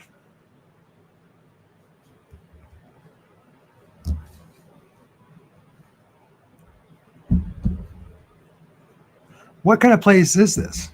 That's constantly offering us up belief systems that are based on nothing. Literal lies. Don't get me wrong, I'm not saying Bigfoot is a lie. I just think that we've been lied to about what Bigfoot is, and we're being deceived, or we're not being having it revealed. And this whole nonsense about it's worthy enough, this is all religious talk, man. It's not about worthiness. What the fuck? I mean, what do you got to be? You got to be Superman to know to hang out with Bigfoot. Is that what you got to do? Got to be Wonder Woman, Superman. You got to have all these superpowers before you can. This is bullshit. It's absolute bullshit. If it is true, then if it is true, the system that we live in is so unjust and so unfair that, that you have to become a superhuman being and just have your vibration right in order to happen, or else you'll never get a chance to do it. At the same token, these things, when they show up in the flesh, apparently there's these squads of these platoons of these these soldiers, and they're hunting them all down, right? And so I feel that the Bigfoot's fucked, man, right? But the thing is, so are we, so everyone's fucked.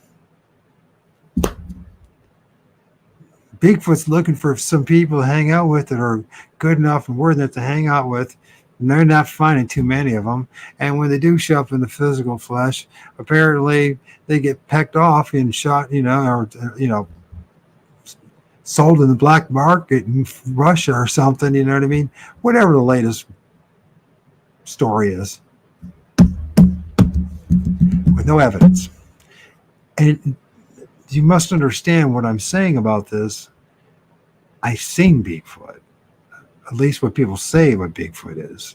It got literally 15 feet in front of my face, which was standing next to that Crow Indian medicine man. And the second time he got closer, but at that time it just manifested. But I didn't see the whole thing. I just saw the upper portion of it.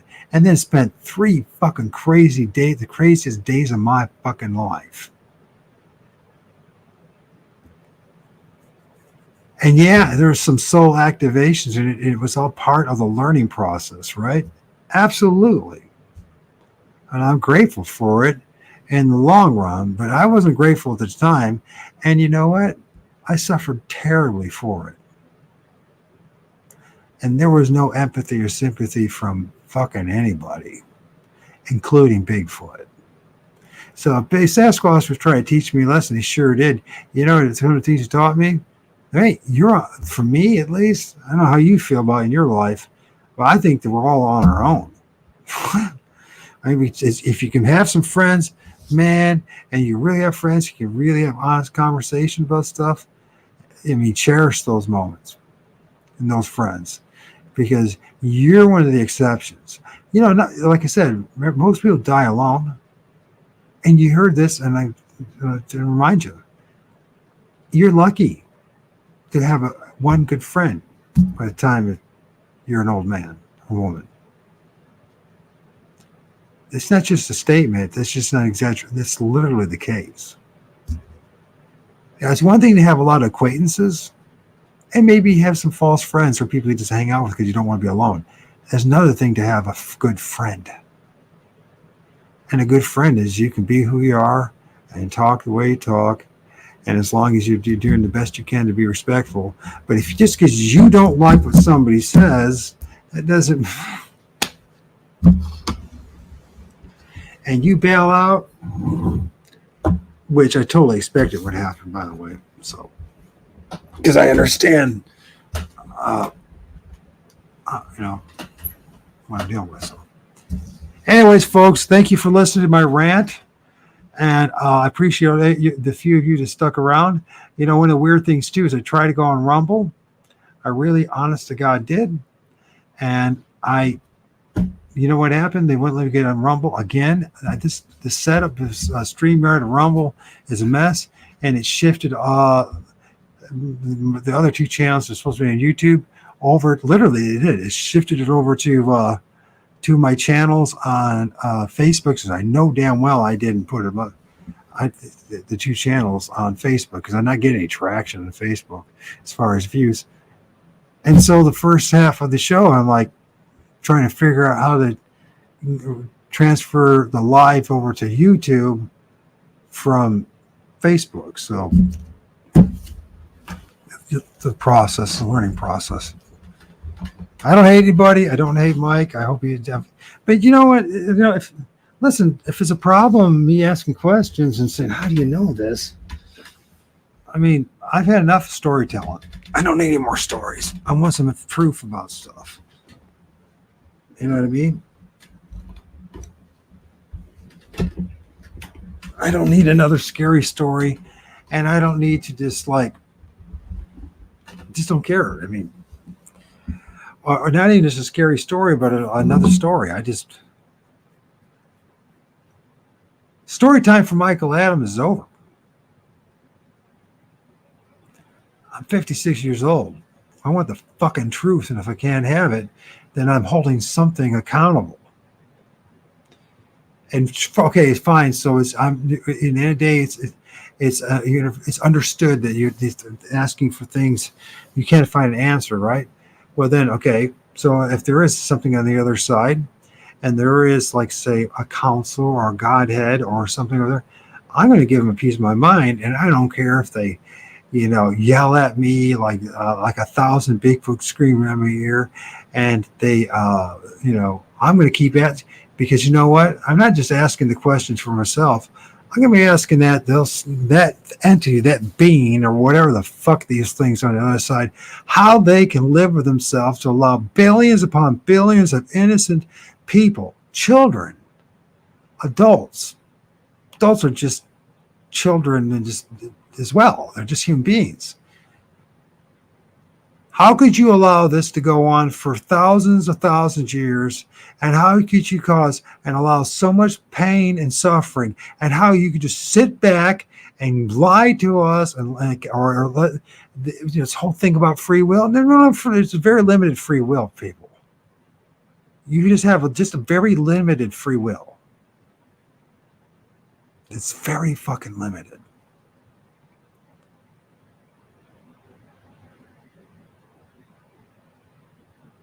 So something, if it's just the material, physical form, atheistic, no God, no nothing, then we live in a shit show a rock that we can't seem, and we're not going to get the fuck off of, floating in the back waters of some frickin' galaxy somewhere nobody gives a shit about, and we're fucked. Unless we something, it says unless we go become some kind of cyborg or transfusion, gets to the point where we can be able to think consistently and straight, not to be brainwashed or be mind controlled, but actually think and be constructive and proactive and positive,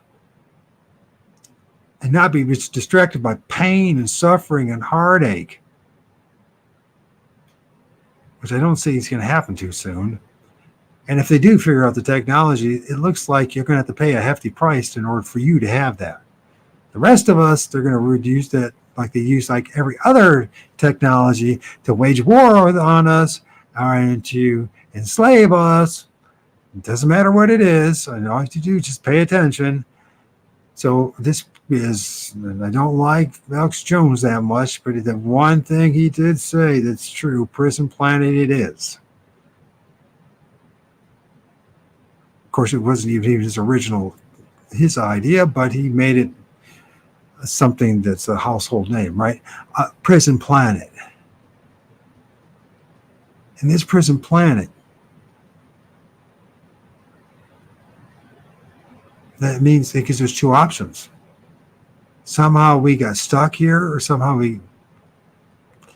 we're stuck for whatever reason. We're stuck here, and it's going to take a long, long time before we ever find that paradise that we're all dreaming of for our grandchildren, our great grandchildren, etc. It doesn't look like it's going to be happening, and we're just, the worst designed biological unit in this place, by none, in order to live in harmony with this predaceous place, with all the rest of the animal kingdom, or something specifically designed us poorly for a reason. And either it is true either we're just loose factories to produce these frequencies, this energy, these emotions, these feelings, so that these archon forces can feed off us, loose, or something designed us to be poorly designed us and just fucking left us here. Maybe, there's a theory out there that people say, like the aliens and all that. The reason why they're, supposedly harvesting eggs and abducting people is to genetically modify us and make us a better unit. All I got to say is I have not seen any remarkable change around me. I don't know about you, as far as human beings, and becoming like super soldiers, amazing individuals. There's always there's people that stand out. They got the genes, but for most of us, we're nothing special. We know we're not any special. We're no different than anyone else. We're just average thinkers, just average people. You know what I mean? Just getting on with life. The genetic manipulators, the creators, the gods, they're doing a really shitty job. I would be embarrassed if I was one of them. I'd be absolutely, maybe that's the reason why they're constantly harvesting, our women's eggs and men's semen and making these hybrid babies, because they realize they fucked up and they can't, apparently they're so incompetent. They've been doing it for so long that they still can't get their shit together, right? So they have to keep on doing it, right? Of course, then there's a theory where they have to do it in order to maintain the meat suit that they're in, right? Oh, but we don't know, right?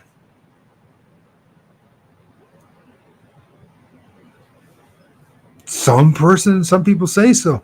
Other people say, no, not so. Where's your evidence? We don't have any evidence. Somebody said it once. Someone gave me a story. He said that they experienced it. Well, can you prove it? Fuck no. Once again, can't prove a damn fucking thing. What kind of place is this? What kind of place is this?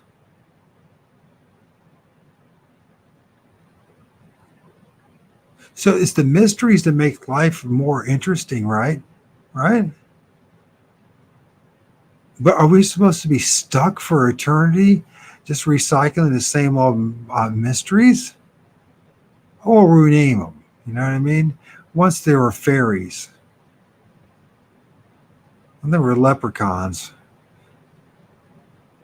and then there were little green men that are aliens, and now they're all this other stuff, right? I mean, we'll just repackage it, give it a new name.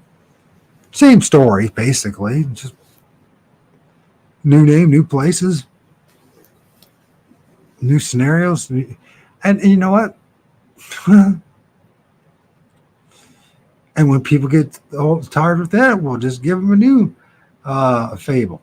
The only problem is those of us who are actually doing the research, and this is why it's so important, like guys like Diesel and others, are really out in the field, really finding these tree structures and finding this stuff. They're fucking everywhere. So we got a dilemma here. Either there's a worldwide cult of people practicing witchcraft of some sort, or maybe it's, there's a whole bunch of Cub Scouts and Boy Scouts, and that's part of one of their programs is to make little tents and little teepees. You know what I mean? It's okay for the weekend, boys. This is what we're going to do. We're going to find the straightest poles we possibly can, and we're going to strip off all the bark, and we're going to lean them on a tree and take a teepee. Is that what we're supposed to believe? Maybe there's some worldwide cult, and that's part of their tradition, right? If that's not the case, then what the fuck is making them? That's the important thing. The important thing in all of this, and I don't see how people can't seem to recognize this. What the fuck is making that shit? Because if it's not a human being, we don't know what it is. And that's the quest. Whether or not the Bigfoot is real or not, that's secondary to all this. I don't understand how people can't see that. We got something physical that's tangible, something that we can actually work on, that we can do something about. That's what we should be trying to figure out. Instead, we're all just like, somebody said it was Bigfoot and tear it away. It's insane. But that, whoever, okay, and the mystery is solved. There's a whole worldwide cult. There's a worldwide cult. We're going to find out tomorrow that literally is almost as big as Catholicism is, right? A Muslim faith, right? I mean, they're everywhere, right? And they just on the weekends as they get together and they make this stuff, right? Or just periodically, a couple times out of the year, right? And we're going to find out that that's true, right? Which is amazing that if that was the case, how none of us know anything. No one's ever brought this up. I mean, is that the people that end up like getting silenced and recently taken out? If the people that expose the cult that's making these things, hear me out, because this is the most substantial stuff. This is the most substantial thing we fucking got to work with. Physically, it's not a few footprints. Great, that's wonderful, but something substantial is solid. We got those tree structures, and until we figure out what those making those tree structures, we don't have a fuck. We're not. We don't know where we're going. Why is that important? The more you think about it, it's just like it's so obvious that the big secrets to unlocking what's going on there is who's making those tree structures. What's making those tree structures? I can say it's vampires. It's no different. You saying it's Bigfoot. I'm going to say they're vampires. Now, I'm going to say that it's Barney, the purple dinosaur. This is these Barneys. They're just Barneys. They're big purple dinosaurs, and they get together somewhere, somehow manifest, and they make these tree structures. And you laugh at me, rightfully so. Well, it's no different than you saying that me or what I used to say is that there's Bigfoot making it. We have zero evidence of it. That's if we could figure out what's actually making those fucking tree structures, we might be heading somewhere.